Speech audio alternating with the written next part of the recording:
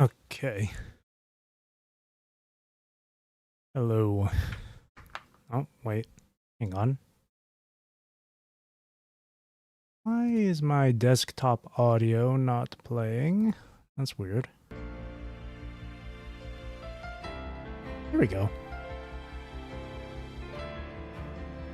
For some reason, it wasn't coming through my desktop audio. Alrighty. Okay. Today is new story content in PGR. Yippee. Alright. Before I fully get started with reading the new chapter, though, let me just do my... Let me use up my serum here real quick.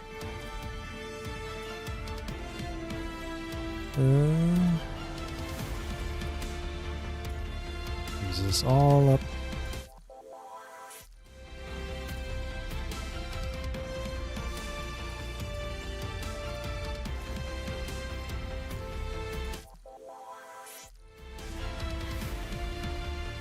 Okay, pick this up. Hello, Leoju. Highly recommend reading the Pianissimo. Don't worry. I know. Don't worry. I know about it. Don't worry. I have it. After all, it says it in the title of the stream. I also have it in the description. Don't worry. I will be going through the affection story first. Don't worry.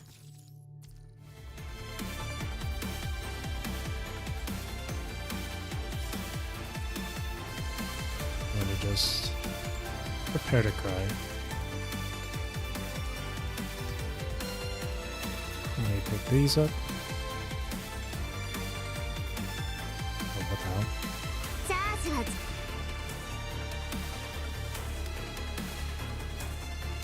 Okay. Wait, what? Oh, awaken.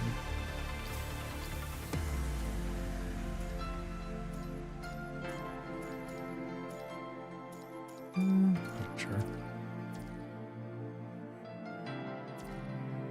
Alrighty. That should be everything. Didn't see it in the title at first. No problem. That's alright.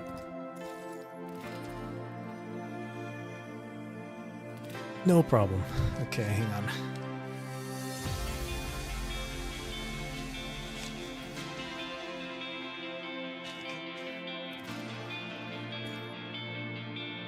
The dogs will be barking.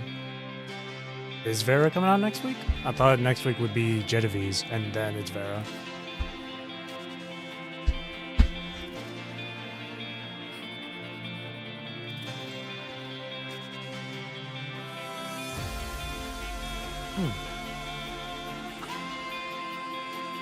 Oh, shit. Oh, wait. Genovese is coming out really soon, actually. Like later tonight or tomorrow. Huh. Never mind. It is next week. All right. No more stalling. Wait a few hours. Gotcha. No more stalling. Starting off with the affection story. I'll be honest with you. I was actually thinking of just doing the chapter first and then the affection story, because I personally don't mind. I personally don't mind going in that order. But, you know, I gotta take in consideration for people, you know, listening in or watching this. So I can't be too greedy. I can't be too selfish. All right. 6 nodes. But I damn well know this is going to be more than an hour long. Maybe an hour long. Who knows? All right. It says voiced too, so my voice might, my reading voice might take it easy now. All right. Let's start. Behind the scenes. Let's listen to her untold stories before we start.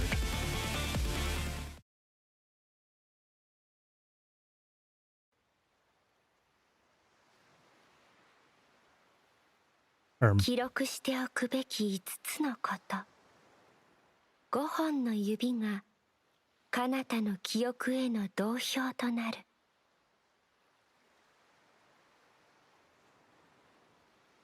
Ooh. She, Selena, is in a long, deep slumber. Flashback to Echo Aria. 一つ目、あなたがいなくなると、この世界は消滅し、他の世界も消えてなくなる。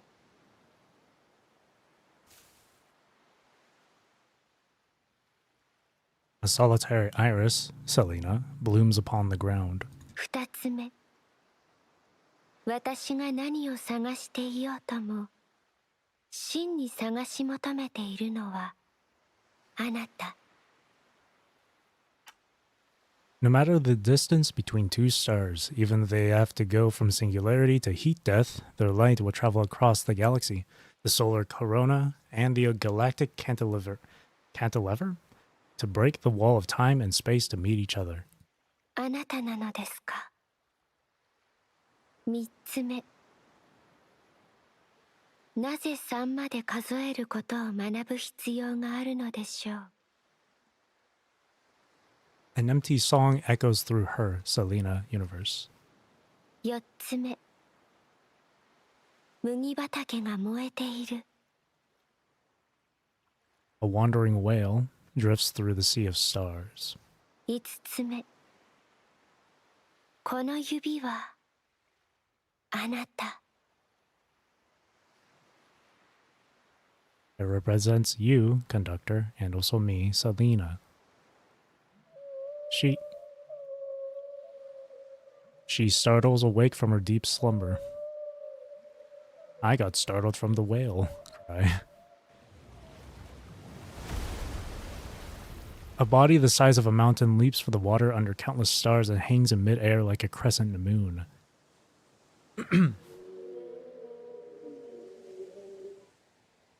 I don't know how to read that. She hears the whale singing under the starry sky.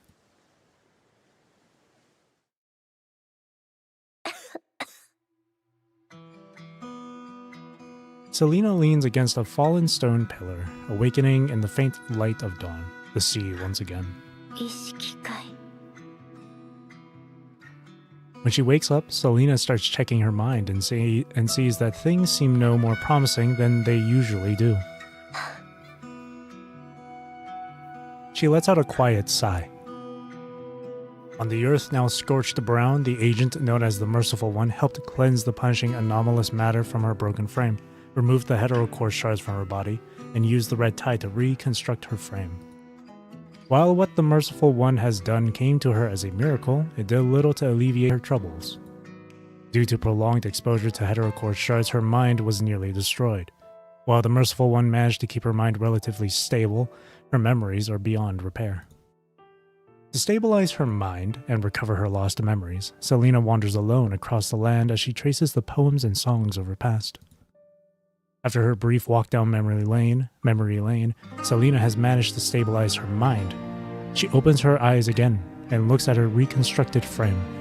あなたの意識界の損傷はあまりにも深刻で、私ができるのはここまでです。赤潮で構築された機体、受覚者も悪くないでしょう。The pink-haired woman in the hood reveals a mysterious smile. 感謝いたします。It was by chance that the lonely wandering girl encountered that merciful agent again on the snowy plains. 礼など不要です。私は新たな可能性を検証しているだけですから。それなら、私は一体、その時が来ればわかります。すべてが終われば、私はあなたを探し出し、あなたのそばにいますから。覚えておいてください。あなたの意識界とあなたのコアは連動しています。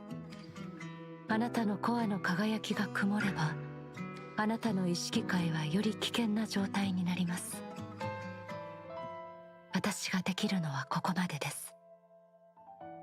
ここから先のことは、あなた自身で対処するしかありません。は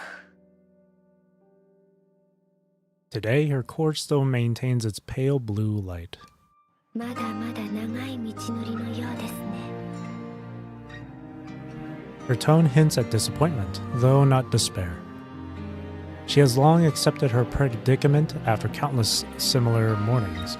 Like a lonely whale calling in the deep sea, she searches for her lost memories. Selena hears the active voice of punishing ahead after trudging through this desolate town. There might be something ahead. She clings to hope, pulls her cloak tighter, and trudges through the snow. But, again, she finds nothing. The spot that was emitting intense signals just moments ago is completely empty, covered in pristine white snow. また同じ。 Similar situations have played out repeatedly ever since she woke up. It's as if something has been altered. Temporal information is jumbled and chaotic, so she frequently hears misleading signals. この音もおそらく別の時間の物語のものですね。 Selena murmurs to herself as she runs her hand over the snow.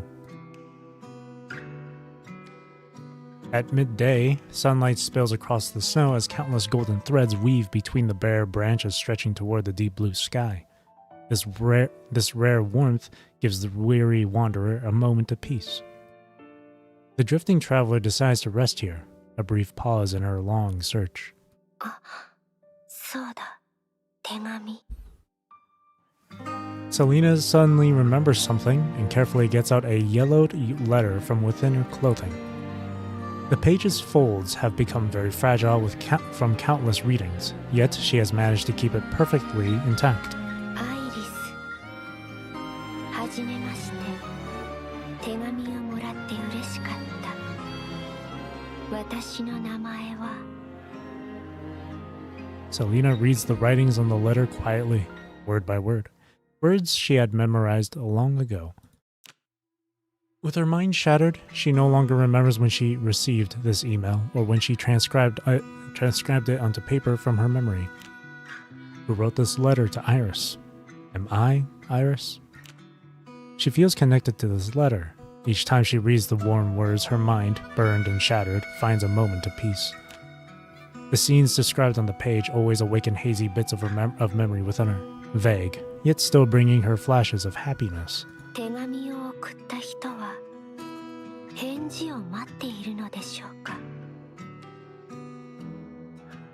The girl with iris-colored eyes gazes up at the crystal-clear sky as she presses the aged paper to her chest. それなら。 Perhaps it's the gentle warmth of sunlight, or perhaps it's the perfect tranquility of this moment, but the girl's mind finds a peace it hasn't known in a very long time. The wandering traveler pulls a severely worn fountain pen from her pocket and opens a journal. She begins to write a reply on one of its pages, a letter she doesn't know when, if ever, she'll be able to send out. 親愛なるコンダクター。 Hey, that's me. この返信があなたの手に届くことは永遠にないかもしれません。どのような場所にいるのか。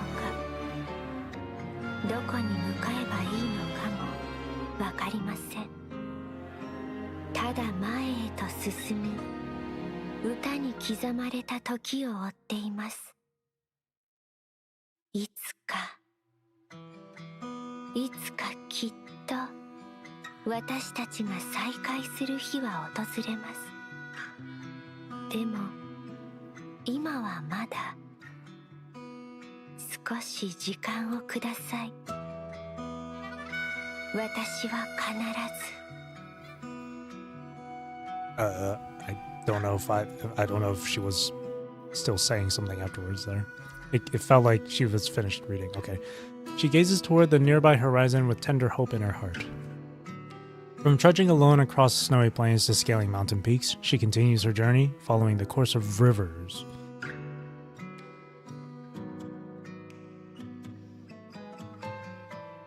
I've walked through winter and into spring and summer. I listen to the whispers of the wind as it guides me in my search for direction. I've traversed 1,000 rose gardens, crossed 1,000 creeks and rivers. I wish to be like a hovering white dove, landing once more upon your shoulder when we meet again.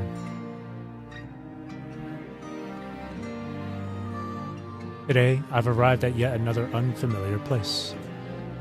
Beneath the verdant mountains winds a shallow stream, and within the secluded deep valley, the echoes of a violin resonate beautifully. The rushing waterfall creates a deep, resonant melody, inviting me to join in with my violin. There is no audience, no stage, no curtain call, no applause. I simply play until I grow tired, until my heart is content. When I am putting away my violin, a songbird hovering in the trees brings me a piece of teal amber. Encased within the resin is a flower I've never seen before.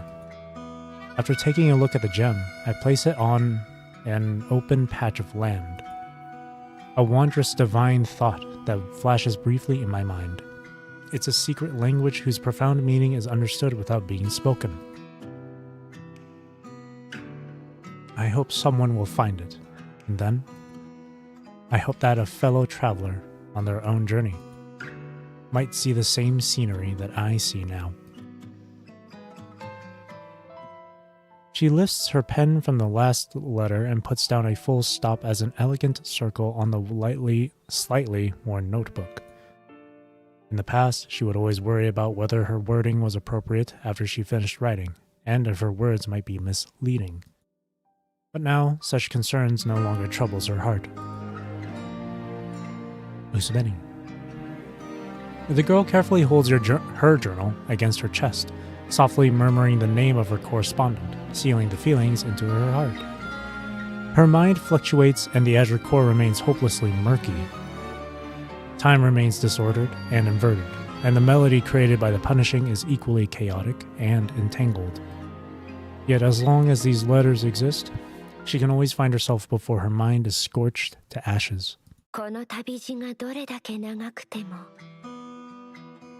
白い鳩はいつかあなたの肩に舞い降ります Taking a deep breath, she pulls herself together and sets forth on her journey once again toward the rising sun. 82号都市はここでしょうか She followed the guidance of the wind on a long, arduous journey to reach this city in ruins. She isn't surprised by the scene. Travelers had warned her that this small town was likely destroyed early in the punishing outbreak. It is utterly destroyed, so there appears to be nothing worth remembering. But that's only in the eyes of an ordinary person. 赤潮の声が聞こえる The girl with long hair kneels to touch the ground, as the remnants of red tide gently surge and recede. A frame constructed by the red tide naturally can hear the red tide's voice. If no one else can see the words they left behind, then she will be the one to record it all. 記録82号都市 She walks among the ruins and opens her journal once more. パニシングに飲み込まれた砂漠の中の都市ここは赤潮に囲まれている It's been her habit to record what she sees before reading the red tide's voice. The fragmented notes piece together memories, allowing her to access a more authentic past. She closes her journal and bends down after completing her record. あなたたちの声を聞かせて Selena puts her palm on the ground. Her cord gently emits a pale blue light as threads emerge from the ruins to form a grid. A vision of the past shows the town as vibrant and thriving. It seems that early in the punishing outbreak, at least before the red tide arrived, this place was still intact. A group of people gathered at a town plaza. みんな聞いてくれ全員が生き残るためには協力しなければならない世界政府はアルカディアグレートエスケープを始めると言っている全員を空中庭園に連れて行くとだが全員が行けるはずなんかない誰がいつ不測の事態に遭遇するかわからない残された仲間はみんなで面倒を見るべきだ。全員のため、そして俺ら自身のために提案がある。我々がこれまでに集めてきた物資を平等に分け、老人や子供たち全員が食事を取れるようにしよう。我々は絶対に負けない。この戦争を全員で生き残るんだ。よかった。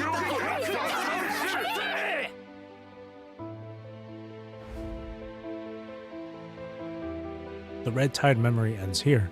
The illusion dissipates, and the clamor of voices suddenly vanishes. She feels relieved. It looks like this town wasn't destroyed by disaster. The residents probably encountered an unexpected situation that forced them to abandon their town. Holding on to this assumption, Selena takes a few steps forward. The scenery around her shifts rapidly, and time within the illusion changes. The town looks more desolate now. Time seems to have advanced by several months. 協定から抜けたいんだ。これはみんなで決めたことだし、俺が勝手なことを言っているのも分かってる。でも、もし万が一グレートエスケープに間に合うのなら。 The man's voice trails off. Another resident who has been silent finally explodes in a fit of anger. グレートエスケープなんて大嘘に決まってるだろう。でも俺は空中庭園の招待状を手に入れたんだ。 The town falls into complete silence, with only the broken murmurs of the distressed residents.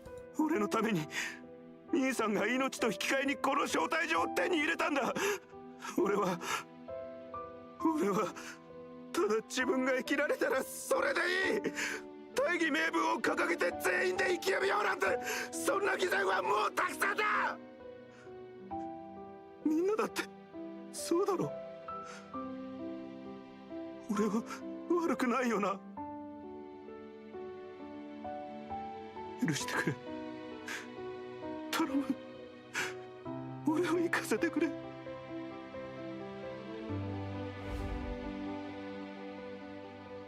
The sobs and screams fade away with the shattered illusion, leaving only the biting cold wind that continues to beat against these ruins. アルカディアグレートエスケープ。 Strange yet familiar words hang on the tip of her tongue as memory begins to awaken. いいか、死の運命を押し付けられ見捨てられた者が故郷から逃げ出す臆病者たちを祝福。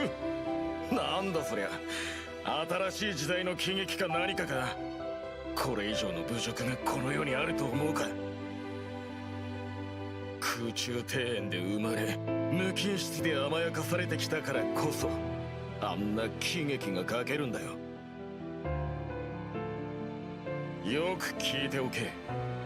君のオペラは滑稽で、この世には存在しない事柄を書いた珍妙な喜劇だ。君が描いた全ては絵空事だ。俺のために兄さんが命と引き換えにこの招待状を手に入れたんだ。俺は。 A flood of shards burns through her mind, but as a recorder, it is her duty to witness everything to the very end. The girl runs forward. There, on an abandoned plaza, is a faded flag, its emblem unrecognizable. Time rushes by as the vision once again moves forward. グレートエスケープなんて大嘘だったな。確かにあの時ここを離れた者もいたが。そうさ、抽選、くじ引き、さらにコネ、結局どうなった。この町から出て行ったやつは10人もいないじゃないか。 Silence falls over the square as if everyone knows where this is going. 率直に言うぞ。この町はこれ以上重荷に耐えられない。全員の生活を保障する。聞こえはいいが、現実はどうだ。平等で公平な分配協定は結局全員が満足に食べられない状況を生んでいるだけだ。ここに留まっていたってこの悲惨な戦いがいつ終わるか誰にもわからないんだ。もうこんなに長い時間が経ったんだ。こんなに長い時間がな。 The man's eyes burn red, his cheeks deeply sunken from hunger. よく考えてみろ。もしある日侵食体の群れが襲ってきた時に戦えるやつがみんな空腹で動けなかったら。 In this vision, the crowd roars as the man on the stage extends his arms toward the people in the plaza below, provoking the crowd. This hysterical act is unusual.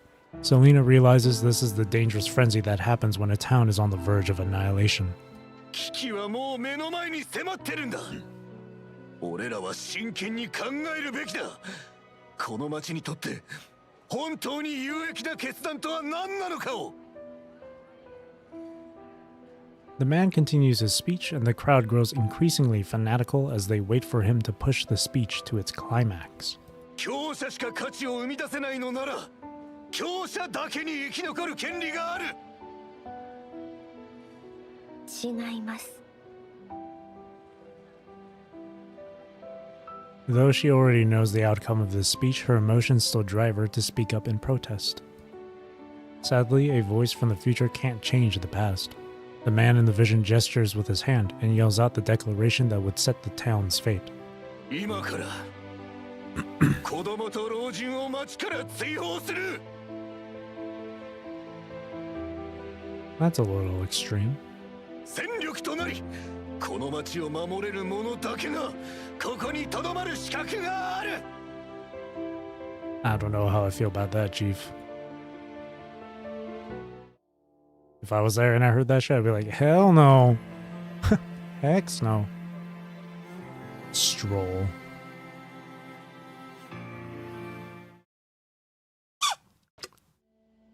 Sorry, I'm drinking boba. Selena passes several collapsed walls and broken tiles before stopping at a withered apple tree. The soil, saturated by red tide, can no longer sustain flowers, yet the loose earth still carries the warmth left behind by the lives that drifted away. She bends down, brushing the ground with her fair fingertips. She activates the Tempest Frame's ability to read red tide again, and gently stirs up the untold stories of those who once walked this land.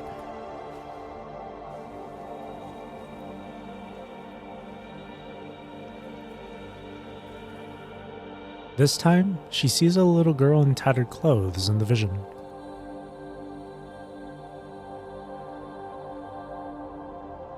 Her limbs, thin as kindling from prolonged starvation, carry her across the wasteland as she scans the ground for any bits of food.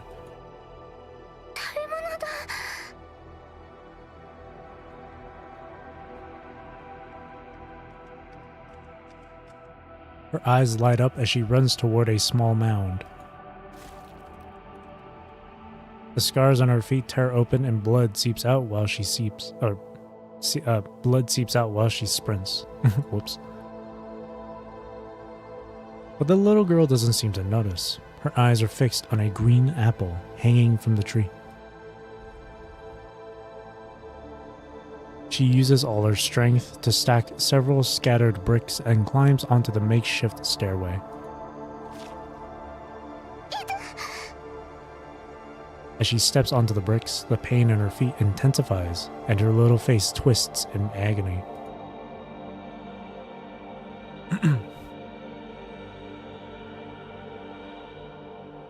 She clenches her teeth, enduring the intense pain as she stands on her toes to try to knock the fruit down repeatedly with a branch.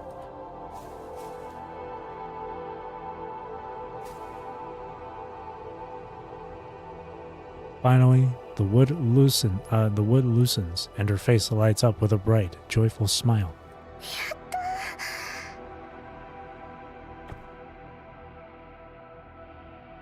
The fruit falls from the branch and rolls down the slope.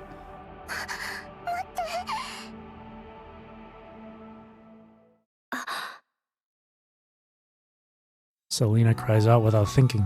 The red tide churns in the crater at the bottom of this small hill, where the apple is heading. The little girl jumps down from the brick pile and chases after the apple as it rolls down the hill.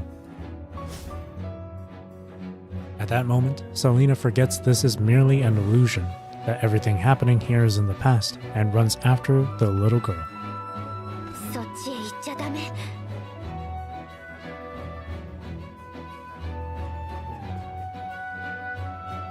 Selena keeps running with only one thought. She must save this child. She will not let the red tide take such a young life. She finally catches up to the little phantom at the edge of the massive crater.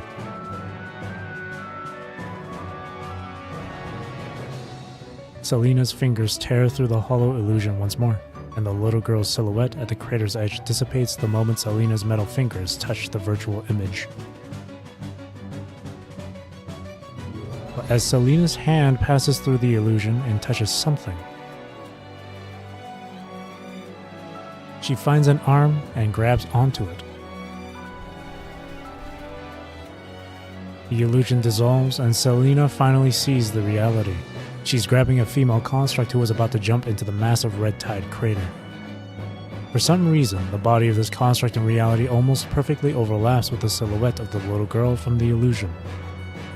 Selena accidentally saves a Babylonian soldier who had been lured by the red tide and nearly jumped into it. The rescued soldier's face shows pure terror. She clutches Selena's hand at the crater's edge with desperation. 離さないで。引き上げます。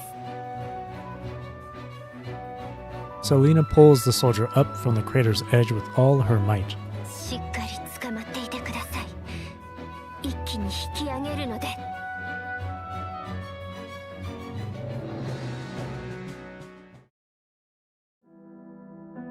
A few minutes later, Selena, exhausted, and the female construct collapse onto the ground next to the massive crater. 本当にありがとうございます。大丈夫。 Selena comes to her senses and suddenly remembers her special circumstances. She quickly pulls up her hood and tries to leave. But the female construct has already risen to her feet and is walking to Selena. 大丈夫ですか？本当に危なかった。あなたがいなかったら今頃。あれ、あなたも構造体？助けてくれてありがとう。この近くで任務中なの？いえ、たまたま通りかかっただけです。 Selena cautiously pulls her hood further over her face and speaks in a hushed voice. This frame is a gift from the agent. It's made of red tide. She doesn't want to put this construct at risk. 私たち山柄正体は恩を受けたら必ず返すのが信条。よかったらうちの保全エリアで少し休まない？めちゃくちゃ怖い思いをしたとこだし。あ、自己紹介がまだだった。私はリア、山柄正体所属。ちょっと待ってね。今から保全エリアの立ち入りを申請するから。 Before Selena can stop her, the female construct named Leah has already completed a series of rapid operations on the terminal with quick taps. あ、機種番号が必要みたい。あなたの機種番号は？機種番号。 Selena furrows her brows in confusion. She shouldn't remember this unfamiliar term with so many gaps in her memory. 機種番号 BPF06。 Completely baffled by why she knows that sequence of numbers, Selena tentatively pulls back her cloak. The azure core on her chest is clearer than ever. BPF06 と。あれ、識別できない？登録されてるはずなのに。 After fiddling with the terminal for a bit, Leah apparently decides it's malfunctioning and tosses the annoying little device aside before turning to look at Selena. データベースがメンテ中なのかも。空中庭園の番号なんだから仲間よね。とりあえず行こう。 She reaches out and pats Selena on the shoulder. ダメ。 Selena instinctively yells out to warn Leah as she turns to avoid Leah's touch, but Leah has already made contact with her frame. どうしたの？さっきの赤潮の幻影がまだ続いてる？ The construct before her clearly shows no signs of infection, and her frame hasn't warned her about excessive punishing concentration. 何でもありません。 Still shaken, Selena takes a step back, her fingers slowly moving beneath her cloak. Beneath her bionic skin, the crimson color remains. That part of her body is still composed of punishing. The punishing hasn't disappeared, but why? She bends her fingers again, clearly noticing that the punishing in the air no longer wraps around her as tightly as it did. パニシング。空中庭園。ちょっと大丈夫？構造体のドクターに見てもらう？大丈夫です。問題ありません。 Realizing that something has changed, Selena forces herself to show a slightly stiff smile. She doesn't want to leave anymore. She suddenly wants to visit the conservation area. If she could control the punishing in her frame and be like a normal construct. Biting her lip, Selena finds a glimmer of hope as she carefully monitors the punishing concentration around her while following in Leah's footsteps.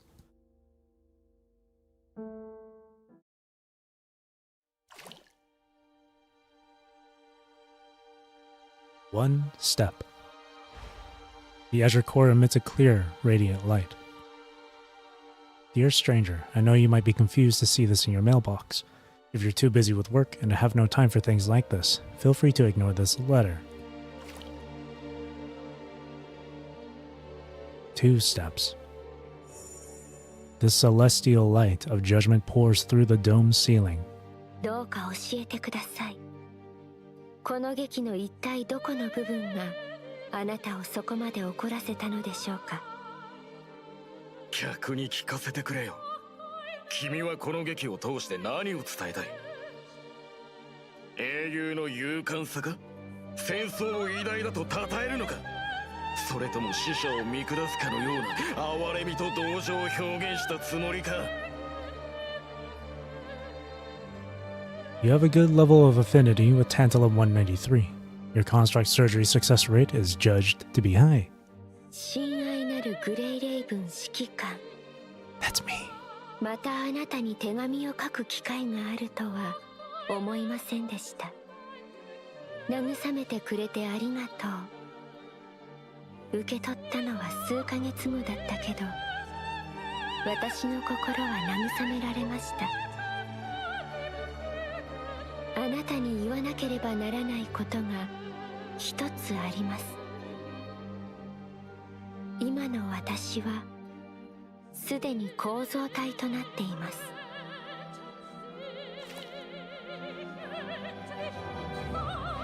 3 steps. Like a shroud of fog that's gradually lifting in her mind. 空中庭園、こちらは交互招待。我々は宇宙ステーション内で正体不明の新型侵食体と快適。現在はその外核かけらを回収し撤退中。大量の敵に包囲されています。至急援軍を。 PTSD settling in. The last archaeological team member falls before her. I have trouble pronouncing that. Can't wait for Vera. She's much stronger if she's SS, right? I think a lot of characters, a lot of S ranks are stronger when they're at SS and higher. SS is like the very minimum that you'd want if you want to try and like be as optimal as you can be without spending too much money. SS is like the complete minimum. 頑張って。もう少しよ。倒れてはダメ。セレーナ、あなたは倒れたらダメ。すまない。みんなを連れ帰れなかった。セレナ、君が持つあの破片は極めて重要な鍵かもしれない。必ず空中庭園に持ち帰ってほしい。どんな代償を払っても。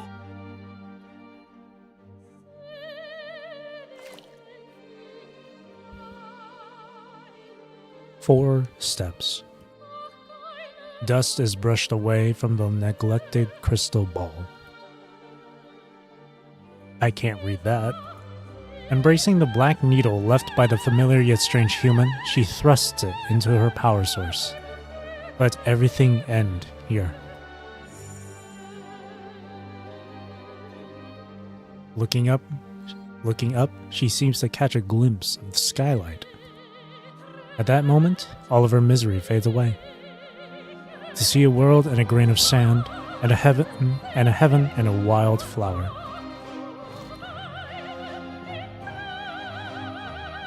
Five steps. The girl walks on the land. She hears that person's call. The conductor is calling for her. Everything is too beautiful to be true. Is the champion dreaming? Is this one of the piper's dreams? Or is it an illusion shared by the connected two? あなたなの。 The sender of all those letters, her only emotional anchor. Usabeni, it's me. あなたなのですね。コンダクター。 A radiant smile blooms on her lips. あなたに送ります。孤独な黄昏と燃え立つ晩夏を、荒野を照らす寂しき月と激流に揺れる聖火を、私の瞳に映ったあやめが咲き誇るすべての記憶を、私の悲しみ、喜び、そして哀愁を、私たちが再び会った時に。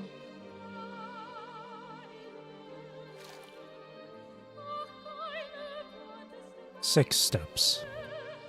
She hears the whale's song. The world seems to fall silent, leaving her alone, stranded in the deep sea. It's always the sea. Suddenly, a beam of bright sunlight streams in. Selena has never felt this awake before. 私はセレーナ、アイリス。 Her fingers tremble involuntarily as she struggles to understand what has happened, but all redundant branches of the world seem to have been completely purged. She anchors her own existence, finds the connection point between herself and this world, and rediscovers who she truly is. Her name is Selena. She is also Iris. She finally remembers everything, all the terror and despair, and accepts all the pain and confusion. And those memories are like jewels that she kept hidden deep within her deep mind, carefully sealed away like a treasure chest. ちょっと大丈夫？ Leah waves her hand in front of Selena's face with surprise, trying to bring back the dazed Selena. 大丈夫です。ありがとう。 With her thoughts interrupted, Selena barely manages to contain her excited mind that's about to overload as she follows Leah. After arriving at the conservation area, Selena asks Leah to borrow a communication terminal to contact Babylonia. Leah and the other members of Paraday readily agree. She runs to the terminal and, guided by her hazy memories, dials a number. こんにちは。芸術協会ですか？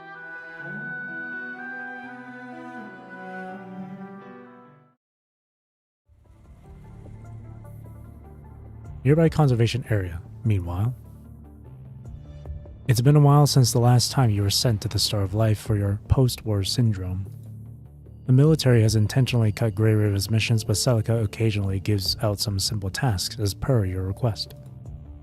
The fallout will be transferred to the conservation area. Just as you finish up here and are about to board the transport aircraft, your terminal suddenly sends an urgent notification. Alan? Why would the WGAA suddenly contact me? グレイレイブン指揮官、ちょっといいかな。緊急任務があって。A mission from the WGAA? What about Celica? 軍にはすでに知らせてあるよ。先に君に状況を伝えておきたくて。時間がないから手短に説明するよ。地上で任務中の小隊が機種番号は空中庭園のものだが詳細不明の構造体を1体発見してね。その機種番号は以前宇宙ステーションで失踪した考古小隊の隊員セレーナのものだった。 Where is she now? 彼女の具体的な位置は後で君の端末に送ろう。 Has the data been cross-referenced? Is it really Selena? セレーナの機種番号を知っている者はごくわずか。それに地上からの映像を確認したところ外見と機体は少し変わっているが。 Her appearance and frame. Which, on a side note, out of the 3 Selena frames, Tempest, Capriccio, and Pianissimo, I personally like Tempest the most. I do enjoy the details in Pianissimo, but something about Tempest is just really nice.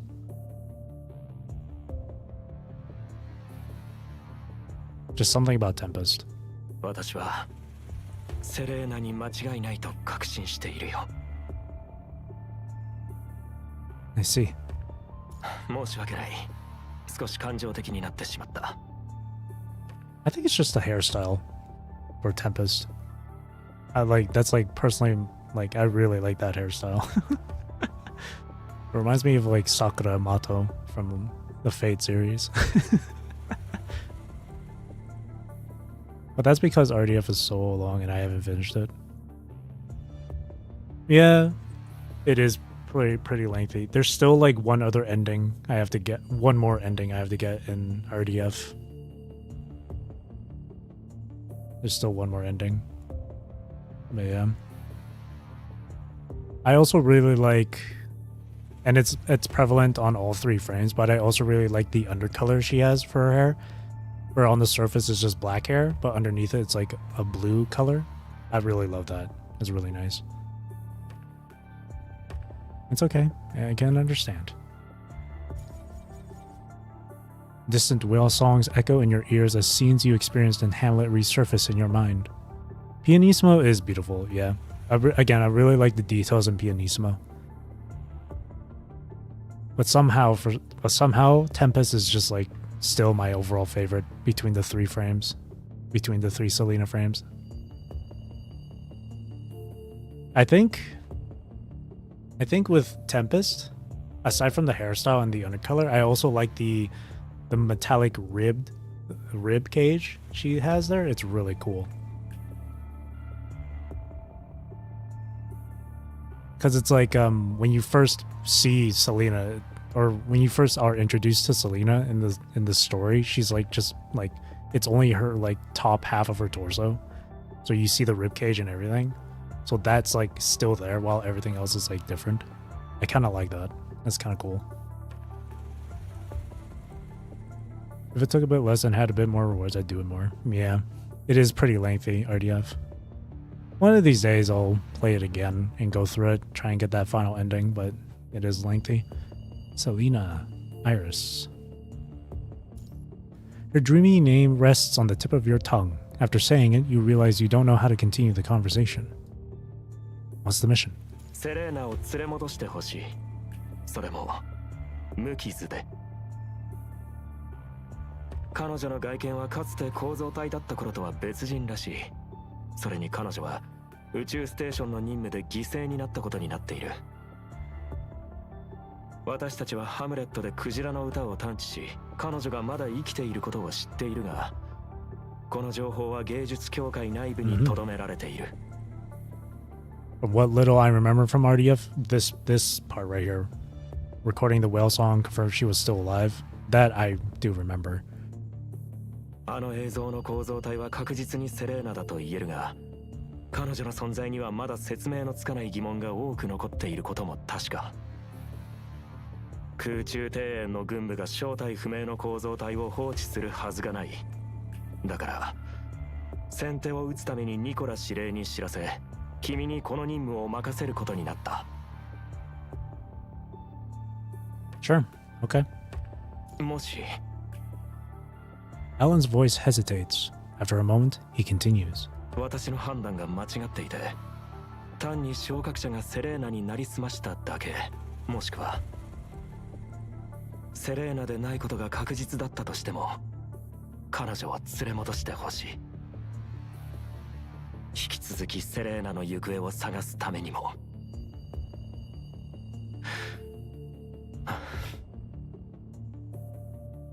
The voice on the other end falls silent, followed by a soft sigh. 君の目で直接確認してほしいんだ。では、いい報告を待っているよ。So it's just us going? Bzzzt. After that, the communication abruptly cuts off. Selena. You sit on the bed, thinking for a moment before reaching deep into your uniform's inner pocket to pull out a worn envelope. Or envelope. It's an elegant letter with a beautiful Irish stamp, written in royal blue ink with graceful calligraphy and a classical charm. You open the wax seal that was carefully separated long ago and unfold the soft, smooth paper to reveal the familiar handwriting. 久しき人よ、どうか空の色を取り戻せるように。さまよう影帽子の中に、私はクジラの歌を聞いた。旅人、友よ、私はやっとここに戻りました。This letter, delivered to your mailbox in the Babylonia Commandant's dorm at some point, has her handwriting, down to the slight lifting of the pen at the end of each sentence. Running your fingers over the pen impressions on the back of the paper, you could almost imagine the exact pressure she applied when writing each stroke. And that's very precise. Is it you, Selena? Your question receives no answer, of course. This time it probably won't end up just one step away again. You carefully fold the letter back, placing it back near your heart.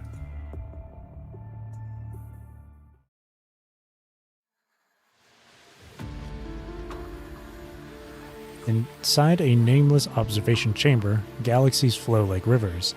A silhouette passes by, raising a hand to stir ripples across a pool of stars. Within the rippling waters, she notices a faint dot of light, gradually growing brighter. She remembers this collection. It's one of the bright sparks she accidentally found during countless reincarnations. She never seeks repayment for her acts of kindness, but if these bright sparks can ignite into beacons, she takes great pleasure in watching how they develop.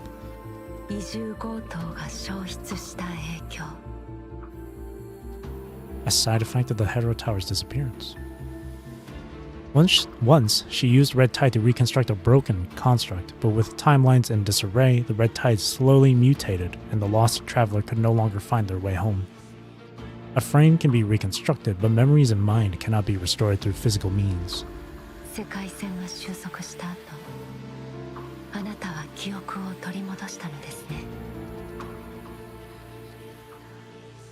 The dreamy, fragile purple petals curl, forming a layered, elegant shape as they float within the glass dome.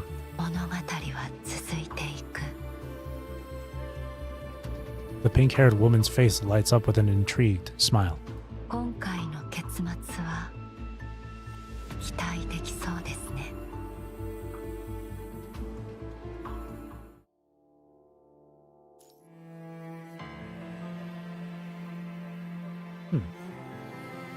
Dance.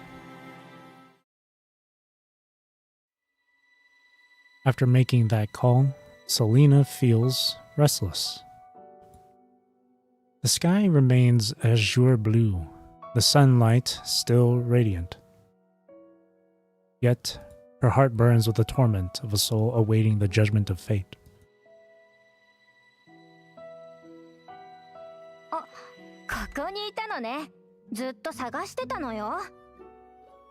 I feel like if Commandant's being sent over to check it out, to see if it's really Selena, I feel like obviously bringing Isla would have been like logical, right?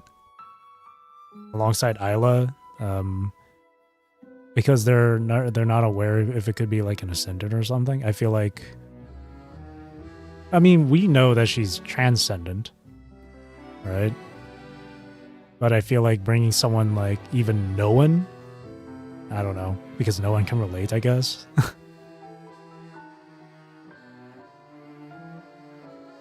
After forcing Selena out of hiding in the dusty room, Leah recites the message from her terminal. さっきあなたが通信した後、すぐに向こうから返事が来たの。彼らが言うには、その場で待機するように、グレイレイブンの指揮官が向かいます。だって。メッセージの差出人は芸術協会のアレンよ。グレイレイブンって、コンダクター。Selena's heart skips a beat and she instinctively puts her hand to her chest. The signatures on countless worn letters surface in her mind. She can easily recite each letter and would never forget the signature at the end. あなたが。グレイレイブンってすごい大物じゃん。彼らを知ってるなんて、あなたもすごい構造体なんでしょうね。Leah continues to chatter away, but Selena is too anxious to listen to her. いえ、私はそんなすごい構造体ではありません。座標が書いてあった。地図にマークしておいたわ。ほら。Hang on, let me play that. いえ、私はそんなすごい構造体ではありません。メッセージには他に何か書いてありましたか？ There we go. She quickly draws a simple map on a piece of paper. Selena takes the creased sheet and presses it tightly against her chest. Finally. She has never been forgotten by those in the starry sky. U version. Landing pad outside the conservation area. The roar of the transport aircraft dies down. After the boarding ramp lowers, the aluminum alloy cabin door opens. A rush of air flows in, carrying the scent of vegetation and earth. The surface air has a unique freshness that Babylonia cannot replicate. Even after countless ground missions, something still stirs every time the cabin door opens. After getting off the transport, you are about to look for the person in charge of the conservation area when you receive a message from Alan. Check your terminal. As a precaution, I've sent Selena to meet you at the abandoned theater nearby. Coordinates. You put away your terminal and tell the transport staff that you will be heading off alone for this mission.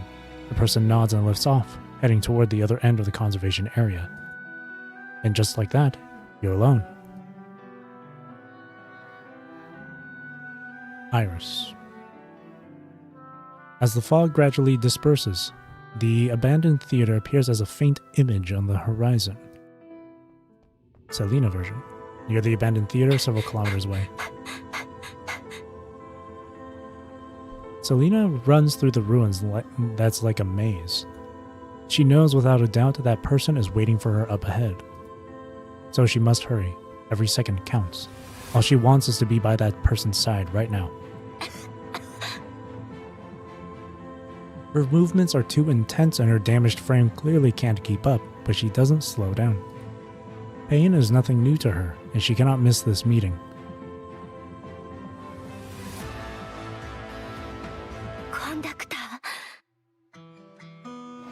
She pushes open the auditorium doors and steps into the desolate, crumbling theater.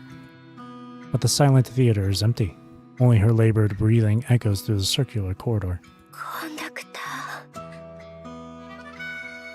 She staggers for a few steps, calling out that name as she looks through the rows of decayed, crumbling seats. But still there is no answer. Selena stands motionless, watching as tiny dust particles transform into specks of light with her movements and gently fall through rays of the sun, penetrating the crumbling roof. In her daze, the world begins to blur and tilt once again before her. Then she finally hears it, footsteps approaching behind.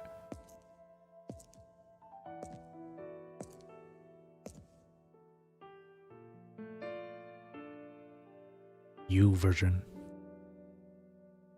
The doors to the theater stand slightly ajar. You raise your hand to push it open but pull back in an instant. If it's Selena, what if it's not Selena? After checking your protective suit and weapons once more, you steady your breath and relax your clenched fist. Then, without hesitation, you push the door open.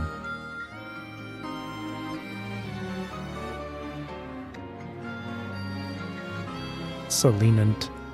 The fog disperses in the sunlight. Dazzling morning light floods the entire theater, bathing the blue-haired girl in a golden glow. She stands on the crumbling stage like an opera performer mid-act. She is gazing at the sunlight streaming through the dome above. Strands of dark hair fall across her cheek, hiding half of her face and her expression. Noticing the sound behind her, the girl freezes for a moment, then turns around with a hopeful face. The human silhouette comes straight into her sight. Her mind almost freezes, but Selena has no doubt.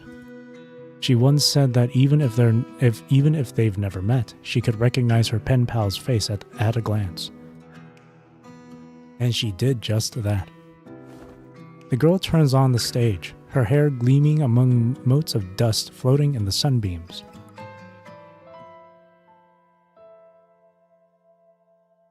Iris. You've seen her face before in Whale Song and watched her archived footage from the WGAA many times. And Iris. Hesitation becomes recognition. The person before you, regardless of her appearance or what she's lived through. This girl with deep purple eyes, a clear gaze, and a demeanor gentle and resolute. She is none other than Iris, the one you've been exchanging letters with all this time. The girl steps slowly forward. She stays silent but holds out her hand to you. There is no need for words. The moment she reaches out, you've already taken her hand. Her touch is slightly cold. She seems to flinch, but noticing that the punishing levels aren't rising, she tightens her grip.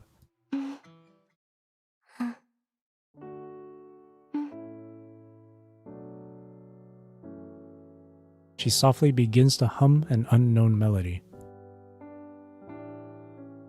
Follow her steps, clumsily follow her dance steps. Man, I can't dance. I'm just kidding. Follow her steps. In the slow dance, the girl bows her head slightly, hiding the tears that fall from the corners of her eyes.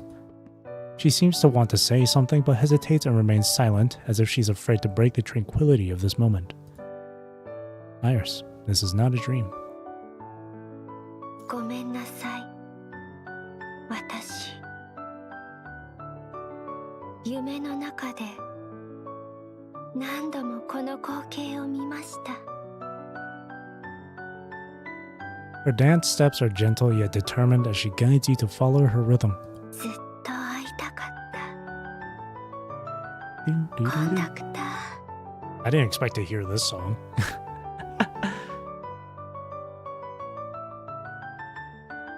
The girl's voice is soft, not wanting to shatter this moment. This is not a dream. Welcome back. 私は本当にここに存在しているのですか？この時間、この場所に。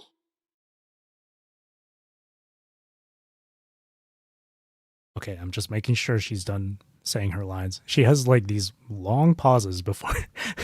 She has these long pauses, so I'm just... Okay. I'll bring you back to Babylonia safely. You will return safely to Babylonia. I'll bring you back. I'm sure people will be happy. I'm sure Alan and Isla, especially Isla, will be happy to see you. All suffering will eventually be cured in the tenderness of time. Selena falls silent, tilting her head back as tears stream down her cheeks. The sonata of illusions will finally reach its end in the notes of reality, as light pours its voice upon the suffering soul. Banger. That's a banger line. The lonely whale has found her way once more. You pause your dance. You still have plenty of time before the transport arrives. That was kind of sweet. The warm evening sun streams through the glass dome, dancing between the floor. It's so slow. Where is it? Dancing between the floor's blotches of light and your silhouette, staining her hair gold. Okay. In this moment of tranquility, you sit at the edge of the stage, quietly exchanging stories of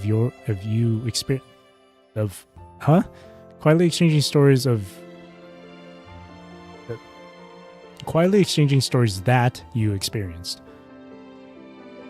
It's a stretch of time that feels long, yet strangely short upon reflection. It's enough for you to share all the details of your journeys thus far, yet too short to hold on to those paths you've traveled apart.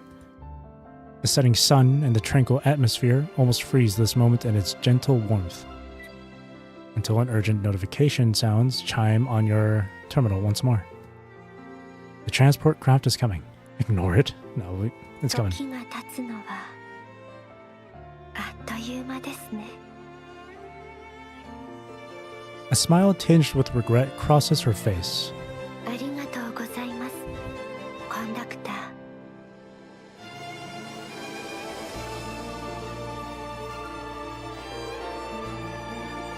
That's so funny. They're you playing this OST. This was played during the freaking this was used in Lucia's wedding skin thing, wasn't it? 今まで私が取り戻した記憶の中でどんな姿であなたの前に現れるべきか何度も思いを巡らせてきました。まさかこんなみすぼらしい姿だなんて。 Not at all. You look beautiful. Again, I do like Tempest frame design more. PGR Nah, Lucy is still the one. That's why I kind of feel weird reading through this. Because, like, after what we've been through with Lucia and Shaper's Ripples and all that shit, it's kind of like, now with Selena, it feels weird. I will compliment her. She looks pretty. This is Selena's courage and a medal that belongs to her alone. She followed her own path and finally weathered the storms in her life. The tempest has ceased and Iris's rainbow has already appeared. That dream you had of becoming Iris, it's come true now. からかわないでください。 It's a beautiful name. This name suits you well. The girl's iris purple eyes reveal a gentle joy in the sunlight. She's about to speak, but the sound of a landing craft shatters the tranquility.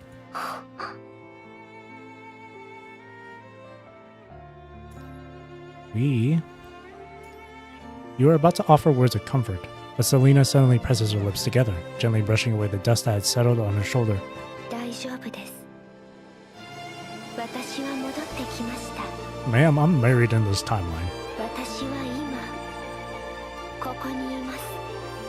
I'm sorry, but I can't help but just think of Lucia during this OST. これから私たちはたくさんの時間を一緒に過ごす。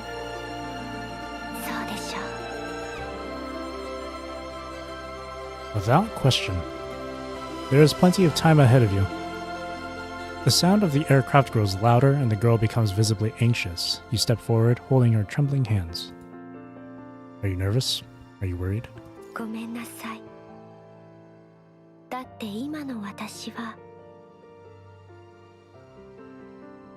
以前の構造体で亡くなってしまった私が空中庭園に。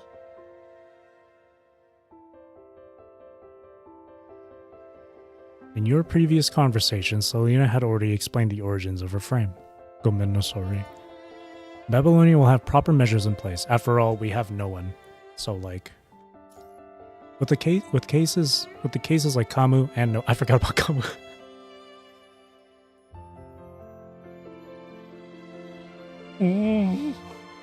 I'm so sorry. I forgot about Kamu. Oh no. I'm so sorry. I forgot about Kamu. But the cases like Kuro also did. Yeah, that's why I'm laughing. Oh. With the cases like Kamu and Noan, Babylonia's research on transcendence is making progress. Alan had already contacted the Science Council. After arriving at Babylonia, Selena would enter the Science Council directly with a special status. Don't worry, we'll be with you.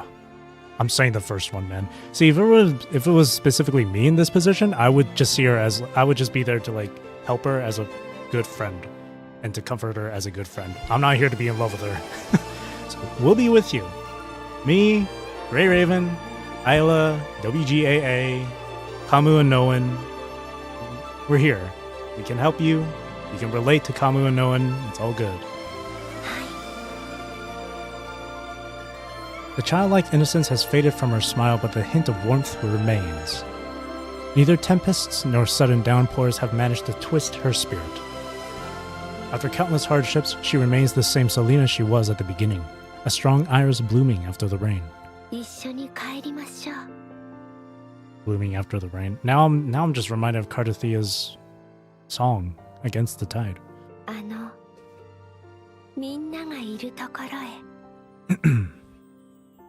Where everyone's waiting. Yep. Especially Isla. I'm just gonna really hammer in that fact. Like, Isla. Eye to eye.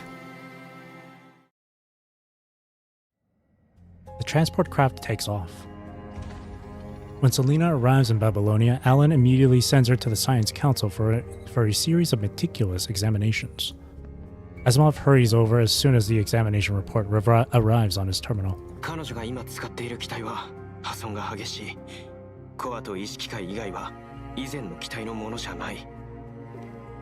heard Asimov's EN voice as well once when I was like, because I remember when I was doing like the early videos for the chapter readings and stuff, I wanted to try out going through the like combat stages with the UI turned off, but I also wanted to test whether or not like dialogue segments would show up as well, like the text. And I decided to do that with the EN language. Asimov's EN voice is pretty good. It's really fitting.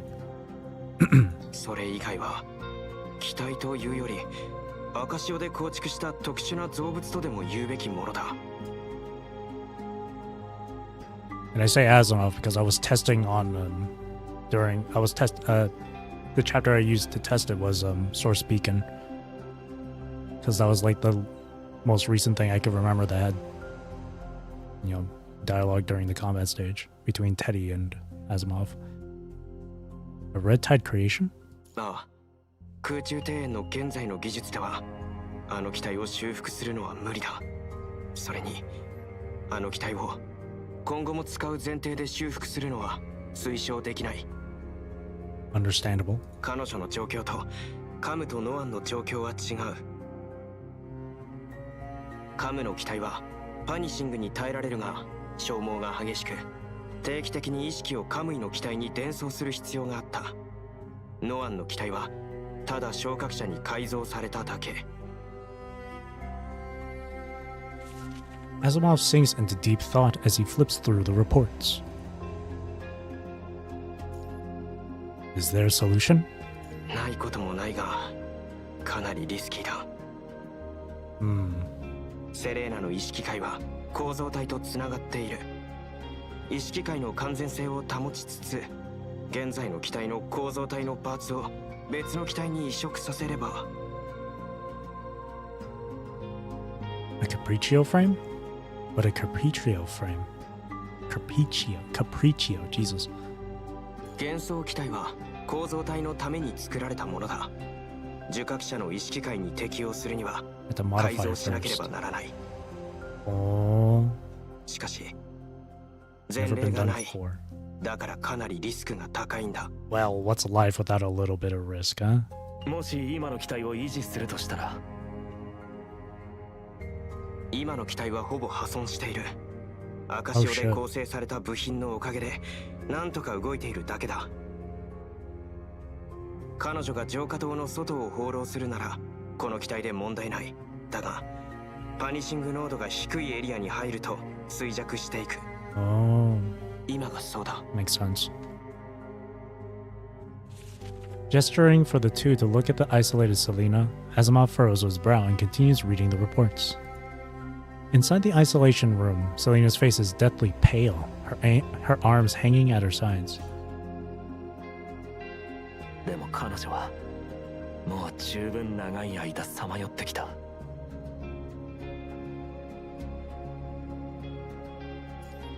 Clearly, no one wants to accept this. 機体を交換するならすぐに取り掛かった方がいい。新しい機体の準備に時間がかかる。今の彼女はそんなに長く持ちこたえられない。 Creating a construct frame speedrun any percent. リスクが高いのなら。 Alan's brows furrow deeply as he struggles to make a decision. Let's ask Selena what she thinks. We can't make this decision for Selena. Let's ask her. He steps back and lets you activate the communication to the isolation room. コンダクター。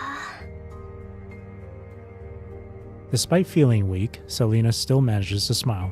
Precious. 機体に何か問題がありましたか？ She notices Alan's troubled expression and asks gently. ある程度状況は分かっているはずだ。あんたのこの機体は意識界とコア以外全て赤潮で構成されている。改造案は一つ。空中庭園に残っているあんたに適応する幻想機体を改造し、この機体からまだ健全な意識界とコアを移植する。あの機体は私のような受覚者にも適応するのですか？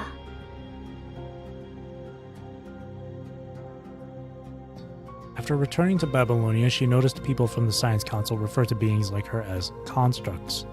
リスクは移植の過程だけだ。だが前例がないから 100% 成功するという保証はない。科学理事会の受覚者に関する研究から推測すると、移植さえ成功すれば他に大きな問題はないだろう。交換後は消耗した部品を定期的に交換すれば重篤汚染区域でも自由に行動できる。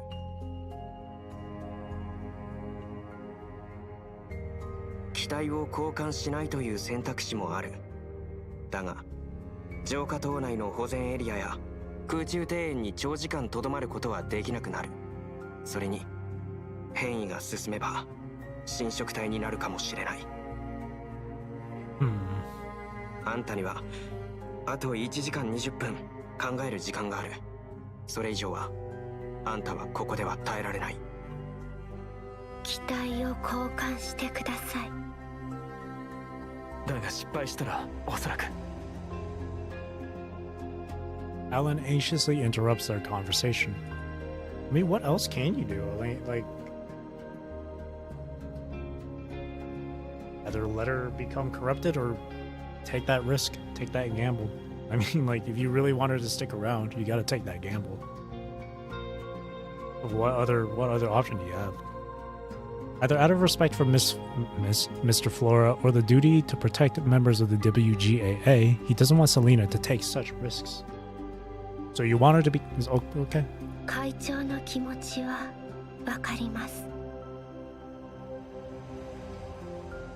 それでも機体の交換を望みます。できることがあるなら、私はすべて受け入れます。侵食体になるリスクを冒してまで生きることに何の意味があるのでしょう。これ以上みんなに迷惑をかけたくありません。やっと記憶を取り戻し、過去と未来を見ることができたんです。私は私として生き続けます。もう二度と仲間の重荷になりたくないんです。 One who has seen the light can no longer bear darkness. That's a banger line. She didn't answer out of optimistic fantasy or naive compliance, but because she had endured storms and hardships and had traversed darkness and deep chasms. Nice. I like that. Her resolve deserves nothing less than respect. I like that. Because she was that character that would always, like, especially from her interlude, she would always, like, she would always fantasize about this stuff, thinking that life it can be lived through in a sort of fantasy viewpoint.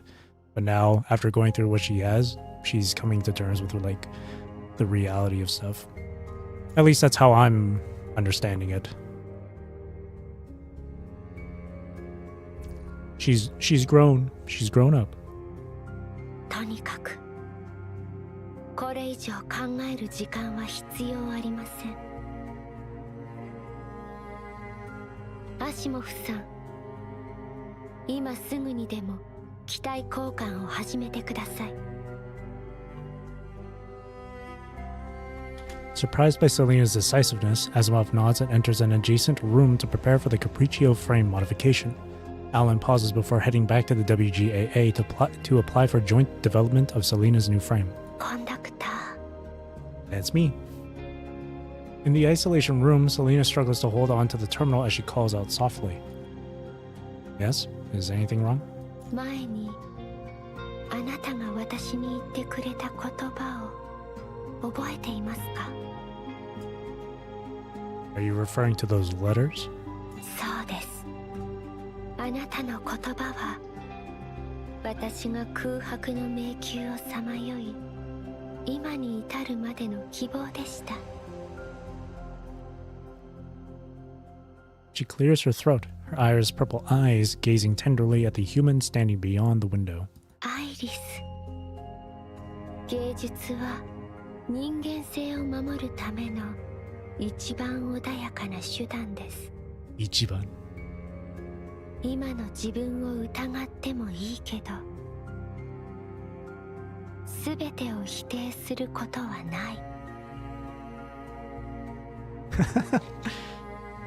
He said it. She said 一番。どんなに苦しめられても、あなたはもう輝いている。私たちはきっと会える。I don't remember too much when it comes to stories involving Selena. Not a whole lot. Like her interludes and stuff. So her having this sort of like, I don't want to say fixation, but like this sort of focus on Commandant due to the letters. You're keeping her anchored, as she said. So I can understand that now. I remember this letter. I don't remember this part. Lore accurate. I actually don't remember. I'll be nice. I'll just say this. それは私が構造体に改造する決心をする前に受け取ったあなたからの最後の手紙でした。その手紙が届いたのはずいぶん後になってからでしたが、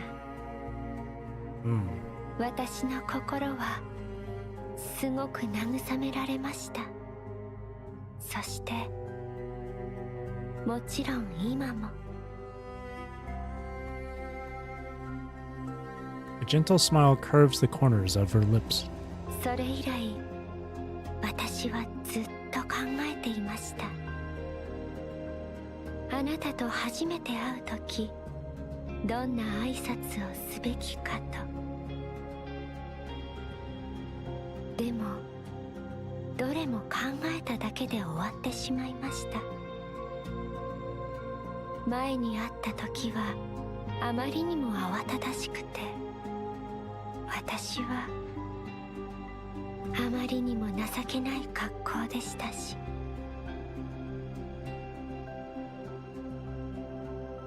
Not at all. You were also beautiful then. Not at all. でもいいんです。今私たちには新しいチャンスがありますから。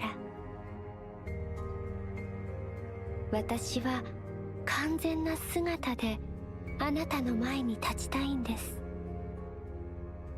だから私の機体交換が終わったらその時を私たちの初めての出会いにしてもいいですか？その時にあなたに話したいことがたくさんあります。 Sure you can. Why so formal? よかった。 Yeah, sure you can. A bright smile lights up her purple eyes. セレーナさん、あなたの機体からデータを収集します。データ収集室へ移動してもらえますか？ As you talk, a staff member gently knocks on the door. わかりました。すぐに行きます。コンダクター、また後で。 Her last words fade to a whisper as she glances once more at the human. You pause before following the staff member out. See you later, Selena. I was about to say space cowboy. The sunlight in God damn it. The sunlight in Babylonia is as bright as ever. Since this is a special case. Huh? I can't read that. Since this is a special case, Selena has been placed in the Science Council's isolated testing area for frame adaptation. No visitors are permitted during this process. Just still cut off. Since this is a... Oh. God damn it. Alright, now what? I can't read. Something letter sealed. I think it's letter. Sealed with a familiar wax stamp and carrying a faint scent of iris lies quietly in your mailbox. Multiple words with S and C go bird. I got cut off there. What did it say? Wow, that's a... One entire sentence was not even in that. What the heck? They still need to work on the formatting. While you think of ways to bypass protocol to see Selena, you open your personal mail inbox, and then, yeah. Usubeni, that's me. Picking up my pen to write to you this time feels completely different. I never thought I'd have another chance to write to you from Babylonia. Although I've saved your terminal number, I still wanted to tell you my thoughts this way. Words are the most beautiful vessels, don't you think? Chairman Allen's joint development proposal has been approved. He has invited Miss Leonie, who participated in the Whale Song data collection, to co-develop this special frame. Whale Song. What a beautiful metaphor. I'm still surprised that this is happening. And maybe they'll fix it at some point soon. Maybe, hopefully. When the next survey comes out, I'll be sure to mention that. If that issue still persists through Gedivie's story as well as Vera's story. And this is just the affection story too, so I haven't started chapter 34 yet. Mr. Asimov says that to minimize any potential risks, they will build another Capriccio frame, so that if any issues arise during development, they can immediately activate the backup frame. Everything will be fine. Looking forward to seeing you. Yours, Iris. You're not mine. Lucio's mine. At least in the... Commandant, yeah. Feelings can be conveyed through written words, even if you cannot meet in person. Your mind drifts back to long ago, when you were opening letters by the window and FOS. A faint woody fragrance mingles with the dazzling sunlight. Pick up a pen to reply. From the desk, you select a carefully protected fountain pen. It's a gift from Selena. You pause in thought for a moment. We said that before entering the hetero tower. Shh. Gentle light spills onto the soft paper, bathing each word that flows from your pen in a warm, tender glow. Everything will be fine. Looking forward to seeing you. Yours, Isabeni. That's all. Embrace. It's always the ocean. A solitary whale glides through distant, deep waters.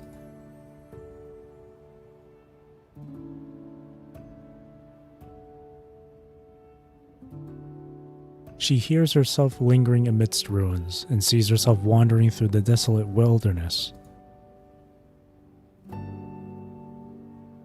She witnesses countless sunrises and sunsets on Earth, where forests and mountains bathe in radiant light.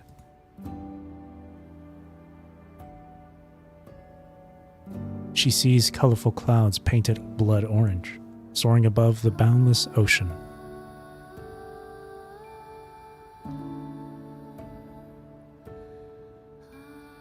She witnesses countless moons, their waxing and waning measuring the scale of life. She sees silence embracing cities and musical notes dancing through time. Clocks tick faster and faster as masked gods of tragedy and comedy descend from the heavens in chariots drawn by black panthers. That's one hell of a way to visualize that. That's crazy. That's you gotta really hand it to the writers. They're creative with this stuff.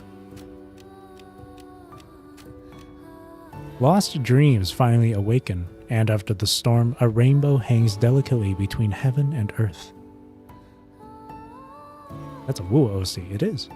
Selena. A call pierces through the suffering brought by calamity, dispelling empty illusions, resonating from the dazzling sunlight.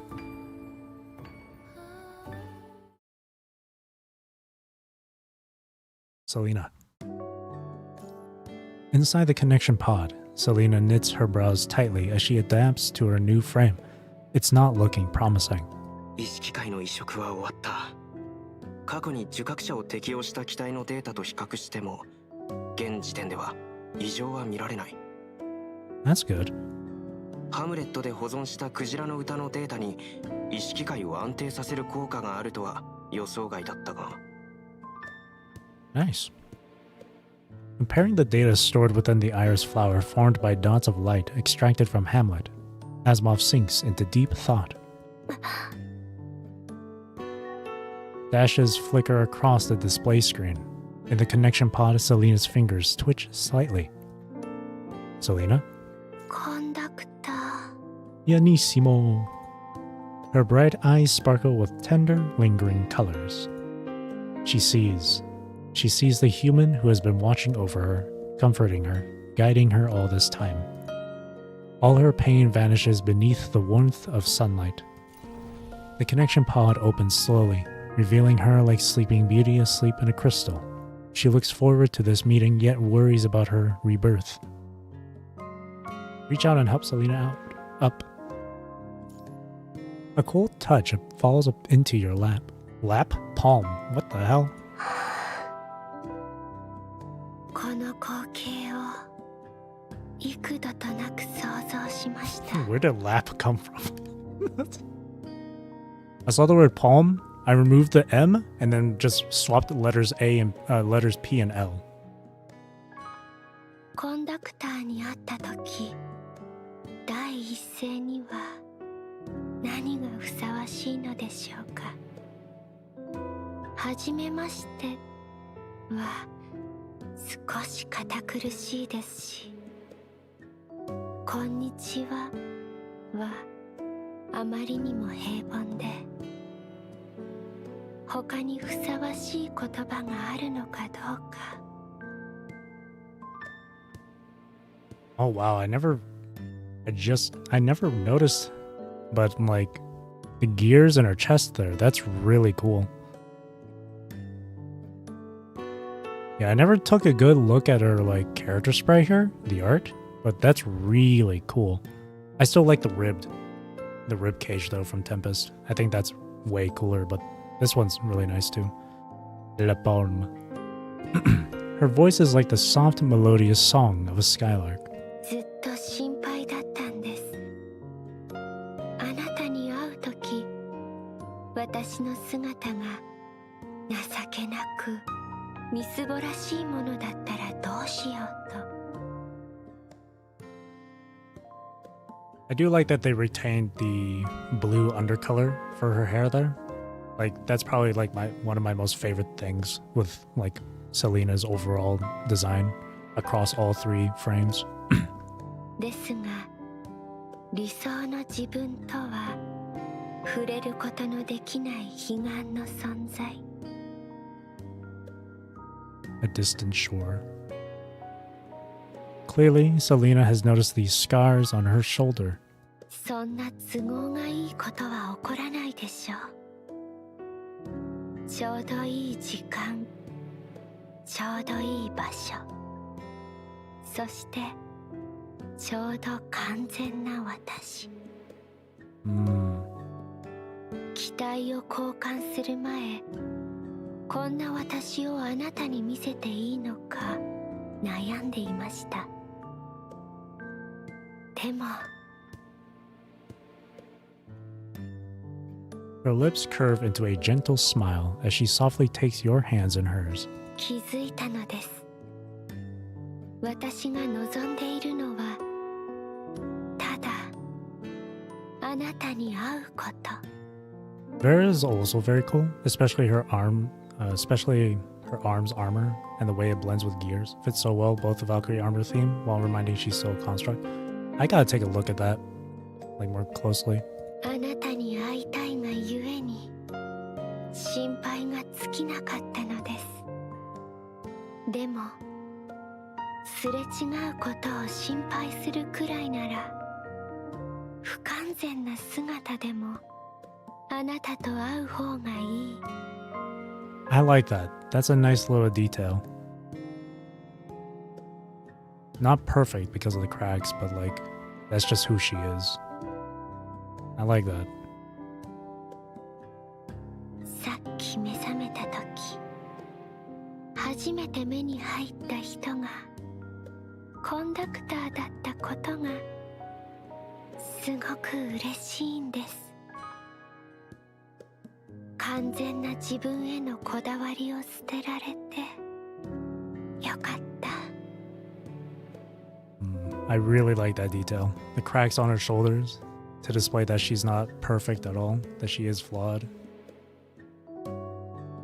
She doesn't need to be perfect. Not everyone is perfect. Not everything is perfect.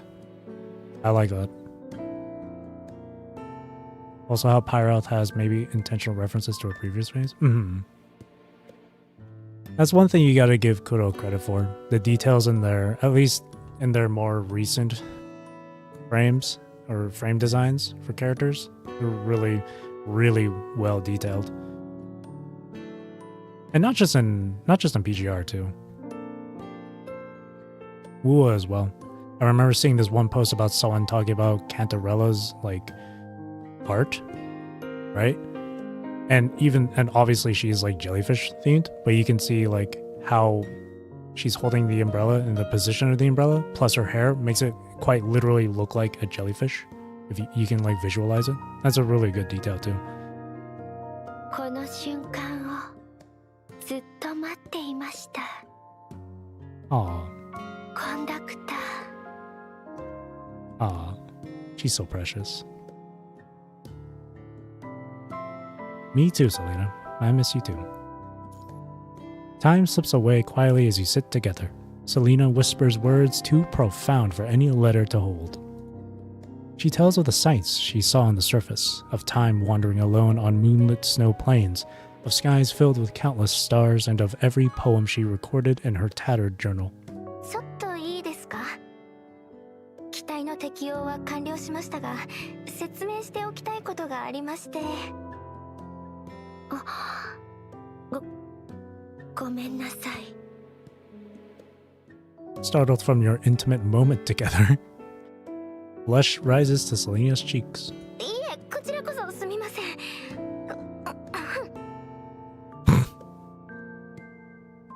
The staff takes out a report and gives a brief summary.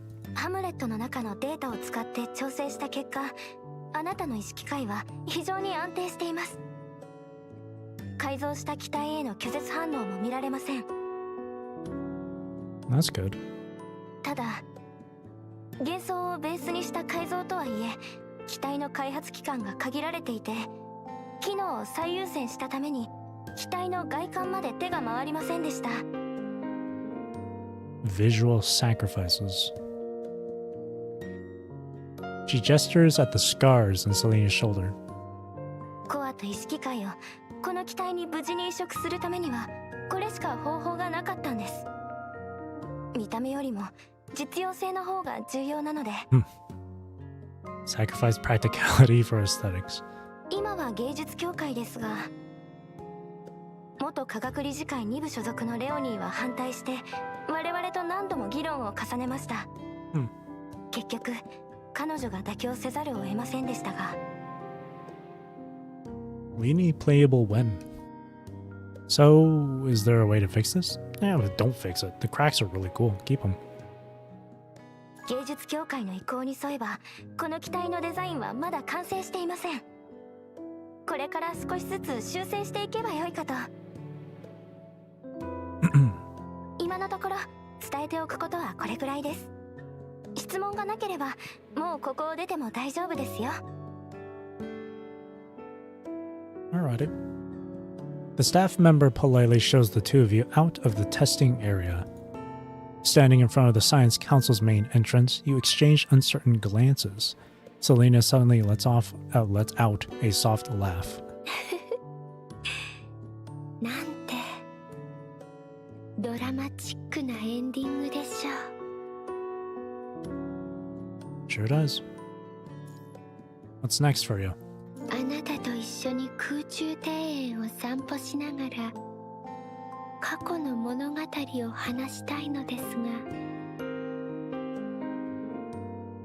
機体の適用が完了したら軍に報告するように会長から言われているんです。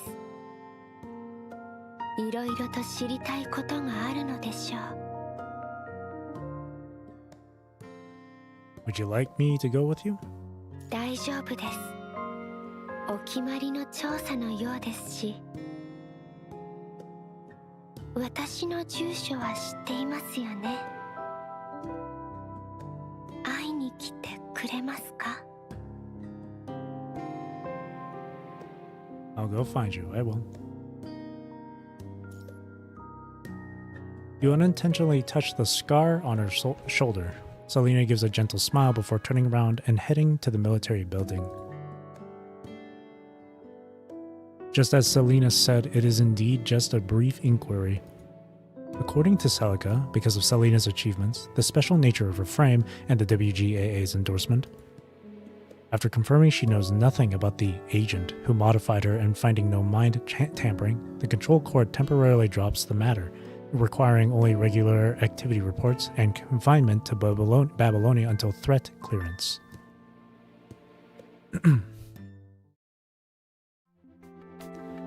Having finished some work and received what you asked someone to find from the Science Council, you look at the nice weather and decide that today is the perfect day to visit Selena.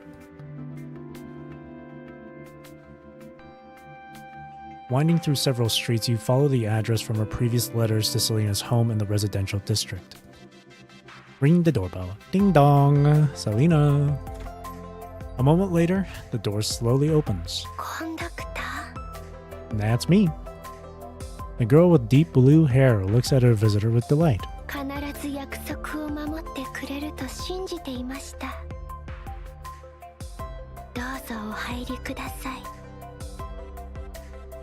She steps aside, ushering you into the room. The room is simple yet cozy. On the table sits a bouquet of bionic flowers with a card. The card has vibrant colors and oversized letters that convey the writer's excitement. Welcome home, Selena. Isla. We get a letter, but not an actual, interaction between the two? I would have liked it if there was an actual interaction, rather than just a simple letter. アイラが送ってくれたんです。彼女がとても喜んでくれたので、私も嬉しくて。-1. Noticing my gaze on the bionic flowers, Selena explains softly while preparing tea. What kind of tea? Black tea? I like black tea. I have a gift for you too. After Selena's frame replacement, you went out of your way to find these gifts. プレゼント。 Yes. It'll increase your affection level. Her clear eyes light up with excitement. Open the box you brought. Inside the box are a roll of special material for repairing construct skin and a can of special paint. これは Let's do some painting. It's just a little something, and some materials for frame repairs. After these materials were developed, they were abandoned because they could only repair the surface without providing any medical benefits. You noticed the report while taking inventory of supplies. You had to apply a few times to get your hands on these. They are pretty much useless for other constructs. Although they aren't as good as your frame's original materials, but at least they can cover the scars that have been bothering her. Soft strands of hair cascade down, veiling the side of her face as rose-colored light climbs onto her, bathing her in a brilliant glow. この感動をどう言葉で言い表せばいいのか。 She gives you a gentle hug. こんなに気にかけてくださるなんてありがとうございます。コンダクター。 Don't mention it. It's okay. Should we ask someone from the WGAA to help design a pattern to cover your scars? いえ、芸術協会にお願いするよりあなたと一緒にこの機体を完成させたいです。 You don't want to ask Isla to do it? She turns to the side, brushing her soft long hair aside to show the scars on her arms and shoulders. The wounds not covered by synthetic skin reveal internal mechanical structures, like shattered porcelain pieces interlaced across her shoulders. Does it hurt? 痛くないですし、何の影響もありません。生き延びるための代償がこれなら、奇跡の傷跡と言ってもいいくらいです。この傷跡と共に生きる覚悟をしていたのですが、まさか。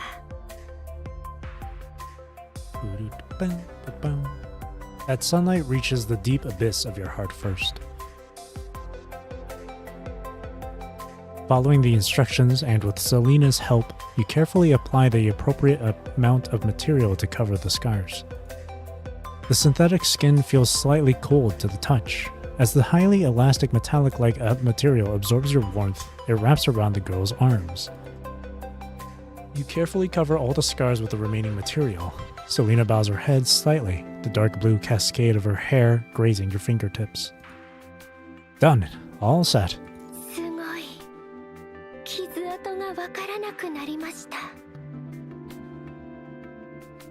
I personally like the scars. I think it's really cool. She examines the new skin on her shoulders with joy. Next. Although this material adheres as closely as possible to synthetic skin, it's still different from her original skin tone. You specifically asked a member of the WGAA to buy special paint used for frame coating. By painting on the seams between materials, you can conceal the cracks in the frame. You open the special paint container, but pause before you dip your brush into the paint. What kind of pattern should I do? I'm not very good at painting. See, that's why you should have asked Isla. まず、紙に下書きしてみませんか? You spread a piece of paper across the small table. Selena stands beside you, thinking together with brushes in your hands. How about floral vines? Yeah, I have no idea.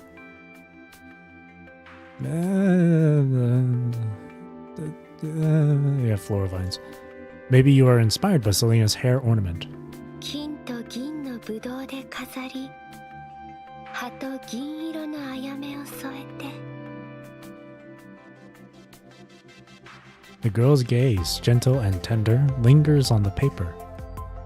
Begin sketching. The brush strokes carve out flowing arcs, winding and turning until they form silvery white patterns. 想像通り。 She holds the paper up to the light. watching as the white vines bloom in the sunlight. これを機体に書いてください。コンダクター。 Sure, I'll be careful.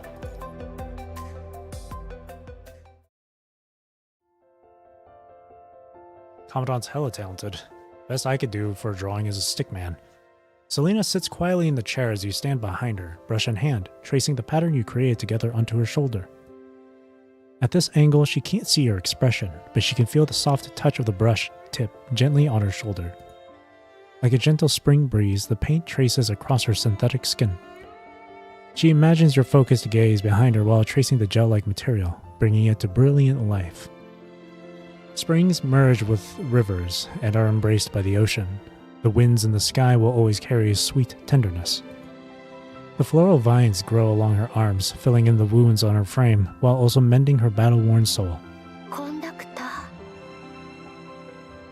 ー。 Anything wrong? Almost done. いえ、なんでも。 Reassured, Selena relaxes and puts her hands together. Warm light bathes the room in a gentle glow. It's all so perfect that she feels the need to confirm this is real. Thankfully, this isn't just another dream. The special gel-like paint quickly blends into the skin, completely covering the color differences. 完成したのですか？ Her emotions nearly overflow as Selena presses her lips together, eagerly awaiting the answer. Almost done. With the last brush stroke, the floral vine design blossoms beautifully across her shoulders. Why do they have to play this OST, bro? See, all I can think about now is Lucia. Selena walks to the mirror and stares in awe at the girl in the reflection. Exquisite floral patterns climb upward along both arms, perfectly hiding her old scars. Selena is left speechless. Words seem too hollow to express her feelings at this moment. Hollow. Her mind has never been more stable, not because of the white patterns painted on her frame, but because of the person who cares about her every move. Do you like it? I hope I got everything right. 全く変ではありません。完璧です。 Konbeki! すごく気に入りました。 She lifts the hem of her dress and spins gracefully, showing you her new frame. まるでアフロディーテの魔法みたいです。 It feels as beautiful as a dream, yet the sunlight pouring in, the gentle breeze from the window, and the texture of the floral patterns, everything tells her that this is reality. The welcome home, cheaters. Her weathered soul has been carefully mended. She has already returned to the paradise that she belongs to. Don't worry. In my mind, this Commandant right here is just being really it's just being nice. It's just being friendly, that's all. After taking photos of Selena using the terminal as she asked, protocol dictates that any modifications to a frame's appearance must be reported. After filling in the frame version, Selena stares at the blank space for frame name. Anything bothering you? You don't have an official name for your frame yet. 科学理事会ではこの機体を前と同じように幻想と呼んでいました。 It's a complete difference to Capriccio. 私も機体名について特に深く考えていませんでしたが、今は新しい名前を付けたいと思います。 I suggest Fortissimo. I'm just kidding. She touches the floral patterns on her shoulder. コンダクター、何かいいアイデアはありますか？ Let me see. Your gaze sweeps across the room, settling on the stack of sheet music on the table. Vague whale songs begin to echo in your mind as ancient Kowloon texts you've seen slowly rise to the surface of your memory. Great music is silent. Great forms are formless. Cappuccino and panini. 大音規制、対象無形。 Selena repeats your words. コンダクターも九流の書物を読んだことがあるのですね。私もこの言葉を知っています。美しい音楽ほどより遠くで静かに響く。規制は無声を意味し、芸術は感覚を通じて理解することで初めて自然と一体化するのです。That's a good line. Ooh, that's a banger. I like that. Selena smooths Selena smooths her long hair stirred by the breeze from the window, smiling. I really like this saying too. I have read some books from Kao Long. This is my personal library. A lot of these books are from Kao Long. 規制すなわち無声。 Pianissimo. この機体を規制と名付けるのはどうでしょう。 It sounds beautiful. But in Kao Long, these two characters seem to have a homophone. Sounds beautiful. Last one. What in the cutscene? Is this a cutscene? Regards. Time continues to flow quietly. As Selena is still in the adaptation period for her new frame, she cannot take surface missions as dictated by the control cord for now. During her free time, she often invites you to explore Babylonia together, as if trying to make up for lost time. コンダクター、こっちです。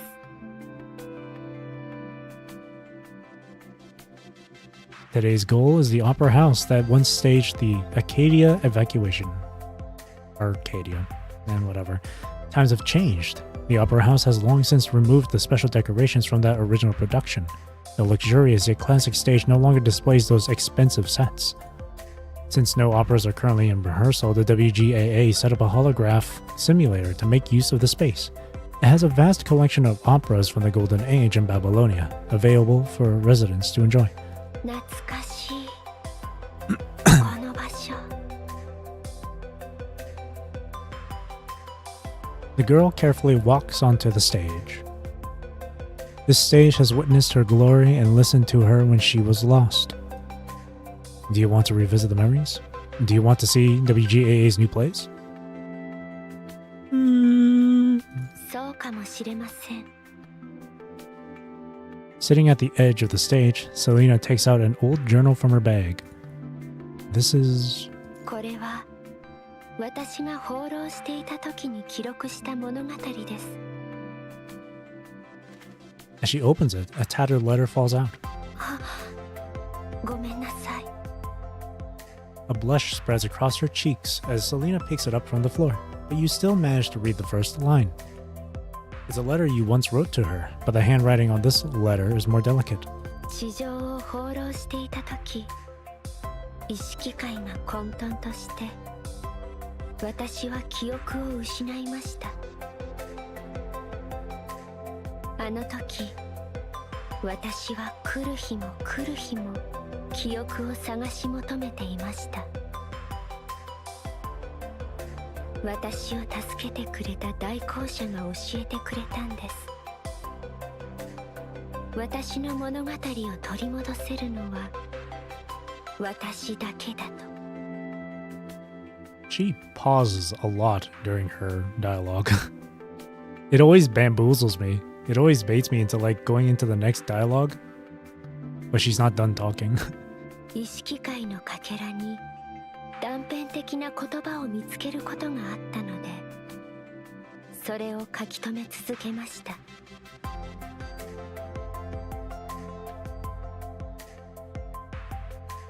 Okay.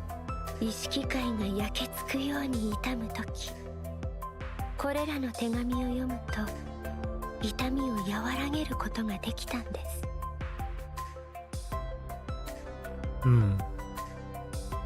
The girl's cheeks grow redder.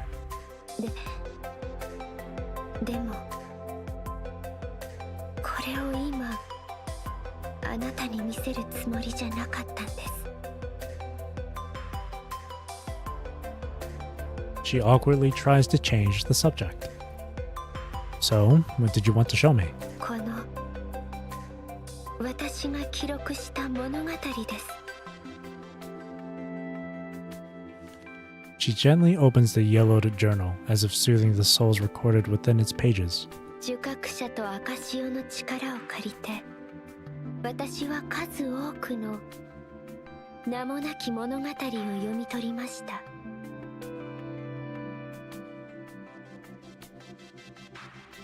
Illusion and reality intertwine. She has witnessed countless joys and sorrows from within the red tide. Her thoughts take root in the soil. She has heard cries of agony and auguries of innocence. 私はそれらの物語を一つ一つ整理して記録しました。彼らの物語が誰にも知られずに消えていくのなら、私がそれを記録し伝えようと思ったんです。That's nice. As she turns the pages, the briefly narrated stories echo from the depths of the earth.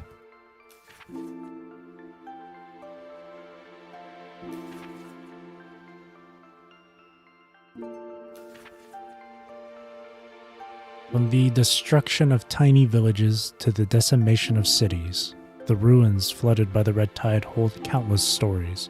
The sorrows can only be conveyed through simple narratives.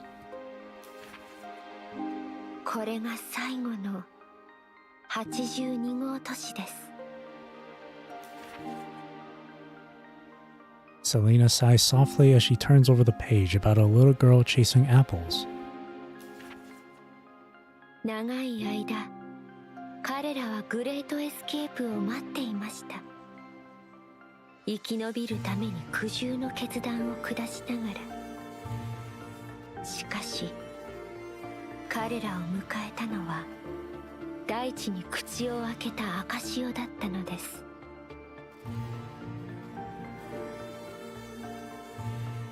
私はかつて空想の中で人間性の輝きをたたえました。そして傲慢にも地獄の試練を経験することで真の世界を描こうとしました。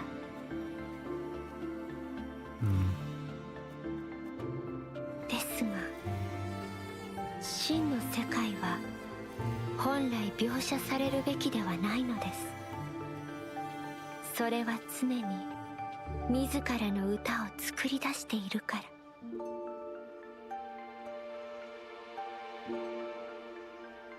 Casting aside her confusion, she seems to have glimpsed a corner of the world's true meaning.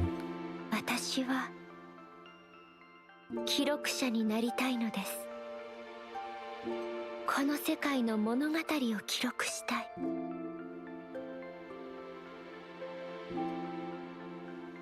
If no one remembers, then she will record it. If no one knows, then she will pass it on. 彼らはかつてこの地球に存在していたのです。その声を地球に記録させましょう。You'll make an excellent recorder. I know you can do it.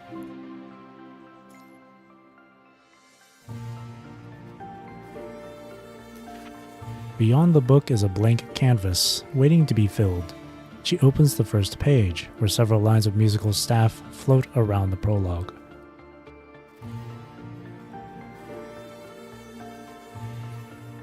The holographic projector unrolls slowly on stage, showing the hall of a famous Golden Age opera house. Selena walks gracefully toward the piano and sits down with perfect posture. 聞いてください。私が彼らのために作った歌です。タイトルは名もなき者へのレクイエム。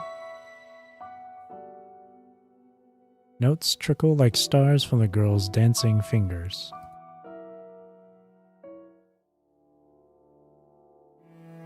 Like old John Wick. Holographic simulation device. Some theater concert hall.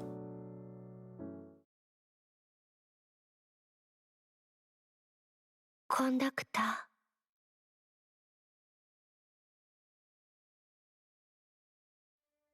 No sensitivity to the max. Holy. Let me look around here. Oh.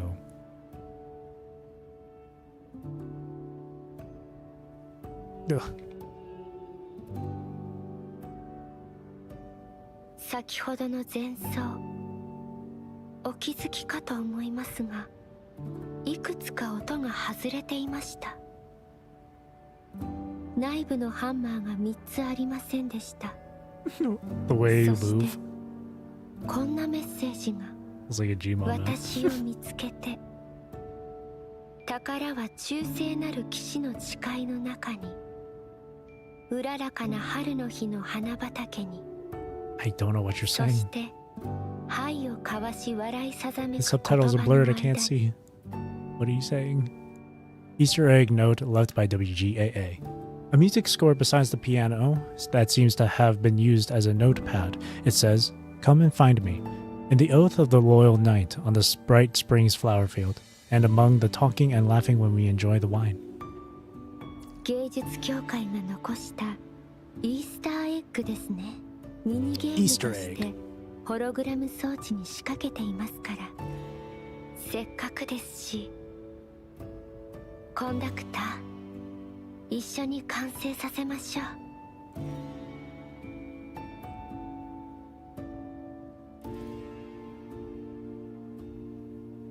Investigate the テンペ bookcase. スト、トゥーランドット、アブ。ここにある台本はどれも有名な舞台劇のものですね。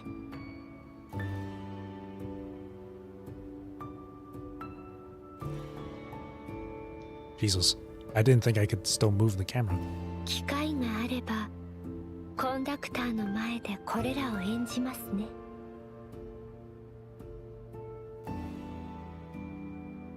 Hang on. This. Holy. Freaking sensitivity. I know there's that sensitivity, but I feel like there's another separate setting for that. But. Oh, here we go. Wait, no. Wait, is that it? I can't tell if that's... Wait, no, that's Commandant mode. Actually, hang on. Oh, that... I think that is it. Wait. It's so high. Hang on. That feels... Imagine putting it to 0.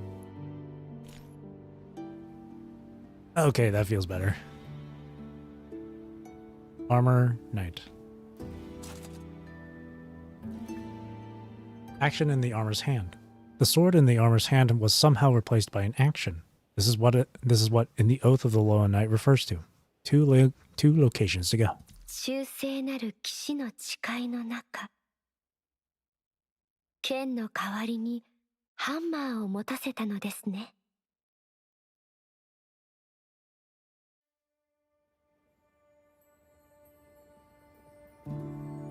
まさか空中庭園でこの景色を再び見られるなんて。コンダクター、この瞬間を永遠に留めてくれませんか？ Take a photo. Generic coding. Photo mode. Oh, cute. Type of field. Character display, just remove. Ooh, that's pretty.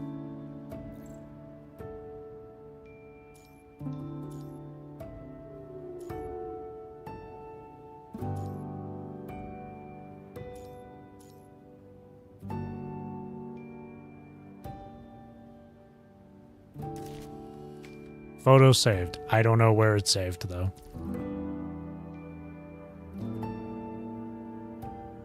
Oh, Obsidian Balladier. Oh, is that her other coating? Oh, I love this coating so much. It's so... I love the purple. ホログラム装置が服を調整して今の機体に適応させたようですね。よければ撮りますか？この衣装を着たのは何年ぶりでしょうか。懐かしいと同時に新鮮な感じがします。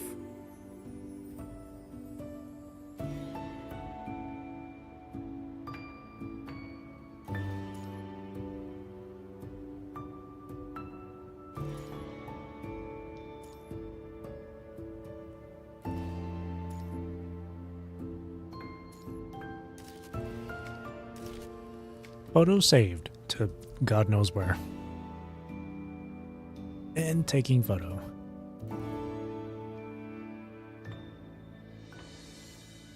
Alright. Advance to the hall. ここに謎解きと関係があるものはなさそうですね。ホールを調べてみましょう。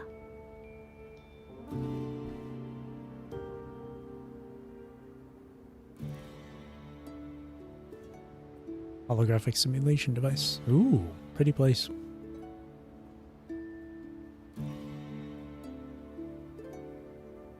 コンダクター、一緒に踊りませんか？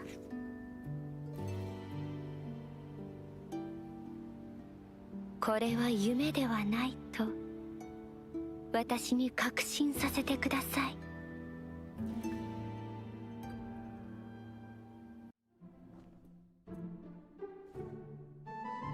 Let's dance.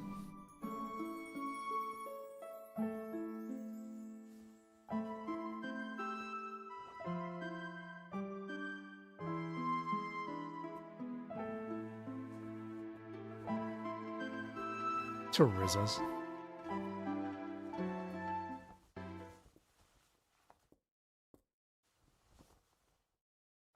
Anything, Commodus the one to riz her. Unintentionally.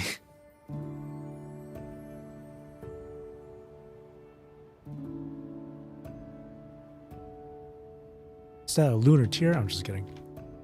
Action on the grass. Someone placed this action on the grass in a corner of the lobby. This should be what on the Bright Springs flower field means. When to go? うららかな春の日の花畑。謎解きの作者は想像力豊かなのでしょうね。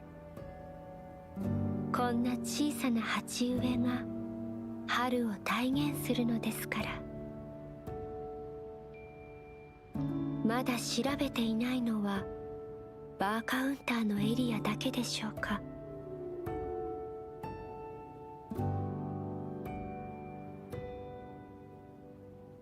ずっと走ってお疲れでしょう。座って少し休憩しませんか？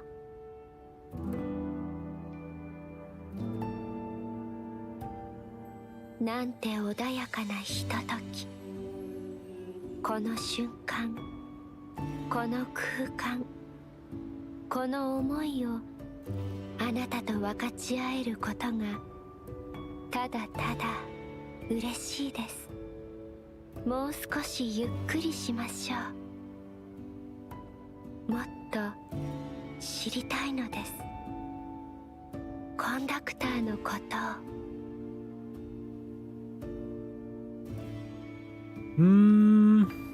Interesting experience with her. Moment of feeling of the moment. Start from the top. Ooh. Star of Life VIP WGAA. I'll say that, I guess, the VIP. After waking up in a hospital bed yet again, you discovered you'd been made a VIP guest at the Star of Life because of your frequent visits. Selena, looking concerned. You have been invited to a confidential beta test for a holographic simulation game by WGAA, but got reported for cheating because you scored too high. Eyes filled with admiration. Nothing I can do.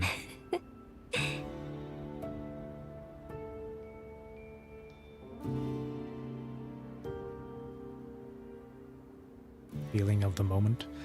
The regret for missing out the chance to meet again.「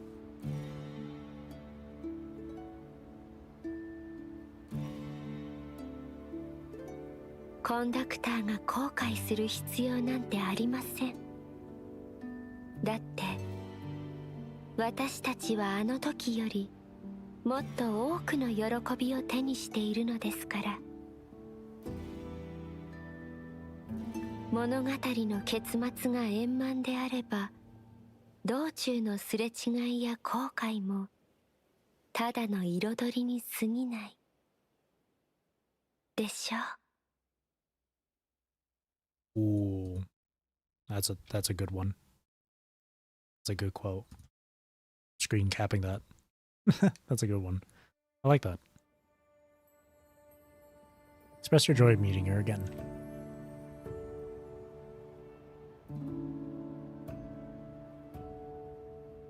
コンダクター、私もです。この胸に宿る思いは熟成されたワインのように芳醇で、空を埋める星々のように輝いています。あなたの近くで、あなたと一緒にいられるだけで、私はもうどんなものとも比べられないほどの喜びを感じています。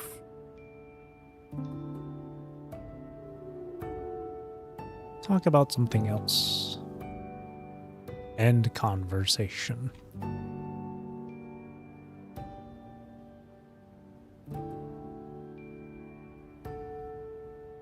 Check ホロ food. グラム装置が食べ物の香りまで完璧に再現するなんて、本当に不思議ですね。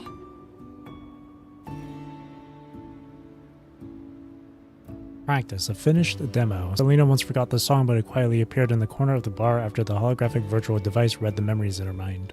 これは記憶の彼方に消えたはずのエチュード。本当に不思議ですね。完全に忘れたと思っていたものがこのような形で突然よみがえるなんて。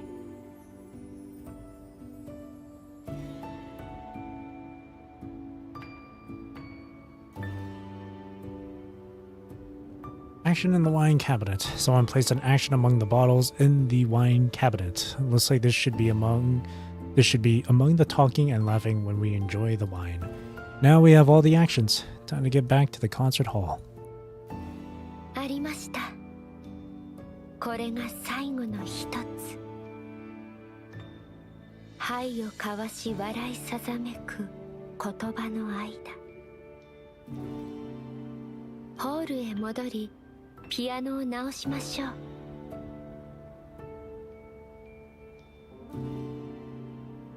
ピアノを修復しました。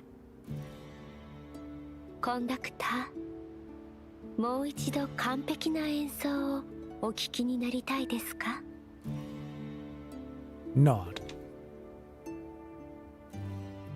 では、今回はコンダクターと一緒に完成させたいです。ご安心ください。まずは一緒に練習しましょう。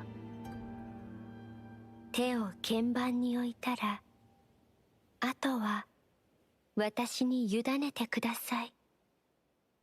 That actually works for me because I actually do know how to play piano.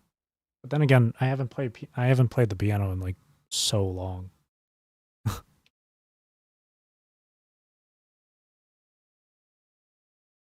Lore accurate.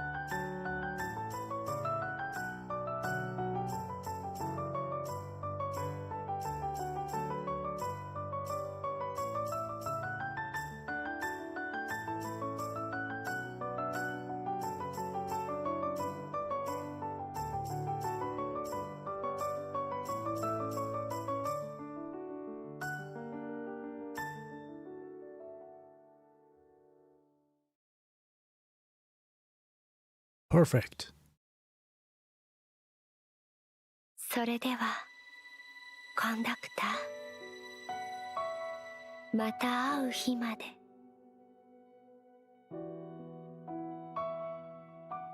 Bye. Bye bye. The show has ended and the night has sunk deep. It's time for farewells. The evening breeze grazes streets with scattered lights, past the dancing shadows of trees that rustle softly in response. Beneath the artificial stars, Selena's skirt flutters in an elegant arc, gently in the breeze, like a flower bud ready to bloom, or waves splashing against the shore. Tonight's moonlight is hazy and dreamlike. It feels like a waste to end your time together like this. But this seems to be the usual plot in all the plays she's read. Juliet loves Romeo deeply, but she remains calm and reserved. When it's time to part, she turns away with grace, quietly awaiting the dawn. But what if she doesn't want to be calm and reserved anymore? Selena is startled by this thought. Her heartbeat quickens. She lowers her head to hide her embarrassment. She hides her reddening face behind her hair and turns around before speaking again. 待ってください。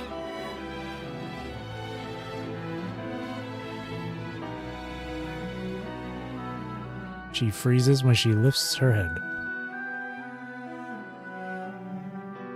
She sees that the other person hasn't moved an inch.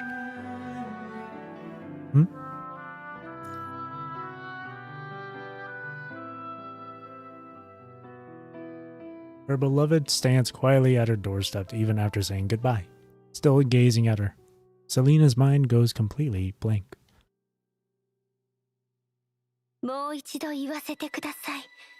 私の声をたどってくれたことに本当に感謝しています。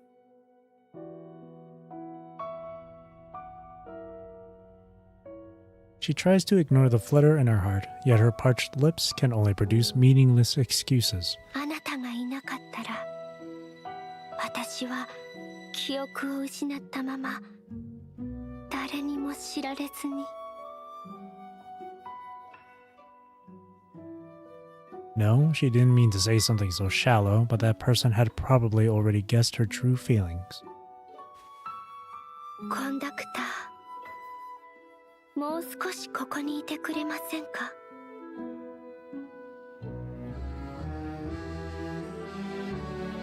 Her racing heart makes her body act before reason takes over. Selena gently tugs at the person's sleeve. She abandons the reserve that has bound her until now. さっきあなたが私に近づいたように私ももっとあなたに近づきたい。約束していただけませんか？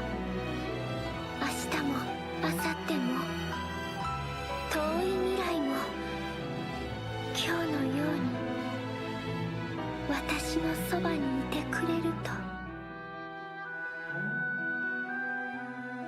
私たちはあまりにも多くの時間を失ってしまいました。この先の1分1秒を私はすべてをしっかりと感じたいのです。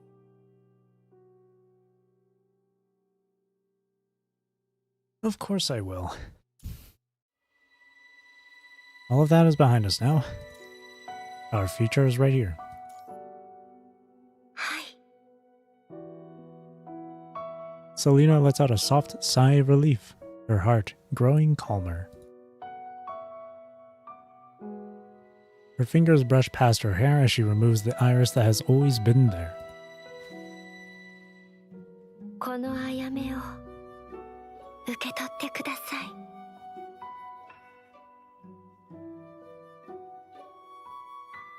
Under the glow of the street lamps, tiny specks of light reflect off the crown of the iris. お返しというほどではありませんが、でもあなたに受け取ってほしい。こんな風にずっとあなたのそばにいたい。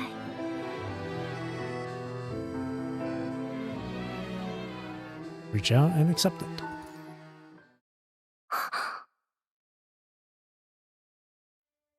She trembles at the unexpected touch, but soon decides to respond to it. Your hand moves through her soaking hair, leaving the warmth of your touch upon her face. Sorry, that was probably a bit sudden. But I want you to know that you belong right here. Don't be afraid.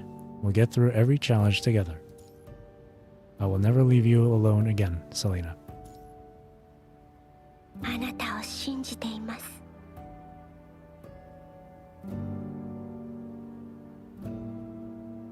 She carefully holds onto this warmth, burying her cheek into your hand. たとえどれほど遠く離れても、その言葉を心の奥に刻みます。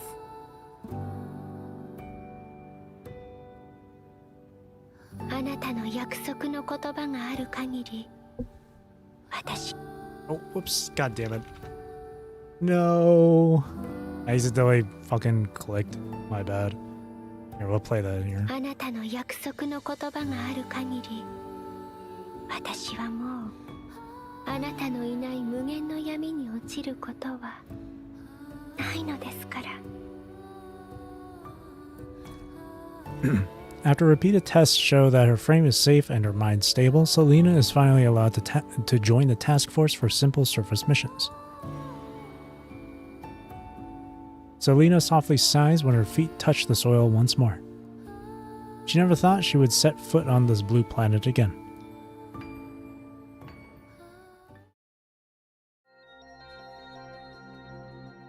Unspecified surface ruins, 23:22 p.m. Wild vines creep across crumbling walls soaked by red tide. This place has been deserted for so long, not even birds fly here anymore. Crack. Withered yellow grass snaps under heavy metal boots. The boots stop moving for a moment in front of this abandoned, dilapidated theater. What the? Who is you? The red-haired woman seems to sense something. She extends her fingers to touch the wind.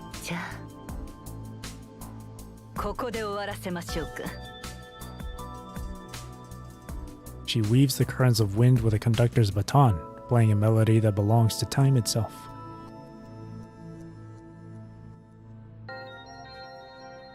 Surface conservation area, 23:30 p.m. or 11:30. After finishing work, Selena sits upright in her tent in the conservation area. She dips her fountain pen in royal blue ink and ponders for a moment before writing the first line of her letter. Dear Isubeni, that's me. Her thoughts are still forming, and the silver pen tip pauses. Selena furrows her brow when she notices a shift in the wind's direction. She hears the sound of time and information blurring together and jarring notes being played.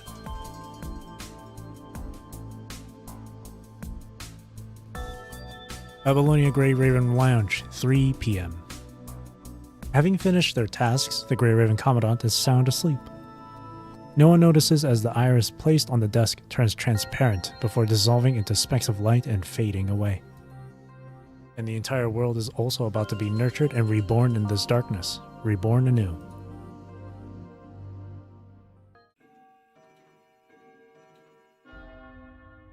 (8:30 p.m. line spacing 0. Days since the completion of the New Earth Codex. Blah, blah, blah, blah. Spacing 1.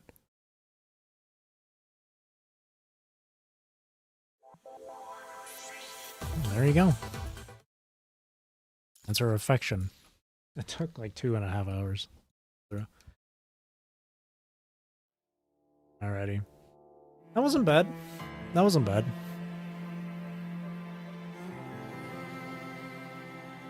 We really hit with that romantic stuff there at the end. But it's an affection story, so it's... It wasn't bad.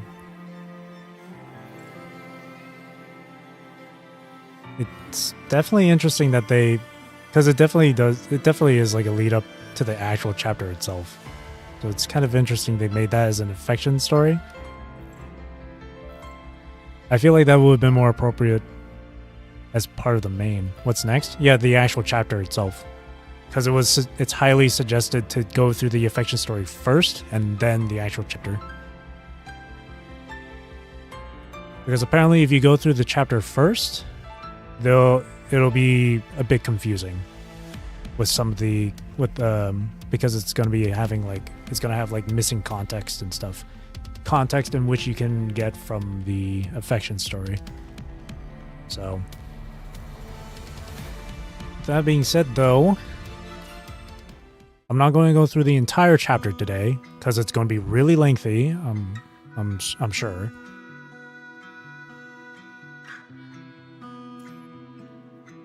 I might go halfway through it, maybe. Who knows? But we'll see. It's only 18 nodes, but nowadays each node can be very lengthy. It could be 20 minutes long. Which I have no complaints about. I really enjoy PGR stories, so long periods of reading is completely A-okay for me. Improper Thought, 31 or 34-1. Now we can get to the actual chapter.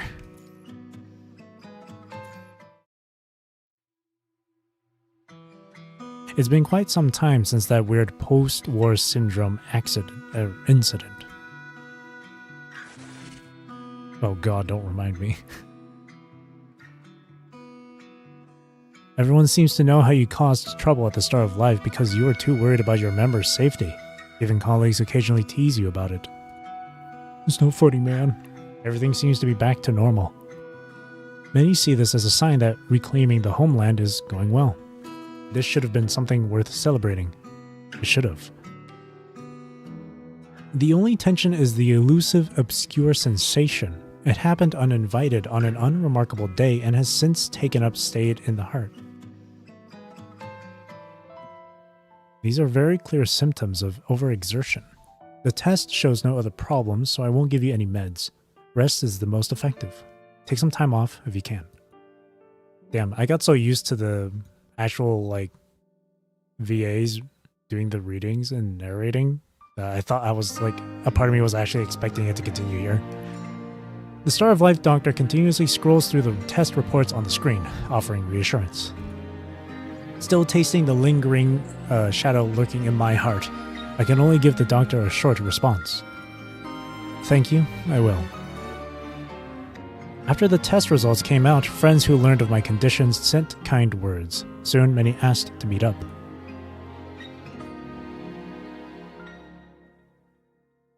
You wake up on a rare afternoon with no missions and days for a long while. You open the calendar and memo to see Isla's name written under a circled date.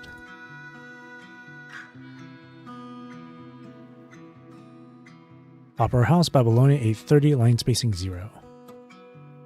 The dome stands magnificent, the reliefs solemn. Inside the elegantly decorated opera house, every seat is filled. On the side door of the main hall are posters of recent productions, classic operas from both before and after the Golden Age. Eurydice, Orfeo, L'Incoronazione di Popea, etc. I don't know. And in the center is tonight's main, The Tale of the Grey Raven. Oh, a story based on me? You flatter me. Rhythmic verses and lyrics resonate in the hall. Blood red and blinding, shadows coil and creep, and malice drips with hungry teeth. Gunsmoke burns the air and scattered shots grow rare. The area of defense hangs by a thread. As the music continues, the performer's gestures grow increasingly bold. You are lost in the music but sense sudden movement beside you.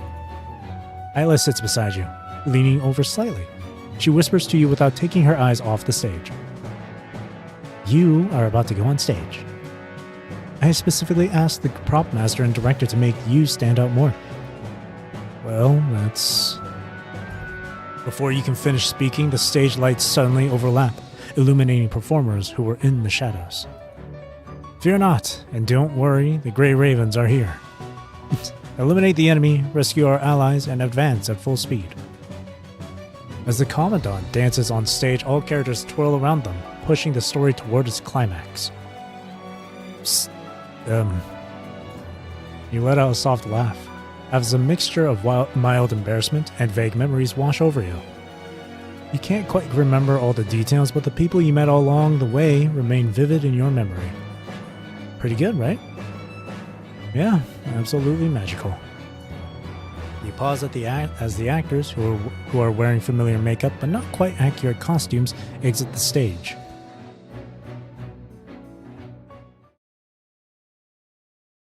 The rousing scene ends, with only one person remaining next to the character known as Commandant. Commandant. I don't know why that came out as a whisper. She stands in the spotlight, pouring her emotions to the audience and seemingly also to her lover behind her. Hold time. The moment she speaks, the surrounding noise gently fades. Sounds become distant and ethereal as the stage seems to move closer. The actress's beautiful, flowing lyrics warp and distort this surreal experience. It first grates on your nerves, then suddenly becomes clear and focused. Then it changes into a completely unfamiliar voice, a clear and crisp sound filled with emotion. Despite your ravages, your smile that just appeared fades. A subtle tremor and anxiety run through your body like you've missed something important. In a daze, the lead actress seems to change before your eyes. Her face becomes blurred, yet somehow you can still her elegant beauty. Everything else disappears, as if only two people remain in this world. She turns her gaze toward you. My lover shall be young forever in my poetry.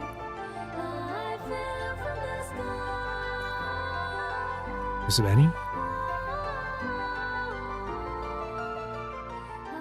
Usabeni? Usabeni! Ugh, I'm awake. Your thoughts are interrupted as an external force forcibly turns your head. You see Isla's worried expression. Are you okay? What happened? You look terrible. If you're not feeling well, let's leave. No, You gently take Isla's hand and lower it, mumbling incoherent words as your feelings are too jumbled. You look back at the stage. Ah, my dear Grey Raven Commandant, I shall. It's fine. The performance continues. Everything on stage is going smoothly, as if what just happened was an illusion.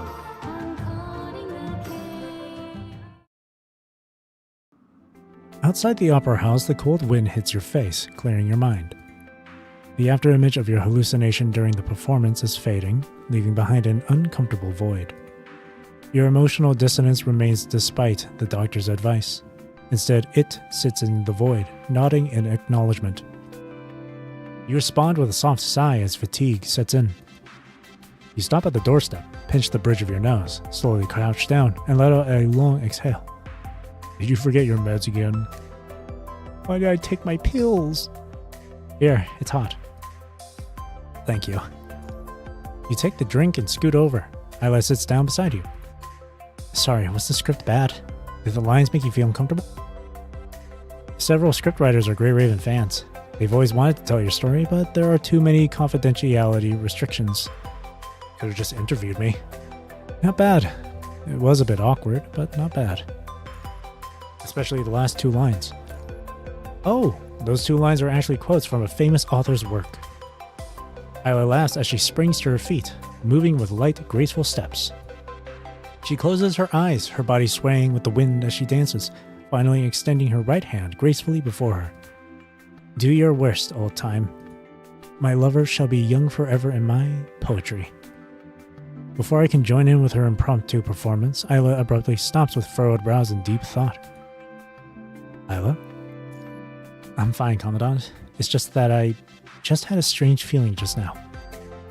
It felt a little weird. Because that doesn't sound like something you would say. Something like, you will remain forever young in my paintings, would be more appropriate. It sounds like something you would say in a dangerous situation. My response helps Isla shake her hesitation, and she laughs softly. Isla steps back and makes a camera gesture at you with her hands with one eye closed. It doesn't sound too bad, you know. If you don't mind, Miss Betty, you should quit your job and become my model. What's the pay like? 3 beffas? How about loads of free tickets to musicals and art exhibitions every month? I think I'll pass on that. I don't have that much time off work anyway. Oh, come on, humor me. Don't you think musicals and art exhibitions are awesome? Wasn't there anything about tonight's performance that moved you? Isla's question brings back the discomfort that was almost undetectable in our casual exchange. That strange feeling waves at you, asserting its presence.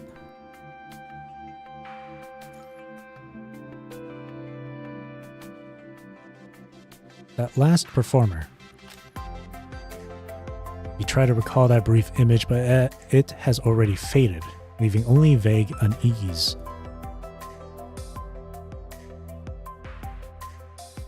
Do you like her? Or did you only enjoy her poetry recitation? Sorry, I don't know how to pronounce it. I can get you an autograph if you want. Tell the truth. Neither. I think I mistook her for someone else. I just wanted to know more about the character she was playing. I don't seem to have anyone like that in my life. She was playing a fictional character. In the play, the heroic protagonist needs comrades to fight together, and also needs someone who understands them. A soulmate? They actually asked for my opinion, worried they might offend you. I told them as long as they don't make specific references, Usabeni wouldn't mind having a character. Huh. Isla blinks playfully. Her smile clears much of the lingering melancholy in the air. It's a shame, really. I wanted to take you to a different performance, but that script had been indefinitely suspended for some reason. By the time I heard it was approved, a performance group was already rehearsing it. Sadly, their schedule never seemed to match your breaks. Suspended? Was there a stage accident? No. Musical theater is quite different from acrobatic performances, though this play does revolve around war. It's called The Arcadia Evacuation. Isla clears her throat and changes her tone. Oh, blood and blades. An impressive battle it was, my brave comrades, but the fight is yet over, for our land is corrupted still, I'm afraid. So stand! Stand! Behind you, your homeland, you shall guard and defend. Stand! Stand! Skybound our home intends, stop us this bitter earth shan't. It sounds good, but better than Hetero Tower Rude. This subject, this kind of content. Don't worry, scripts with themes like this go through very strict review processes. The WGAA understands that war and suffering are serious topics and should not be used for fame and fortune. They've always been extremely cautious. Before it was suspended, the Arcadia Evacuation actually received extremely high praise. And the author's plot design was incredibly intricate, using many clever devices to convey their understanding of the Arcadia Evacuation as a historical event. Though it might differ from history, it's certainly a good story nonetheless. So what exactly was it suspended? Or why exactly? Isla freezes at the question. She can't seem to decide if she should speak. You forgot? I forgot. But that's normal, right? Why is that a question? I don't know either. Isla smiles with a furrowed brow, then finally strikes to dismiss the thought entirely. I feel like I should remember. No, I definitely heard about it, but it was probably just a rumor. Or I wouldn't have the strong feeling that I know about it, even though I can't remember the details. As Isla speaks, she turns her head to look behind her. Following her gesture, you turn around to see several posters at the Opera House entrance. The Arcadia Evacuation grabs your attention. On the poster, a young girl stands with her back to the viewer, hands clasped in prayer amidst ruins. Gazing from a distance, a fleeting thought enters your mind. Who would create a work like this?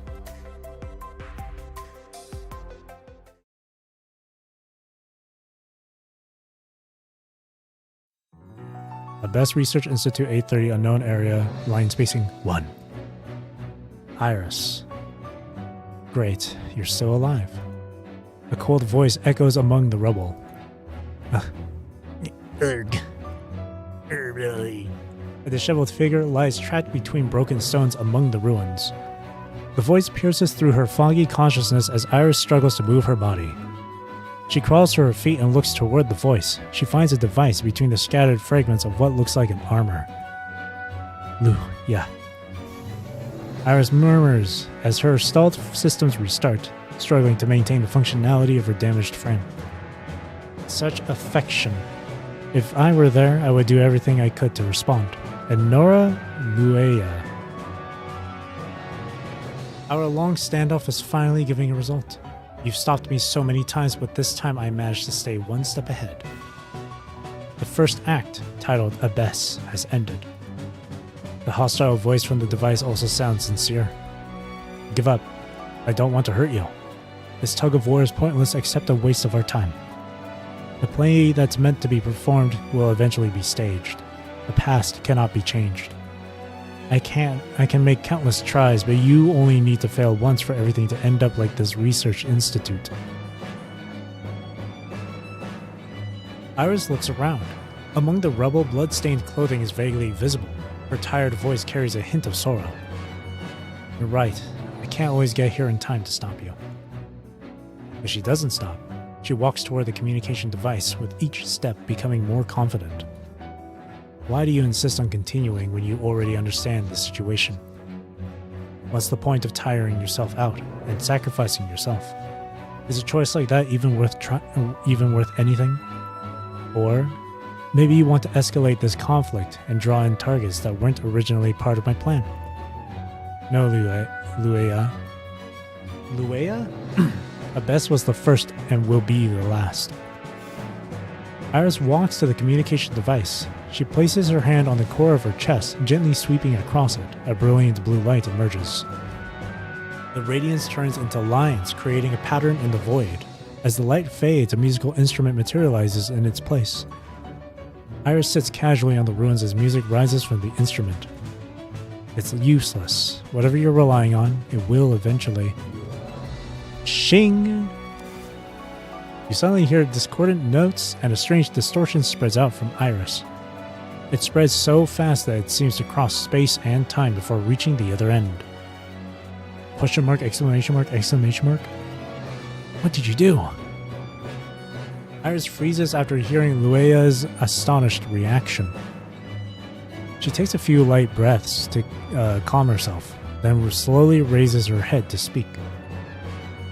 No matter how hard the conductor and I try, even if we stop you, we can't revert the damage caused by the battle's aftermath. But what if we use a different stage? What if we use a completely isolated stage? Whatever you do on there, no audience will be harmed. And the E is deaf. Maybe Enora? Luea? Maybe. Who knows? I'll just call her Luea. Or Luea? Enora? Why call her last name? Just call her Enora. You can't do that. You can't even catch my true form, let alone Lolia. The voice falls silent after realizing the problem. Yes, we did have trouble locating you before, but now you destroyed the Abyss Research Institute, altering a critical node. The world was hurt and it remembers you now. You're crazy. You're coming alone. Listen to my new piece. For the next performance, it'll just be you and me. Iris's voice interrupts Enora Luea's low growl. Something changes as the musical notes resonate through the air. Luea. She tilts her head to gaze at the moon through gaps in the ruined building. The moonlight and the sky freeze for a moment as her notes reach them, as if asking a question. Why are you doing this? Iris lowers her eyelids, answering the world's question in her heart.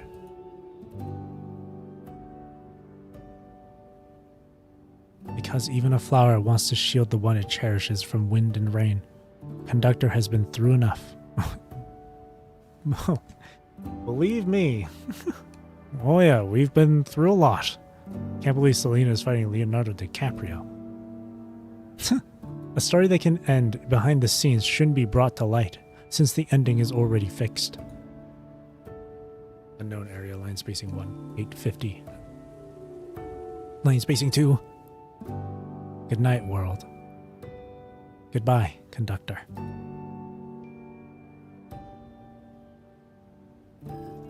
See you next time. These words end the chat and you set the terminal aside. You grab dinner with several colleagues after parting with Isla. You talk until late into the night before going back to the dorm. The table is covered with gifts, including several brought on behalf of friends who couldn't attend. You feel happy reading through the letters that came with the gifts. Paper is better at transmitting sentiments than electronic data. You carefully label each letter so you can put them in the mail cabinet, but as soon as the cabinet door opens, a pile of letters falls out. You bend down to pick them up and see your name as the recipient on all of them. All the wax seals are broken. You pause for a moment before opening one letter. The creased paper inside is completely blank. Only the stamp of the WGAA rests quietly in one corner of the paper. WGAA. Feeling puzzled, you open the cabinet door again to check the label. This space is definitely for incoming mail, not outgoing. Why are there so many blank letters here? They all look like they've been opened and read. Put away, throw away, put away. After thinking, you decide to put the letters back in a neat pile.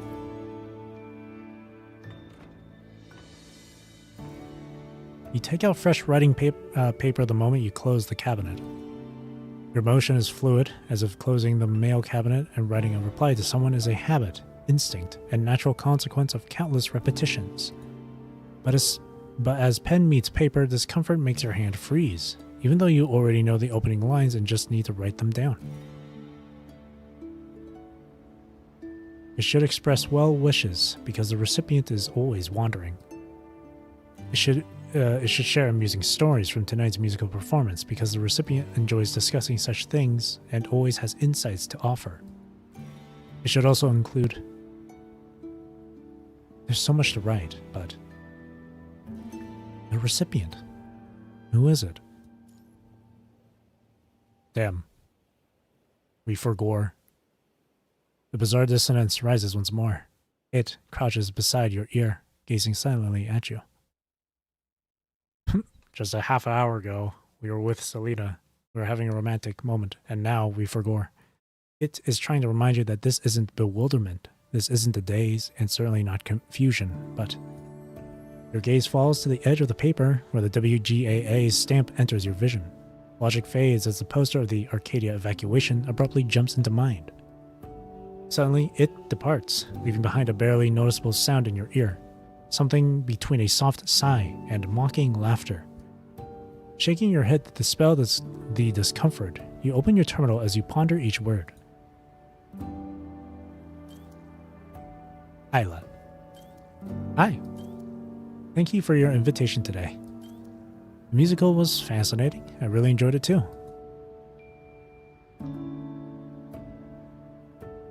After writing out all your thoughts on the evening, you hesitate before adding one more line. I wonder when the Arcadia evacuation we talked about today will be released. If it's convenient for you, let's watch it together. I still have a bit of free time left. Before returning to duty, I'd like to have a meal with you. Dream till the timeless end. Chapter 34.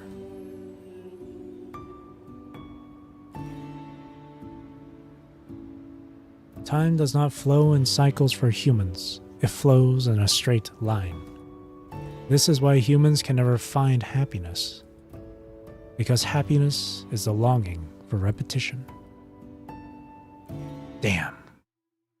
That was good. Operation Theater.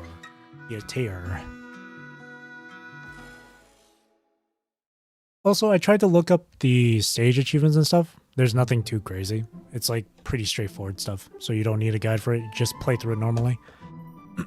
Isla responded to your earlier message, so you come to the WGAA with the drinks you got from the shopping district on the day you agreed upon. You arrive at Isla's private studio on the second floor and notice a framed poem hanging on the hallway wall. Royal blue ink flows elegant lettering like spring buds, subtle and tender, blooming against the cold, hard wall. I love your feet. Huh?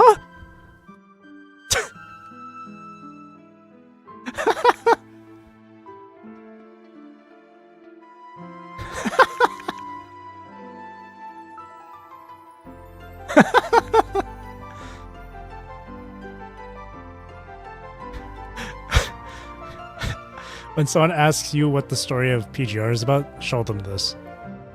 I love your feet. I'm gonna take a screenshot of that and send that to my friend. That's so funny.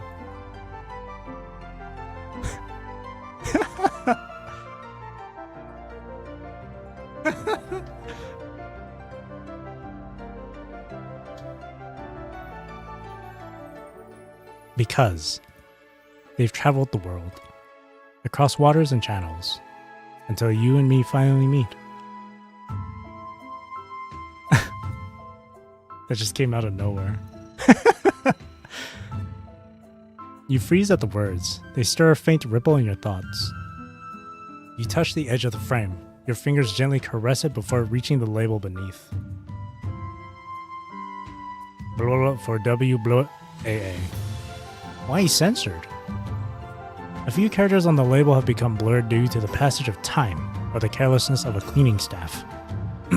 You ignore the blurred words without further thinking and keep walking towards Isla's room, or toward Isla's room. The opening line kind of blocked all the possible emotion of the rhyme. It was sweet.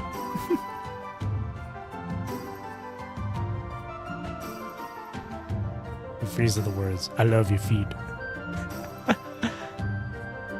It's so funny. Isla sits before several portrait sculptures in her private studio. Her body is perfectly still as her fingers gently trace the facial features of one. She doesn't react to your movements. After watching her for a while, you notice her pupils are not focusing. She's lost in thought. Press a cold drink on her cheeks. Wink. Here, it's cold. Miss Benning? When did you get here? Earlier. I hope I didn't disturb you. Not at all. Even if you did, it's fine. You're always welcome here. Isla casually pulls up a chair for you to sit down. Are you working on something? You're not actually considering putting someone into your painting from our earlier conversation, are you? Haven't I already done that? Isla chuckles softly and tilts her head, continuing to gently caress the figurine. After a moment, she begins to explain. I've been feeling inspired. In my dreams, I keep seeing a silhouette. A field? Yes, a field. In my dream, there's this vast open field with lots of flowers, many different kinds and so many of them. That person is standing among the flowers. Sometimes she's just standing there. The sky in my dreams is always dim, so I can't see her movements clearly. Several times, her silhouette became so ethereal that it seemed to merge with the sunset glow on the horizon. I want to reach out and hold on to her. I can't get close. I feel like I know her, and she shouldn't be in such a lonely, desolate scene. As she continues, Isla's brow furrows, and her voice takes on a hint of urgency. Who is she? Why is she there? I don't know. It's weird. I can't explain what I'm feeling. Pat her back. As you gently pat Isla, her body gradually relaxes. Take your time. Don't rush. I'm sorry you had to see me like that. It's just that I've been dreaming about this so often lately and it feels... Isla gives up on explaining and lets out a sigh instead. Have you tried drawing this figure? I did try, but... Isla scratches her head, leaving traces of paint on the tips of her hair. The rest of it turned out fine, but the face... No matter how hard I try, I can't capture that feeling from my dream. As Isla speaks, her fingers trace over the eyes of the human sculpture, as if trying to capture that elusive spark of inspiration hovering just beyond her grasp.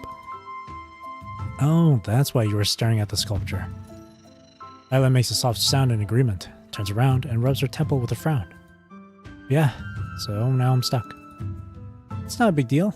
This happens all the time in creative work. Whether it's painting or writing, time nurtures beauty. Her finger slides downward, and Isla snaps out of her thoughts. Oh right, would you like to see it?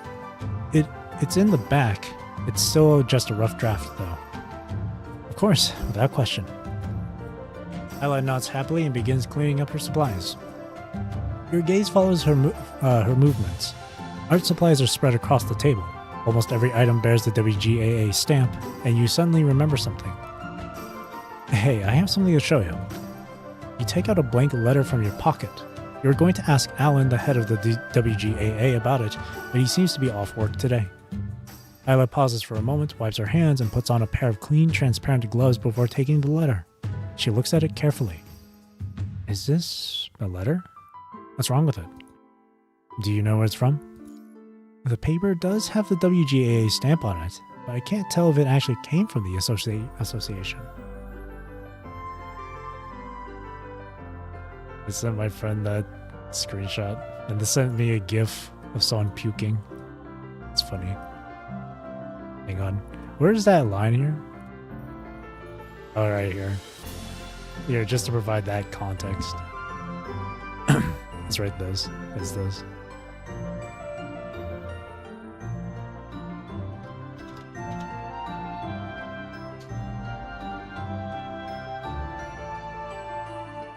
There.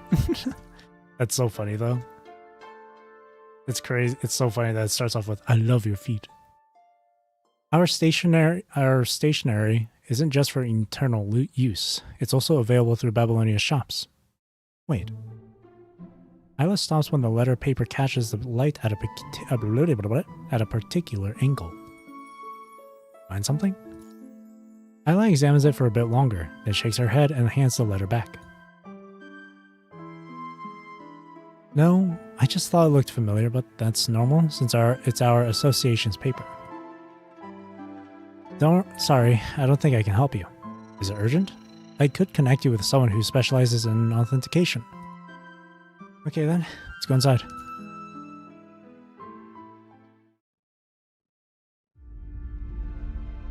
What in the Hikari? You walk into the inner room with Isla. She heads straight to the humongous far wall, where a thin white cloth hangs. Wow, is the entire wall covered? Yep. Isla glances back with a smile, clearly enjoying your impressed reaction. She gently tugs at the corner of the canvas. The white cloth falls like a waterfall, revealing the breathtaking artwork behind it. It's an enormous waist-shot portrait featuring a woman in a blue and white dress, with a cluster of iris flowers on one side. Only her face is blank, as if deliberately erased.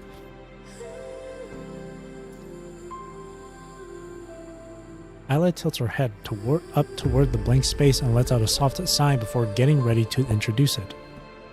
This is what I was telling you about earlier. Huh? Miss Benny? Oh, my head. A deafening roar crashes like a tsunami against your ears. Isla's voice becomes muffled and indistinct. The moment you see the portrait, that strange discomfort returns.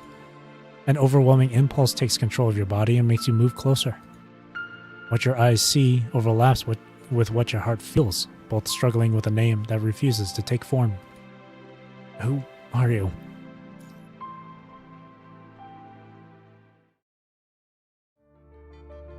Dionysus Theater, 9 o'clock. Miss Iris. I'm at the lounge, but he's not here. What should I do? We're running out of time. Don't worry. Records show he's booked for today's performance, and his car isn't at his residence. Iris smiles and nods politely at people passing by while reassuring the female voice in her earpiece. We have 20 minutes until the performance. Audiences for events like this usually arrive early. Relax, Dandelion. Relax. As they speak, a waiter and security guard notice Iris. They exchange a look before slowly walking toward her.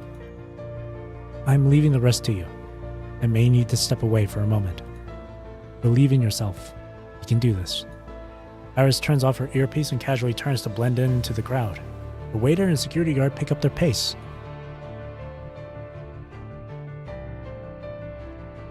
Dandelion swallows hard amid the static of her earpiece as she carefully navigates between the rows of seats in the hall. She locates her target soon enough, but Is this someone else's seat? Yes, row 12, seat 16. This is the seat I was assigned. Did you check your ticket? Perhaps you could take it out to check. Weird, I was sure this was my seat. I'm sorry, let me ask the staff. The woman looks at Dandelion's ticket with confusion before getting up. Dandelion exhales in relief. This should give her enough time. Dandelion sits down, subtly glances at the man reading beside her, and ponders the best way to start a conversation.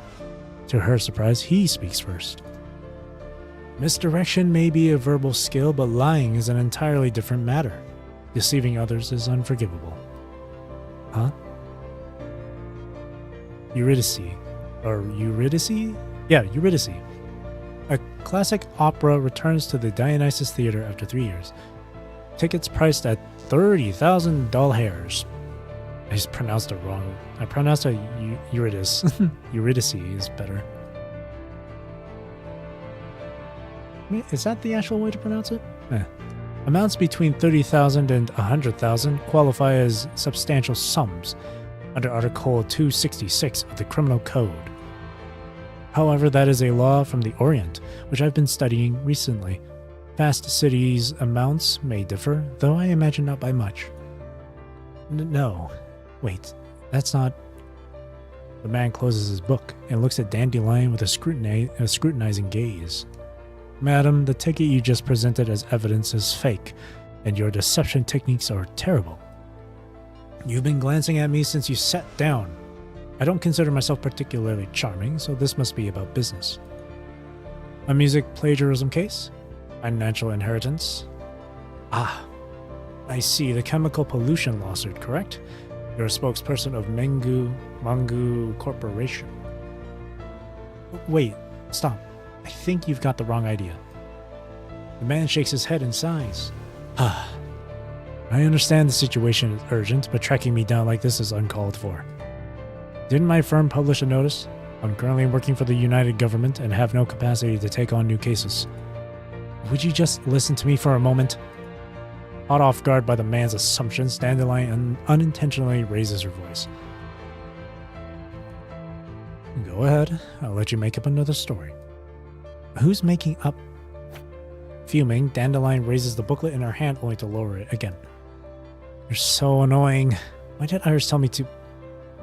Okay, fine. I am here for you. See? I know it. I'm not here to hire you for some case, and I'm definitely not a cent by that something goo corporation. I'm here to save you. Hurry up and come with me. Your life is in danger. Danger? What kind of dumb news scam is this? Boom. He barely finishes when a strong tremor shakes the entire hall. At the same time, Dandelion's earpiece reconnects. She's here. Dandelion, take Jonathan and go. Uh-oh.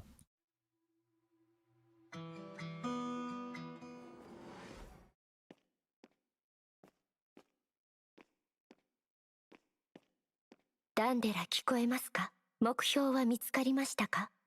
いえ、まだです。今、右の休憩室にいます。人が多くて。では、私は左の部屋を調べますね。優秀なセキュリティシステムですね。ピッチがずれます。Oh shit, what the hell? 私もまだまだですね。That came out of nowhere. ここで星屑にこの曲を捧げましょう。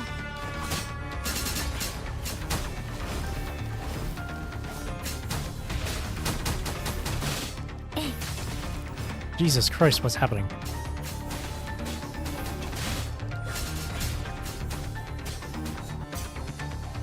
ここで転調します。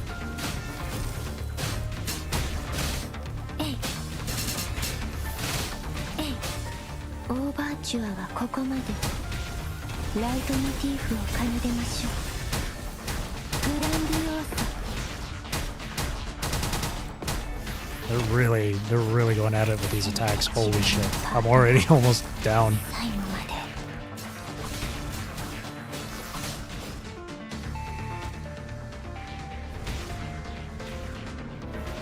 で。グラーベ、フォルティッシモ。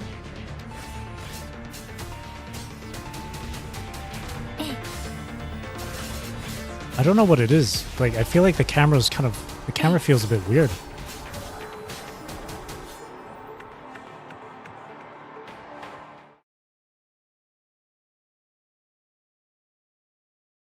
ダンデラ、状況はどうですか？騒ぎが起きて、スタッフがみんなを落ち着かせています。通路が一部封鎖されました。他の道を探すしかありませんね。I was like, for some reason the camera felt different. It felt very like erratic for me. It was kind of messing me up.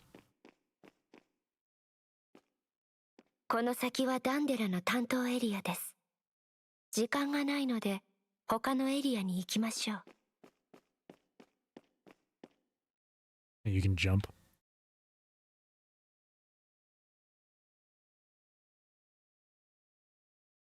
強行突破は簡単ですが、騒ぎが大きくなるかもしれません。慎重に行動しましょう。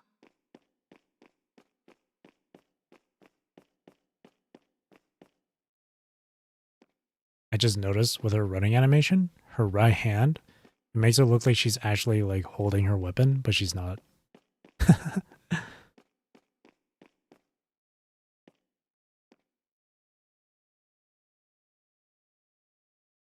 Lever. Still locked.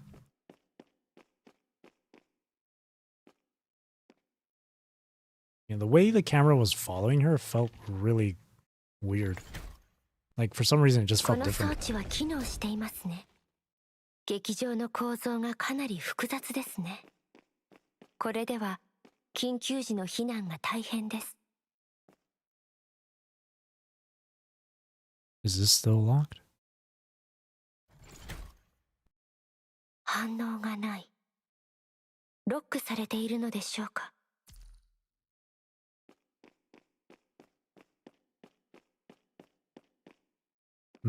Oh. Yeah, left control Q is so awkward to use as a keybind.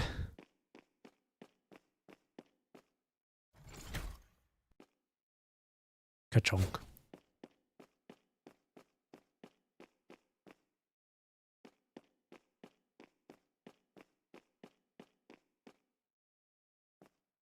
Oh, look at that. 何か変ですね。確認しないと。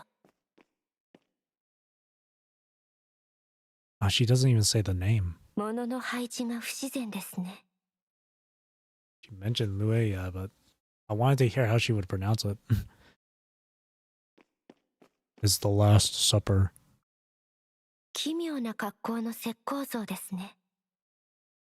Guests sitting around the dining table. On the table is a note that says something confusing. Please serve the guests on the far left, in the middle, and closest to you. 違うようですね。もう一度手がかりを探してみましょう。On the far left. Hmm. 本には何も書かれていません。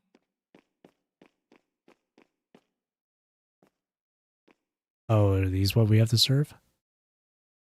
Wine glasses on the table seem to indicate that some people once had a long conversation here. Okay, that's weird. Camera, just like for some reason, switch.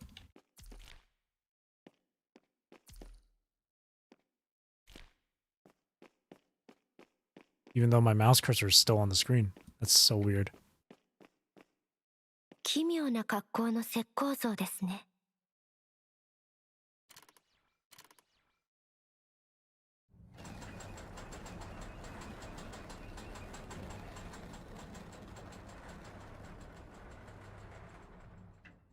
I'm still using my mouse cursor.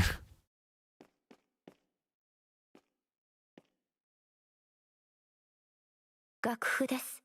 破損していますが、修復できそうです。Music score placed randomly on the table. Perhaps we can read it if we remove the stains on it. お任せください。Ooh.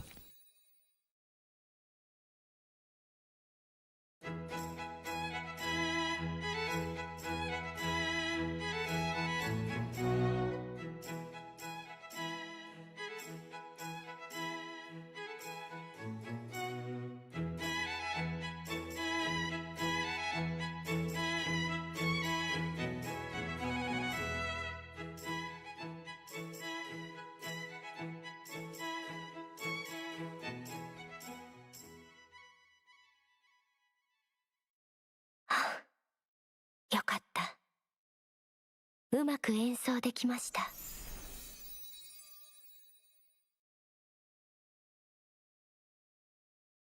I still have to use my mouse cursor.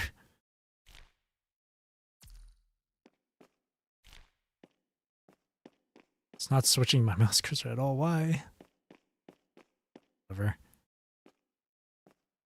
That's a bit of a bug.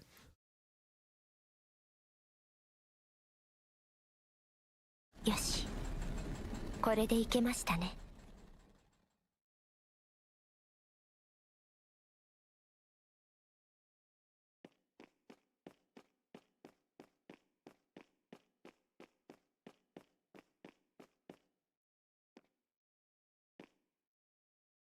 ジョナサン、ダンデラも。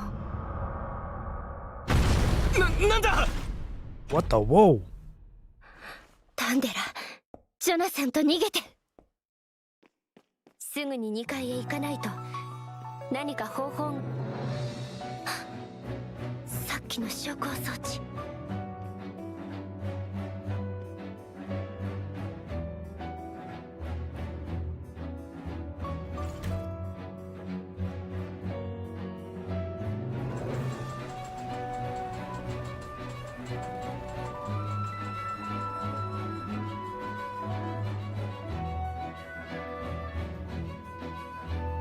ここで足止めされるわけにはいきません。Oh my god, my... Oh. Why is the camera setting so weird? I can't use my... Oh my gosh. I have to actually, like, use my mouse for the... Like, I have to click on the screen now for my... オーバーチュアはここまで。ライトモチーフを奏でましょう。グランディオーソ。 Might need a restart, maybe. 即興のレセリブ。終幕のカーテンコール。 Because it's not letting me use my... Yeah, I have to, like, click on the screen now. 出口で会いましょう。 This is the first time it's ever happened. Like, you don't see my mouse cursor because I chose to hide it through OBS, but like, even though the camera mode's on like classic, where if I just move my mouse without having to click on anything, then the camera moves with it. But for some reason during that, my mouse cursor like showed up and I have to like click on the screen to move it. And as you can see, like, pressing Y doesn't fix it. It's weird. The Dionysus Theater has lost its elegance. Decorations fall and sculptures lie toppled over. Even the ceiling is at risk of collapse.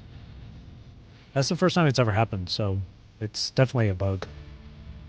The well-dressed guests now scramble toward the exits, their screams and wails blending into a harsh, chaotic clamor. Jonathan feels someone grab his sleeve as he passes a corner. Go.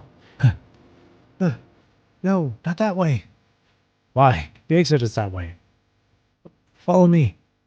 The short sprint has left Dandelion breathless because she is used to sitting in a chair all day at work. You should explain the causes and consequences when making demands, allowing others to decide whether to agree or disagree.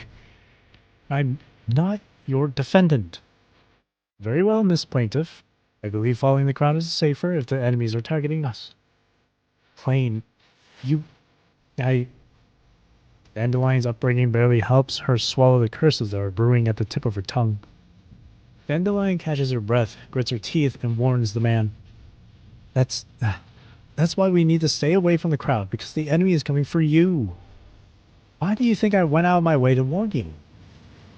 I appreciate the gesture, but without further evidence, I'm afraid I cannot. Suddenly a shriek erupts from behind them. The wail gets closer, and the blink of an eye and Jonathan's face turns white. I find your testimony extremely convincing now. I'll follow you. Jonathan hastily quickens his pace. He's speed walking. After a few steps, he turns to grab Dandelion, who is struggling to keep up. Let's go. Thank you. The exit is right up ahead, but before they can relax, a rush of air pressure surges from behind them. Watch out! Instead of blood, they see a swift blue light dart past, piercing the monster behind them. Right then, a car with its engine still running skids to a halt in front of the exit. Hop in.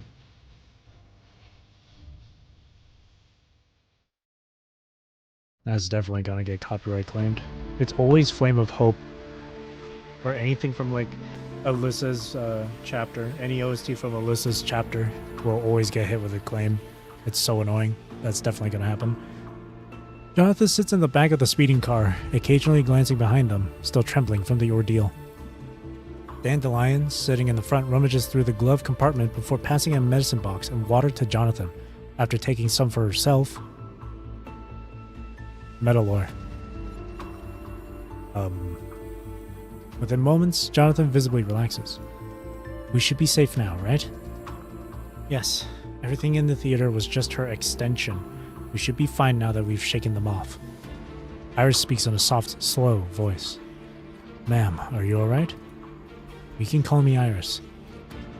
Iris gestures toward Dandelion in the passenger seat as she speaks. Dandelion. Also known as Miss Plaintiff. Hello. Dandelion cuts Iris off and extends her hand with an expressionless face. Jonathan awkwardly takes her hand and introduces himself. Hello everyone. My name is... Hi, Mr. Nicknamed Jonathan. We know who you are. Dandelion casually withdraws her hand, as if she wasn't the only one who just crushed his fingers, then opens a notebook. Jonathan, 31 years old, born in Fast. Holds titles as Professor of International Political Relations and Expert in International Geopolitical Strategy. Special Consulting Advisor to the United Government's International Legal Office. Current work involves reviewing Bane's legal provisions in preparation for the revision of the New Earth Codex. Dandelion looks at Jonathan, then asks a question, emphasizing each word. Is the aforementioned information accurate? Meticulous, precise, and completely accurate. Very good. Now then, Dandelion? Iris calls out to Dandelion, her voice weak with fatigue. Can you drive? Of course. I'm sorry I didn't notice. It's okay. Iris nods and stops the vehicle. The two quickly switch seats. Iris adjusts her seat and closes her eyes. Her breathing quickly becomes steady and rhythmic. Seriously. Shh. Keep your voice down. I'll tell you whatever you want to know. Let Iris sleep. She's exhausted. Let the little baby sleep. Straightforwardness. World Government Association of Art. In her private studio, Isla grabs her wrist and tears herself away from the canvas. It's not because of her sketch, but a sense that something is wrong. Miss Benny, are you alright? Isla's voice fades in and out. Sweat covers your body as you focus on your own condition instead of the canvas. Your consciousness jumps up and down until it finally restores the edges of your form, stabilizing you. These are very clear symptoms of overexertion. The test shows no other problems, so I won't give you any meds. Rest is the most effective. Take some time off if you can. The Star of Life doctor continuously scrolls through the test reports on the screen, offering reassurance.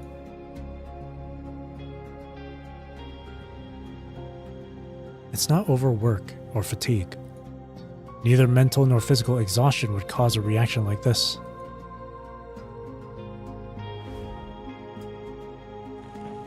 Despite your ravages, my lover shall be young forever in my poetry. Something's wrong. Is it the sounds I'm hearing, or the images I'm seeing? You look up again. The blank face on the canvas shifts in your vision and seems tangible and elusive at the same time. You take out fresh writing paper the moment you close the cabinet. Your motion is fluid, as if closing the mail cabinet and writing a reply to someone is a habit, instinct, a natural consequence of countless repetitions. But as pen meets paper, discomfort makes your hand freeze, even though you already know the opening lines and just need to write them down.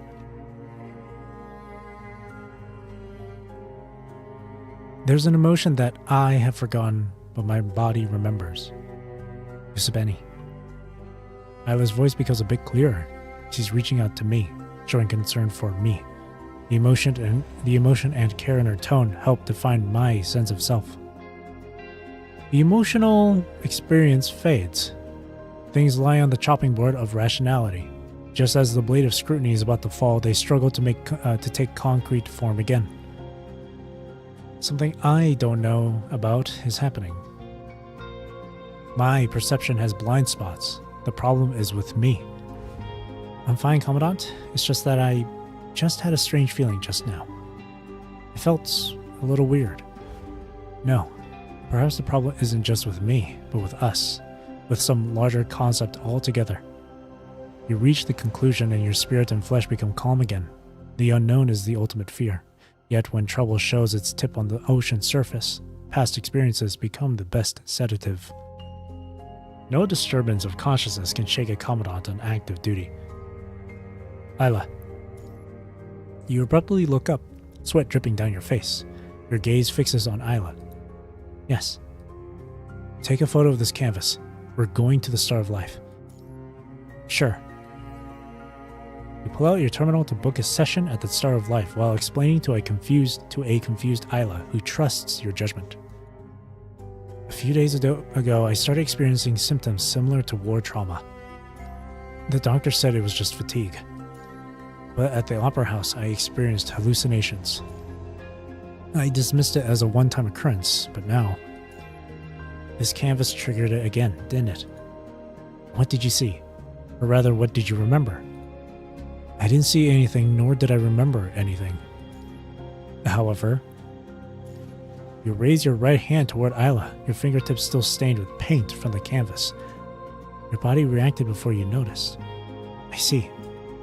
However, it would make more sense if it only triggered hallucinations. But this time you are unconsciously compelled to act, suggesting the stimulus is stronger and affecting you more deeply. Isla puts down her camera and steps back to look at the canvas, only to realize something isn't right. Painting's haunted, but this painting is inspired by scenes from my own mind. Yes, that's why you need to get examined as well. You hand over your terminal with a blank medical appointment form for Isla to verify. We need to figure out what's really happening.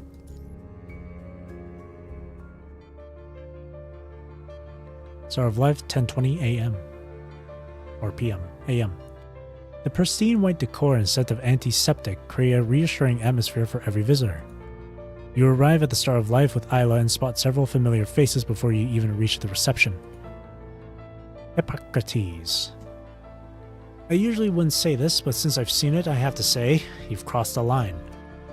The Star of Life is a place for healing and saving lives, not a tool for covering up your messes. Now, of course, I completely agree. Where else in Babylonia could you find a cleaner place than this? What we're doing is also a form of treatment. Some troubles on the surface can be fixed with a bit of money, but if it happens in space... Collins taps his foot on the floor, his tone overflowing with a sincerity that seems to come from the heart. That's not a sight anyone would want to see. Medical practice requires a license, and treatments must follow proper protocols. Of course, everything we're doing is within the scope of medical protocols. Collins' smile stays intact as he passes the conversation to the man behind him. The silence lasts only a few seconds before Hippocrates reluctantly hands over what appears to be an official notice, which Asimov takes and signs. You know about this? Yes and no. They moved too quickly. Asimov hesitates, as if wanting to explain something but just lets out a sigh. No, I've never been able to figure out how they think, and I don't want to waste time trying. But I'll keep a closer eye from now on. If you say so. Let's go, attending physician Collins. I'll show you Babylonia's illness. You must be joking. Hasn't he already been cleared? I'm here to offer condolences and compensation. To show his sincerity, Collins produces a basket of gifts, with the most expensive item being an anonymous credit chip nestled among the flowers. Hippocrates responds with a grunt, shoves his hands back into his pockets, and turns to leave. The two walk away while Asimov remains still. What happened? Asimov? It's Benny. Startled, Asimov looks up and tucks his pen back into his collar. His tone shows mild irritation. A minor issue with the Science Council. The Control Court has taken several researchers in for questioning. The Control Court? Now Kurono? They're involved, but they weren't the cause. Asimov pauses briefly, thinking about whether to explain further. Discrepancies between the actual results and what was reported were found for a project at one of the Science Council's research institutions. So the Control Court intervened under counter-espionage and confidentiality breach regulations. Sounds like standard procedure. But Kurono doesn't see it that way. They've interpreted the Control Court's crackdown on the Science Council as a premeditated collaboration. I don't understand. Why would Kurono interpret the Control Court's attack as cooperation? The Control Court confronts the Science Council, and their investigation extends to other projects in the process. Kurono's projects get accidentally caught up in it. That's what they're worried about. How exactly does this all relate? The reasoning seems a bit off.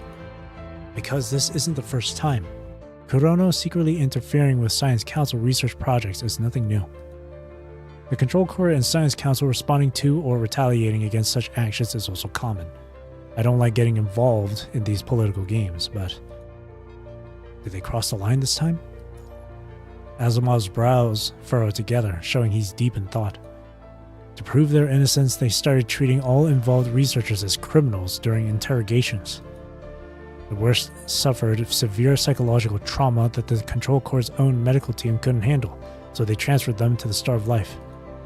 It sounds very much like they were trying to destroy evidence. That's what I thought too. The Kurono released recordings of the entire process. This time they are genuinely innocent, so of course they made a point of being open about the investigation. Besides, this incident was very unusual. Asimov's expression grows increasingly serious as he delves into the details. There was a glaring, inexplicable gap in the project's research progression, like a skyscraper that appeared out of thin air. Or a tower. Appeared out of thin air. The project's latest technology had already been implemented on several frames and even deployed on a small scale, yet the most recent batch of experimental results was only produced last month. But the earlier derivation process and prototype technologies seem to have vanished. Did they not notice anything unusual? No. The project members' reactions to this question were so consistent they seemed more like a rehearsed performance than a coordinated cover-up. Complete ignorance, bewilderment, and excuses. Even the sequence of their reactions was nearly identical across the board. Asimov's brow furrows even deeper.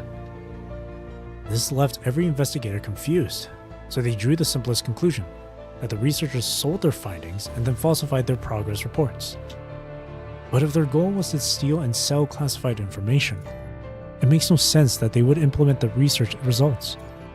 This is another point the investigation fails to explain. Something must have gone wrong, but neither the Control Court nor Kurono have given me time to figure it out. It's simple. Without one, there cannot be two. Without materials and a manufacturing process, there will not be a finished product. Asimov's words coherently connect several abstract concepts. Lila. You pull out the letters you discovered in the cabinet. They have recipients and broken wax seals. Letters that are just like the finished products. But the paper inside is completely blank. Sounds a bit far-fetched, but looks like you've run into trouble as well. That's why Uzabeni and I came to the Star of Life. Asimov, does this project have any connection to the WGAA? I don't know your situation, but this project has nothing to do with the WGAA. It's military research, primarily for the battlefield. They study tenebrion energy, which you should know about. Asimov pauses for a moment before continuing. The project's official codename is ABES. Its predecessor was a research institution for the Golden Age called the ABES Research Institute. Does what happened to you have anything to do with this name? You exchange a look with Isla, both shaking your heads. HO584 Usabeni. RSO 5885 or 0585 Isla. Please proceed to window 27. Isla is about to say something when a cold electronic voice sounds in the lobby. It's their scheduled consultation. Interesting. Protagonist. Babylonia Star of Life, 10:20. Doors open with a click as you and Isla exit from two different rooms. Neither of the two consciousness connections produce symptom patterns similar to what you described during tests. We've sped up the process. Both patients show physical functions, mind and mind beacon stability levels above safety thresholds. Your conversations have been sent to our psychological department for analysis, but they'll need to interview your friends, family, and colleagues before forming a conclusion. This process will take 3 to 4 business days. Our preliminary diagnosis indicates mass conversion disorder. The doctor delivers the results in a monotone, then sets down the paper to add more information.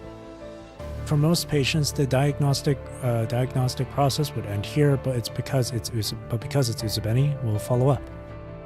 Considering your previous reports, I'm inclined to believe this finding is meaningless. You don't believe your own preliminary diagnosis? In my professional opinion, except in extremely rare cases, of course I don't mean to speak ill of any patient. The doctor smiles an apology and makes a gesture, as if trying to take back the inappropriate comment, but becomes serious again. Apart from a handful of cases, I've never seen other commandants exhibit similar psychological symptoms in their daily lives. A commandant can still fall ill or have physical and mental health issues. Others may have psychological issues, but nothing nearly as severe as what you've described. And we haven't detected any signs of infection, so thank you for your honesty. I might not agree, but your status as an elite squad commandant still takes priority over your status as a patient. Even if others have doubts, I won't say it. I'm a doctor and I'm supposed to reassure my patients. But you need assistance instead of reassurance. I'm sorry I couldn't be of more help. Don't worry, just leave the rest to us. The doctor shakes her head, gathers the examination forms, and leaves the room. As she exits, Asimov enters. Is the examination over? You didn't go? You're actually still here? There's no evidence linking what happened to you with the Science Council incidents, but I'm still concerned about your condition.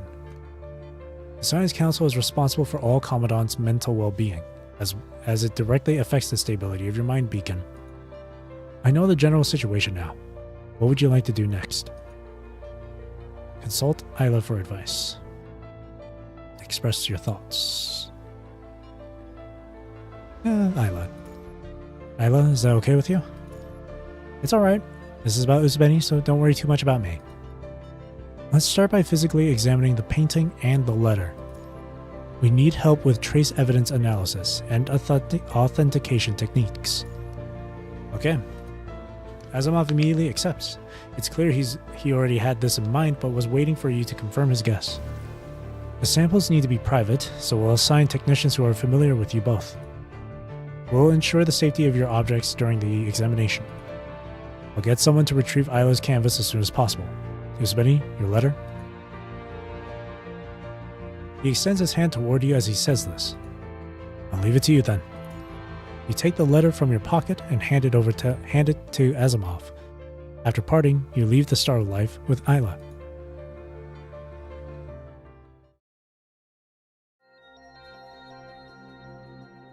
Fast City, Suburban Villa, 12:30, line spacing 2. At the villa's entrance, a weathered mailbox creaks in the wind as Iris reaches in to pull out a letter. The sharp edge leaves Iris's fingertips unscathed, yet the sharp sensation reminds her of her exhaustion. These lapses in attention are occurring more frequently. It's not a good sign. Iris shakes her head and opens the letter. Rows of delicate, elegant cursive in royal blue ink flow across the page with confidence. The multilateral trade agreement has been signed at the Mirror Sea Twin Towers and officially implemented. The peace operation conducted by the Tuka Independent Guard along the Mantain coastline has concluded. The 709th Mechanized Brigade of the United Government has entered the Roro Rainforest in accordance with the Joint Security Regulations in the New Earth Codex. Roro and United Government section. Each line reads like a brief report, with items arranged chronologically. Anyone can find all of this information with a quick search. Even most of the details have been made public.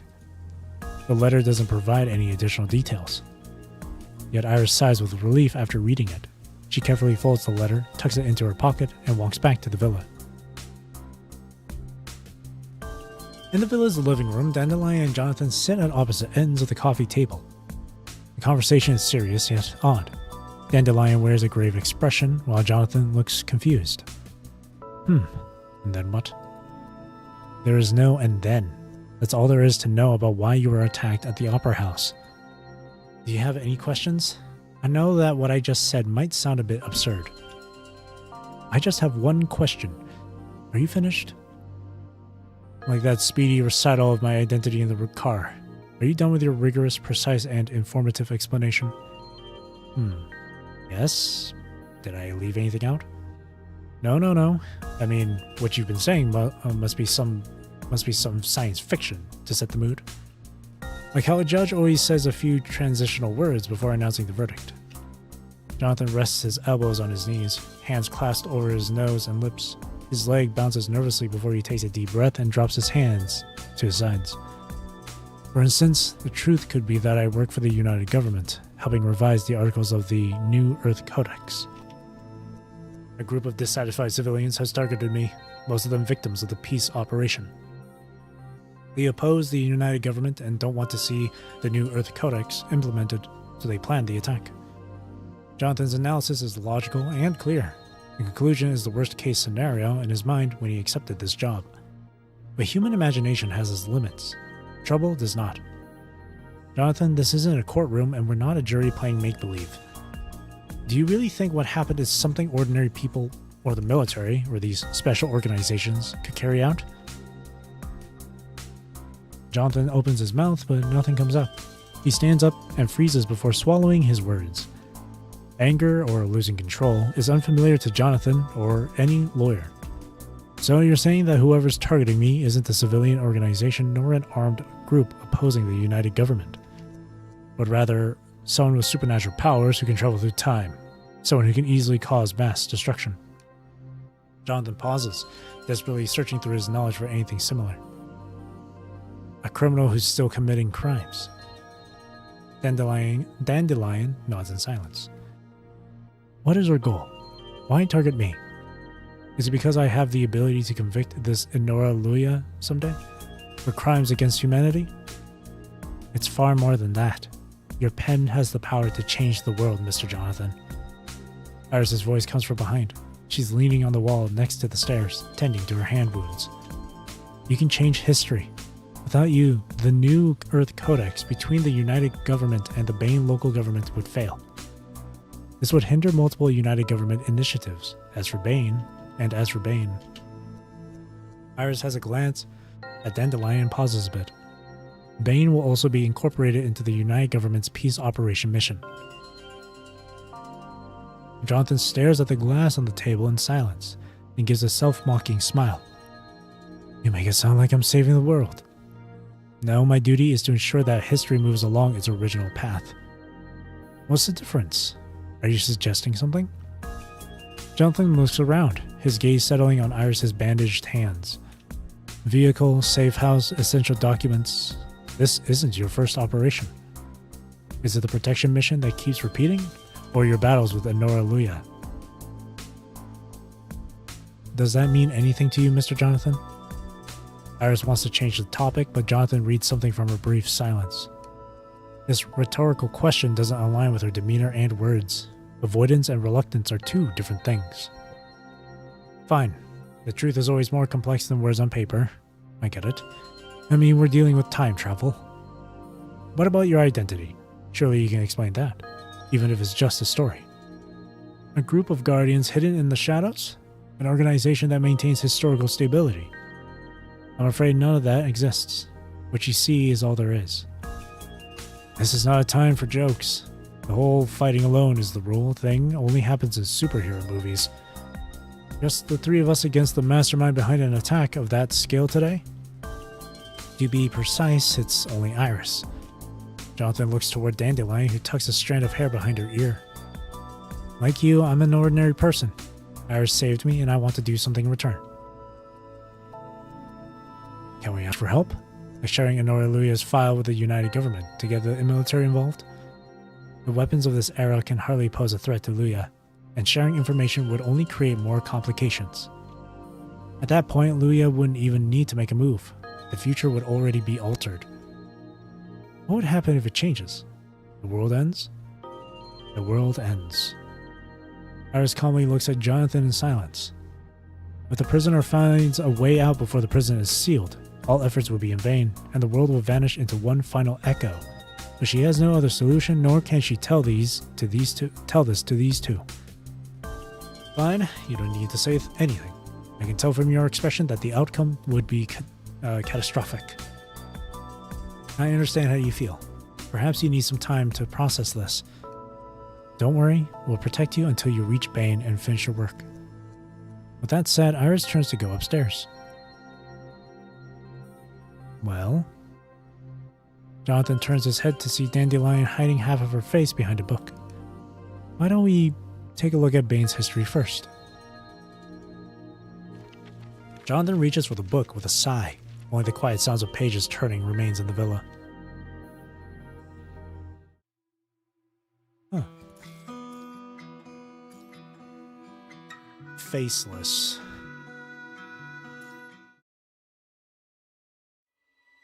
City Suburban Villa, 1430, line spacing 2. Iris returns to her room where letters she retrieved from the mailbox lie spread across her table. She pulls out letter paper, casually stacking them before picking up her pen. Elegant royal blue ink flows across the page. Bane has signed the new Earth Codex, ending the successful journey. By then, the notes will have completely slid to the bottom of the staff, and the distance from the main line with width 5 will be the optimal length for the slash. The closed loop will set forth a chain of events, and our sending messages via letters may no longer be viable. You must ensure the viability of the remaining option during your journey.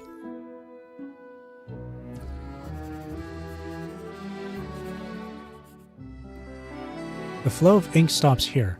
Iris hesitates before adding an emotional line. Oh, Jesus. The critical point for the slash is close and must be secured. Iris blows the ink dry, slips the letter into an envelope, stamps it with a wax seal. She lets out a long sigh. She pulls out a blank piece of paper, carefully lays it on the desk, and leans back against her chair.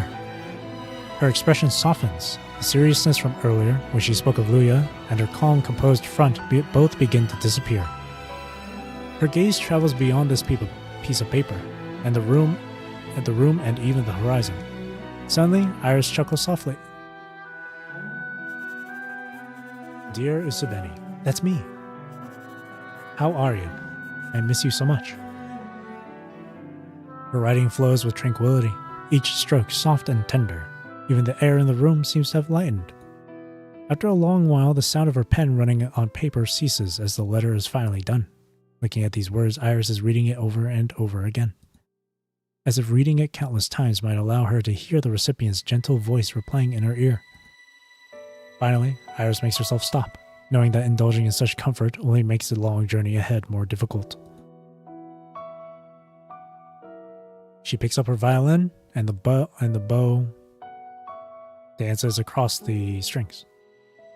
Bow? As the music fills the air, the letter begins to dance, drawn by an unseen force. It bundles into a tight ball that unfolds like a germinating seed and grows into a flower. A pale blue glow creeps up the paper flower, then vanishes with the last note, as if it were never there at all.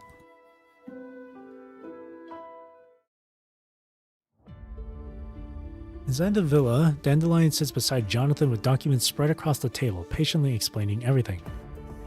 Due to their troubled history, the people of Bane are particularly sensitive to certain ideas in the New Earth Codex. A prime example is the Northern Territory Incident, which had a profound impact on Bane's social climate and public consciousness. If we want to advance the protocol, these sections should... Bang! Jonathan? The man has his eyes on the text, but his mind is wandering. He snaps the book shut, and the loud noise startles Dandelion. Am I making it dry? If you're not interested in this part, we could... Your eloquence and tone are far more pleasant than the cold legal articles, but... Jonathan calmly finishes the thought that Dandelion didn't finish. I'm sorry, you're right.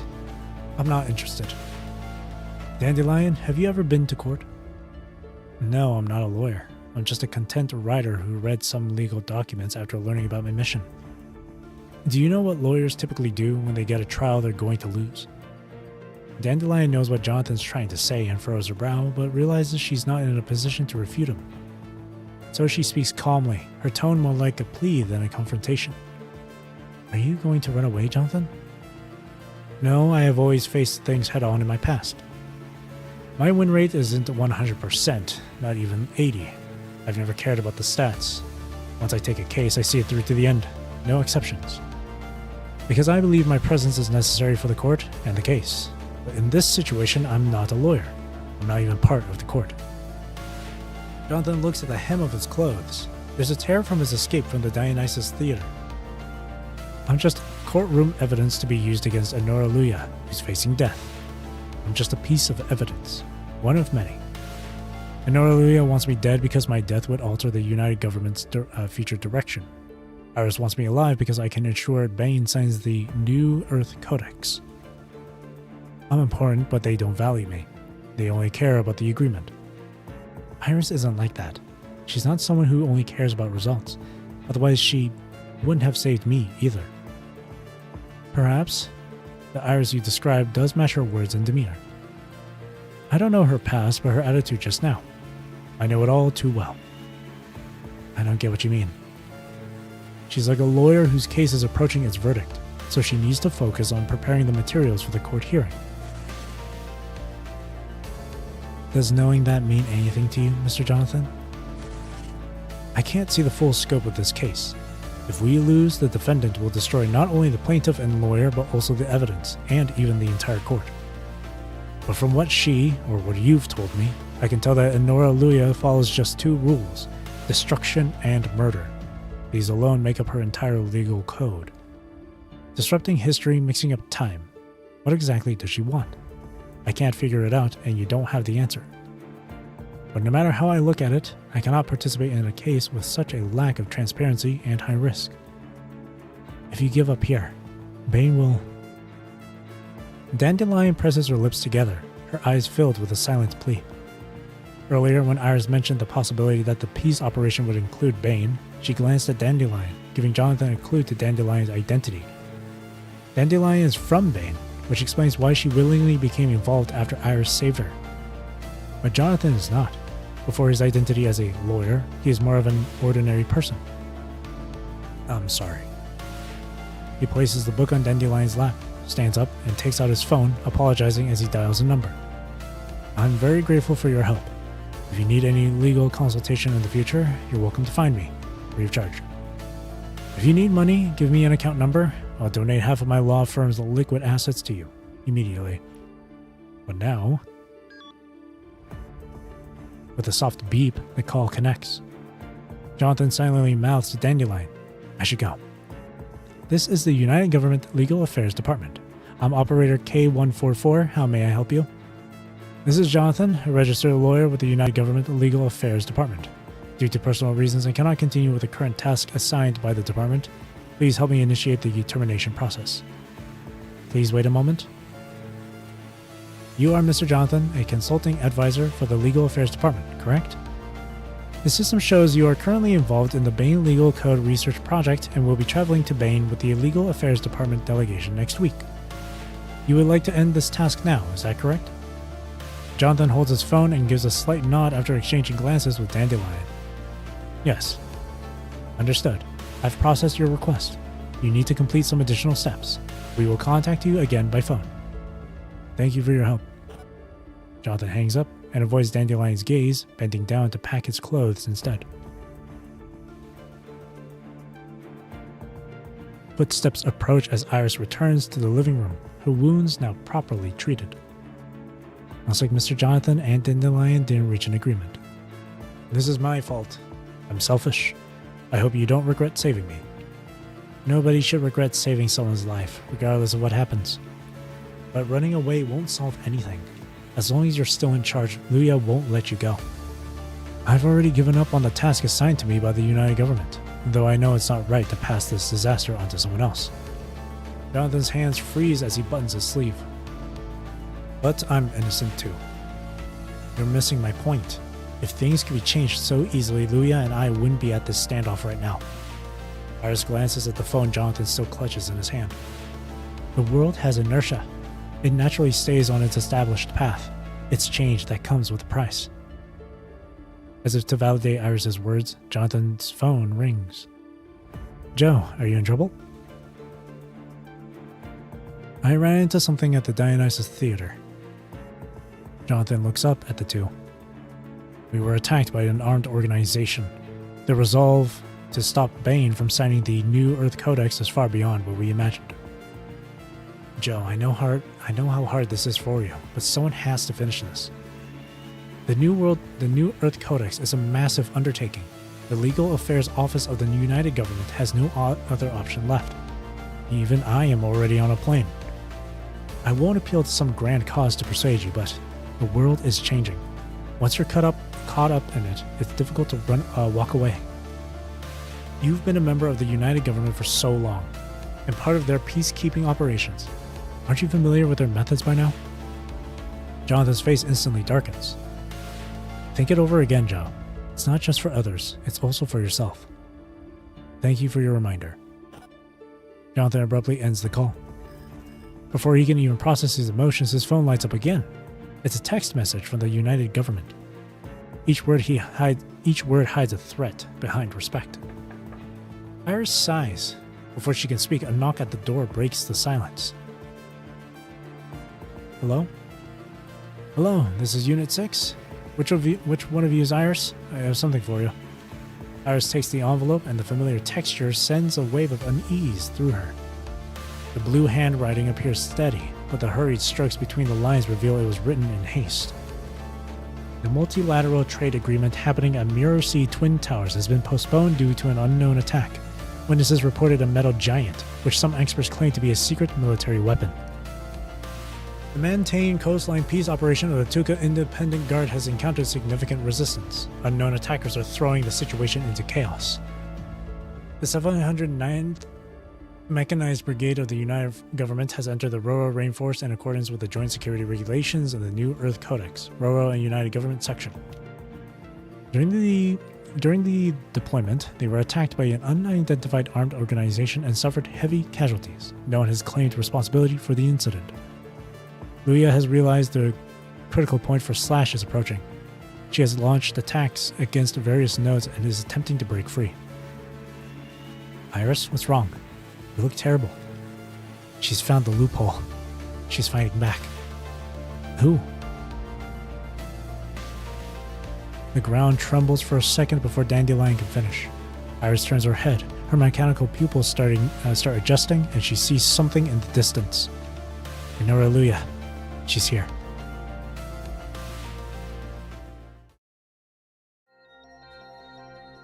Meanwhile, the next day you follow a message on your terminal and arrive at the information center in the same district as the dormitory. The usually bustling building is now temporarily closed. The few people who come up click their tongues in disappointment and walk away. Good morning, Commandant. What's going on here? You walk into the building with Isla after going around the barriers. Last night, the forensics department ran 3 thorough tests on your letter. They did not find anything.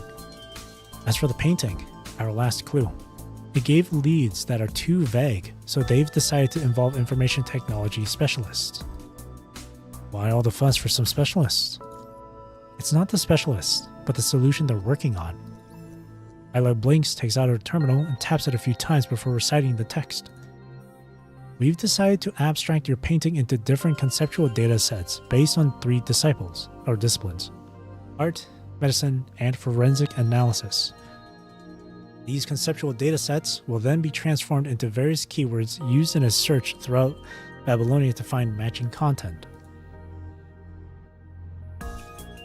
Is there a version of that in plain language? I'd like one too. As she finishes speaking, the terminal chimes and auto-connects before she can touch it.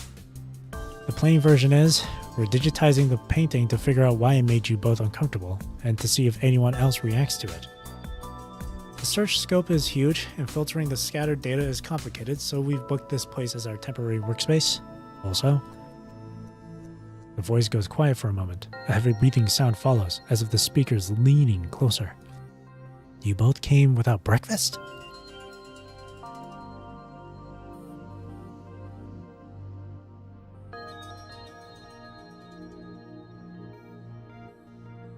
You enter the information center's server room and see rows of wide monitors lining the walls. Data cascades down the screens like waterfalls, while subtle beeps hum rhythmically. At the control console, a petite figure is curled up in an oversized chair with a vacant stare. She looks more like an employee who's pulled an all-nighter rather than a construct. How are you feeling? Oh no. Teddy rolls her eyes. All-nighters might be nothing new, but staring at endless streams of data is clearly more tiring than playing Ultimate Bear Brawl in her dormitory. A rhythmic melodic notification chimes in harmony with your terminal alerts. Your order of 2 cherry-flavored electrolyte drinks and 1 cherry-flavored milk tea has been accepted. The vendor is preparing your order. Ooh, cherry-flavored milk tea? There's no need to hack into my terminal. I could have ordered for you. Because it makes me look more professional, plus it helps me blow off steam. Whatever works for you. Have you reached any conclusions? My only conclusion is that there's something odd about what happened to you. We don't have enough information to form a theory. Her fingers fly across the controls as she pulls up a user-friendly interface. A dozen files pop up in succession across the monitors. First of all, the painting. I searched Babylonia's entire internal network, but there's no picture with more than 60% similarity. I also checked the ones with less similarity. No need to waste any words for that. I can't get more information because the portrait lacks facial features. That's usually the easiest characteristic to match, essentially serving as the key data. Because I haven't decided how to draw it yet. The cursor traces whatever across the screen in response. I also have people's reactions to this painting from over 280 individuals across 66 industries and 4 age groups, using both indirect questionnaires and direct interviews. The data from this was the only result I got last night. What do you mean? Certain age groups showed reactions beyond typical observations. The reactions weren't obvious, often just casual comments or remarks, but they became significant once the sample size increased. I've divided these individuals into 2 distinct groups based on their reactions. Teddy glances at Isla as she continues to speak. The first group shares an obvious trait, affiliation with the WGAA, Alan and certain other WGAA members, for example. But the second group didn't. There were no common traits in terms of social status, purchasing power, living location, or recent experiences. I spent the entire night digging and eventually found something. The result is fascinating. Teddy pulls up a column of data, labeled Ticket Purchase Records. They all attended an old opera that was recently restaged, the Arcadia Evacuation. Almost all of them were present at its premiere. I've already reported these findings to Azimov. We'll find resources to conduct a thorough interview of these individuals. Good work. Don't forget, I'm keeping a record, and I'll send it to your terminal with daily reminders. I'll update my firewall as soon as I get home. I've already updated it. I'm in charge of this quarter's version, and it hasn't even been synced to the Information Technology Center yet. By the way, is that the image analysis software on the screen? Isla interrupts the playful banter. Yes, it is. Do you want to search for images with less than 60% similarity? No. Did you just say there were no matches? Then what's this? You all fix your gaze on the screen where Isla's finger is. On the bottom of the right on the screen, on a red bar that shows an error that has self-repaired, one result stands out. Image match similarity, 95%. Matching module tag, character depiction. Match target, backup frame, Capriccio. Details, no registration info. Question mark? Teddy furrows her brow and a dizzying array of windows pop up on the screen. Soon more information appears. Search core, backup frame, Capriccio. Details, no registration info. Current location, conservation area 221 warehouse. Frame processing status, pending destruction. Whoa, wow. Process registered by Control Court, Ishmael. Oh? A Babylonia backup frame stored in a conservation area warehouse. I think we found the issue. We have 3 hours until it's destroyed. Let's head to the warehouse now. Temporary communication channel established. I've created a combat mission under the Science Council's dispatch authority. I'll assist you in accessing Conservation Area 221's surveillance systems. As for Ishmael, I'll use the Science Council's authority to block her surface access request and stop Ishmael from reaching Conservation Area 221 before you do. I'm on my way to her now. Isla, let's go. You quickly assess your plan and leave Babylonia without gathering combat supplies. Interesting. Interesting. The time-stealing puppet.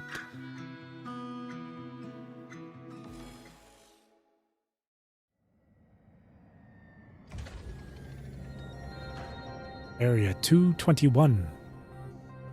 As you leave the landing pad, the noisy engines behind you briefly stop before starting again.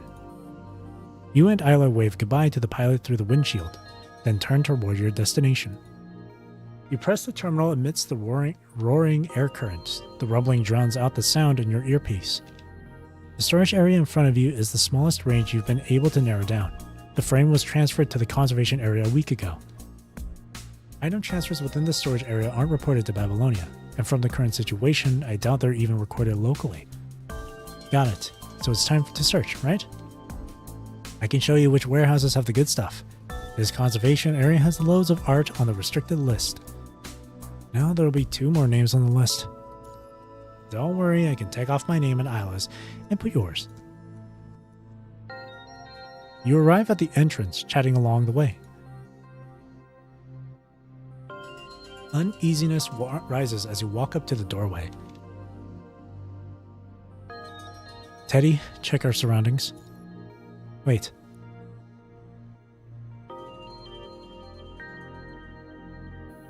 All 47 cameras around you are functional. No signs of tampering were detected. Isla senses a change in atmosphere and tilts her head. Commandant, did you notice something? It's going a bit too smoothly. Smooth? Not really. According to puzzle game logic, we need multiple keys to unlock the path we're taking. We've just started. The construct in this warehouse might only be the start, and we still have no idea what's going on with Ishmael. I think what the Commandant means is that everything seems to be going in a straight line. You nod to Isla and instinctively move your hand toward your holster. Identify problem, gather clues, locate target. This is almost too easy. Yes, and we didn't even need to solve the only trouble we ran into. Thinking about it now, our initial search showed no results until an error message suddenly gave us a clue. It's odd no matter how you look at it. Realizing the problem, the voice in your earpiece grows more alert. If this isn't just coincidence, or the task is actually straightforward, then we've stumbled into someone else's game. You exchange a look with Isla, silently becoming alert as you enter the warehouse side by side.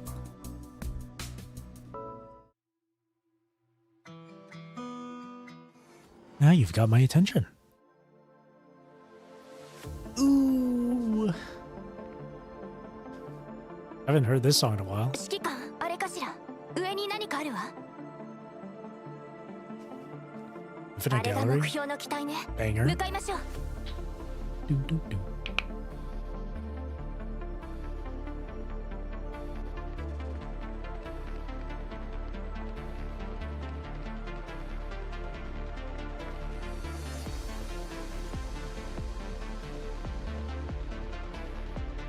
誰？指揮官危ない。 What the what? スペクトル線の幅ゼロ。確認完了。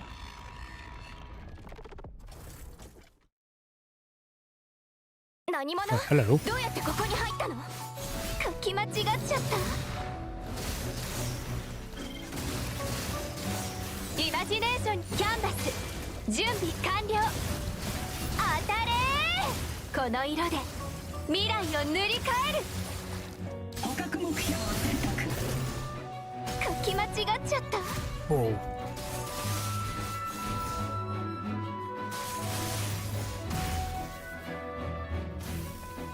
私の火力制圧。イマジネーションに共感しなさい。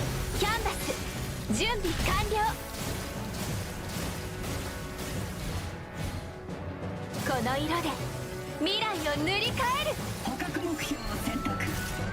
Oh. Ow. 書き間違っちゃった。イマジネーションに共感しなさい。インスピレスキアリ指揮官手伝って。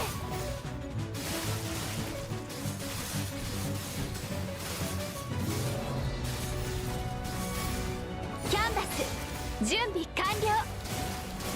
咲き誇りこの色で未来を塗り替える。インスピレーションエクスプロージョン。私の神髄見せてあげる。キャンバス準備完了。この色で未来を塗り替える。 Camera's completely fine now, though. 指揮官指揮官。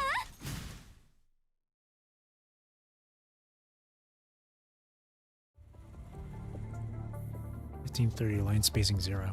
An EMP-like attack momentarily paralyzes Isla, while a thick fog obscures your vision. The signal is weakening. It's trying to escape. My turn. You pull out tracking and mechanical interference devices from your bag, dashing through the fog toward the enemy's last known location. Commandant, watch out!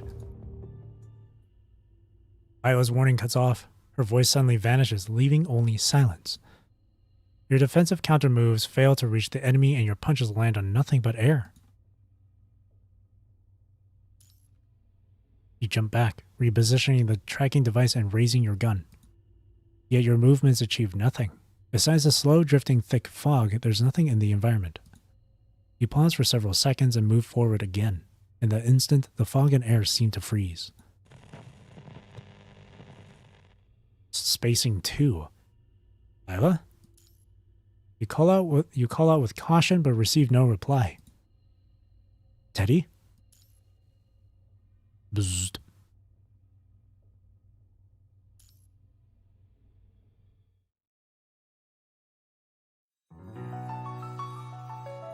Spacing 2.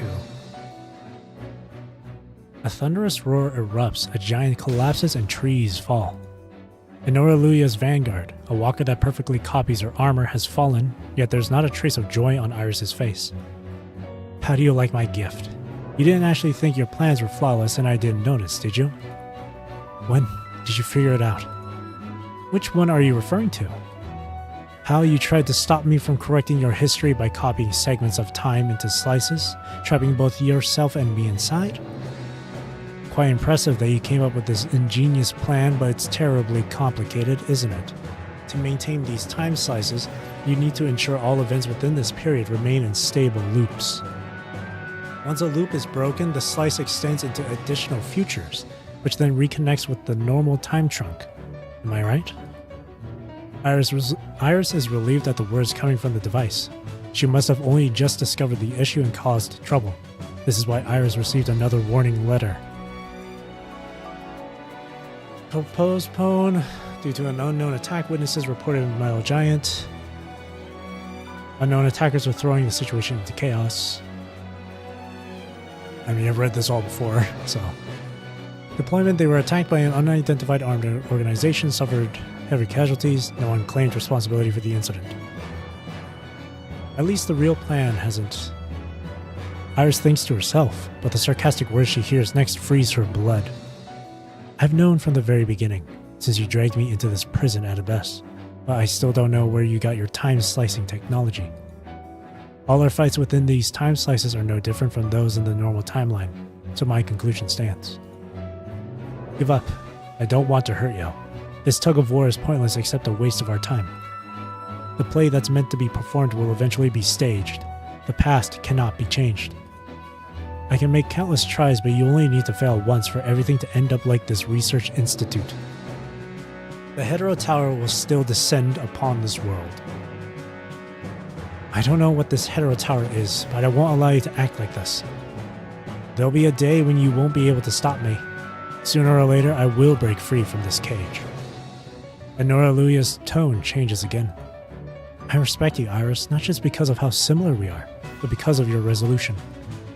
Detaching yourself from the normal timeline is the same as being forgotten by the world. Are you just doing this to keep me trapped in this loop for a while? I see. Yeah, I had the feeling that was the case. Removed herself from the normal timeline, which is us, which is through Commandant's eyes right now, so everyone forgot about her. I gotcha. And the line spacings are basically the different timelines, I guess. I appreciate your consideration, but I don't think so far into the future. I just want to stop you from destroying our last hope. Ha ha ha. I don't believe it, Iris. No, Selena. That's what the person you were always with called you, wasn't it? It's a pity. A name is a blessing from the past to the future, yet the person you cherish has forgotten it. But don't worry, I'll find them and tell them everything about you. I don't know what you're talking about. Iris responds in a confused tone, yet her hands instinctively tighten around her weapon. I never thought you'd resort to self-deception. Let me lay it out.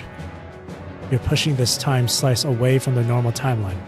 You plan to sink this ship with us on it and leave it eternally at the bottom of the sea. But I've already found the exit, Iris. You've carefully covered your tracks, but, luckily, you have a shadow that's been submerged in countless timelines for too long, and I've caught it. In the next moment, all emotion fades from Nora Luya's voice, as if her soul has been extracted. Re-establishing connection with frame number 17. Locating coordinates. Location, conservation area, Babylonia Logistics Warehouse. Piercing white noise erupts as thick fog begins to surge, gradually blinding Iris. She recognizes this fog, and Nora Luya always uses this trick whenever she does something related to time. She must stop her. She cannot. She absolutely cannot let that world, cannot let the conductor. Iris raises her weapon again, ready to lunge forward, when a sound from inside the fog makes her freeze. Establishing. Buzz, buzz. The smooth broadcast suddenly cuts off as static disrupts the orderly performance. When her voice returns, it's filled with emotion, anxiety, confusion, but above all, shock. How is this possible?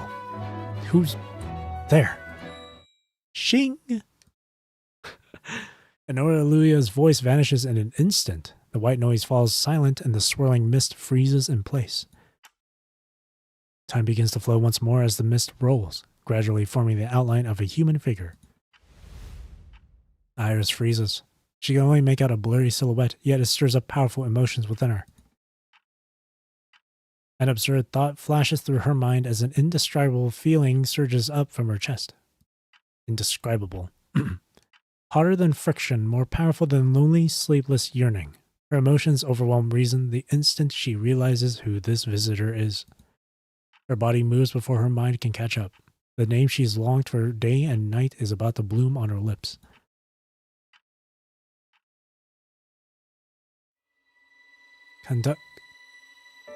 Get back. Right. He's completely forgotten you, so he doesn't recognize you. She is met with a cold, indifferent command. The thick mist dissipates, revealing a figure before her as Iris's alertness spikes. Are you working with that thing? The figure comes into focus. It's an unfamiliar woman whose physical appearance reveals that she is no doubt a construct. Her brows furrow. The weapon in her hand clearly won't pose any threat. What should she do? Before Iris can collect her thoughts, she watches as the figure bites her lower lip, releases her trembling hands, and allows her weapon to vanish. Her hopeful gaze meets icy eyes, and her heart shatters. The fragments cut deep into her. The pain has no shape but is so real it takes away Iris's breath. She nearly loses her voice. Seeing this, she lowers her gun slightly but keeps it in her hand. Conductor has forgotten who she is. Jumbled sensations crash through her mind and body. The conductor stands right before her, yet feels as distant as the horizon. She digs her nails deep into her palm. Pain travels into her mind as old wounds throb in unison. With great effort, Iris forces herself to remain calm. You. Hello. Nice to meet you. She tries her best to force a rather ugly smile. There are undercurrents hidden in her soft tone. My name is Iris. Iris finally figures out everything happening before her. Enora Luya has once again extended her reach into the normal timeline, trying to leave coordinates to escape this prison. But the conductor accidentally interrupted this process and got dragged into it. Fortunately, the conductor's reaction is expected. She can still salvage the situation.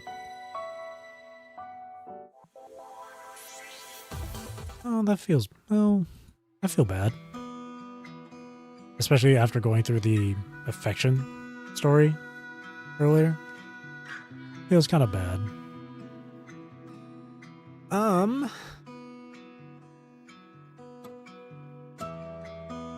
Should I...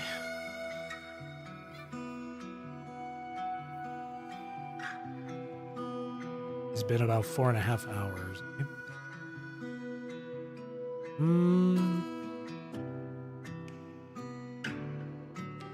I don't know if I want to keep going for a little bit longer or if I should just like stop here and then continue tomorrow.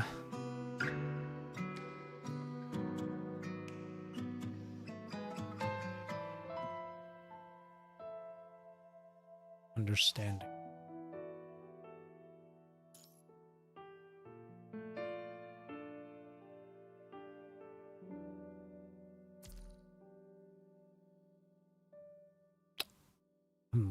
I'm thinking.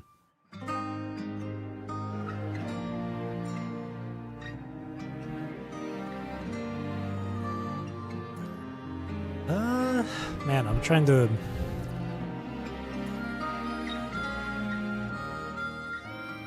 Because that feels like it's a good spot to, like, pause for now and then continue tomorrow.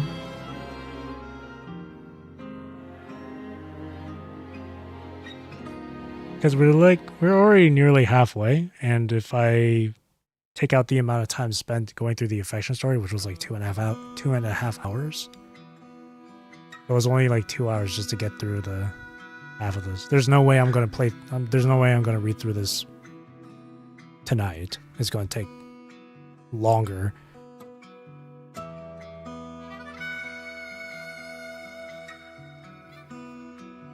I think I might stop from here, and then I'll continue tomorrow. I think this is a good stopping point.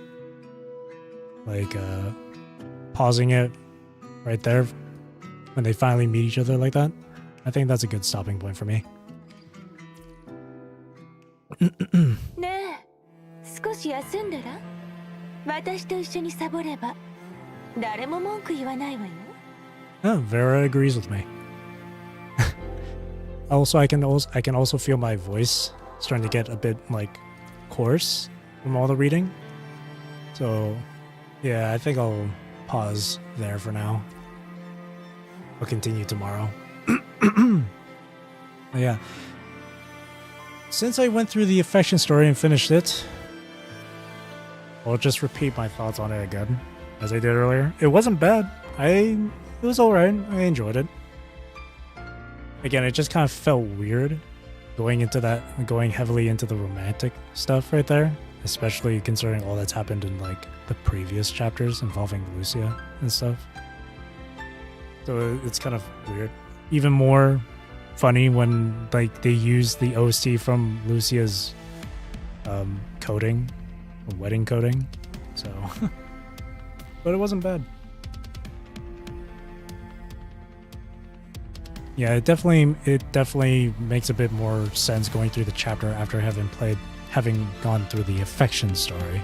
So it's kind of odd they did it that way, because normally people would just read through the chapter and then go through the affection story afterwards.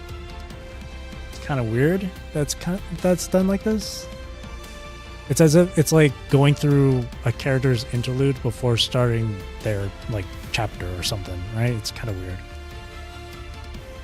It definitely does feel like it should have been part of the main chapter, but it wasn't bad though. The affection story wasn't bad. I think overall I'd give it like a 7 out of 10, maybe 7.5. I still enjoyed it. So far with the story for the chapter, I've only gone through the 6 nodes. Those 6 nodes were pretty interesting. A part of it kind of reminded me of because of the whole like just forgetting about Selena and all that stuff. That slightly made me remember one of the Bleach films. What was it called again? Fade to Black or something? Bleach Fade to Black? Where you just forget the character, where you forget someone and you slowly remember them. But yeah. So far the story has been pretty interesting. I'm kind of just anticipating the moment where it starts to get a bit off, I guess. I don't want to say bad or awful, because there have been a few people that have described this chapter to be bad or awful. So I'm kind of just anticipating for it to get to that point further down the line. But so far, I'm liking it. I do like the whole, like the different timelines, time loops that's going on right now.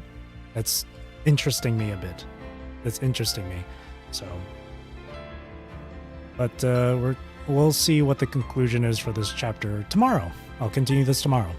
So with that being said, that's going to be it for me for tonight. So thank you for watching. Thank you for chilling with me. Thank you for chatting with me. I really do appreciate it. I hope you have a great rest of your day or night, wherever you are in the world. Take care, stay safe, drink plenty of water. Hope you enjoyed the stream. I'll see you tomorrow for the continuation and completion of chapter 34. Awesome. Again, thank you for watching. Again, I hope you enjoyed the stream, and I'll see you tomorrow. All right. Thank you. Bye-bye.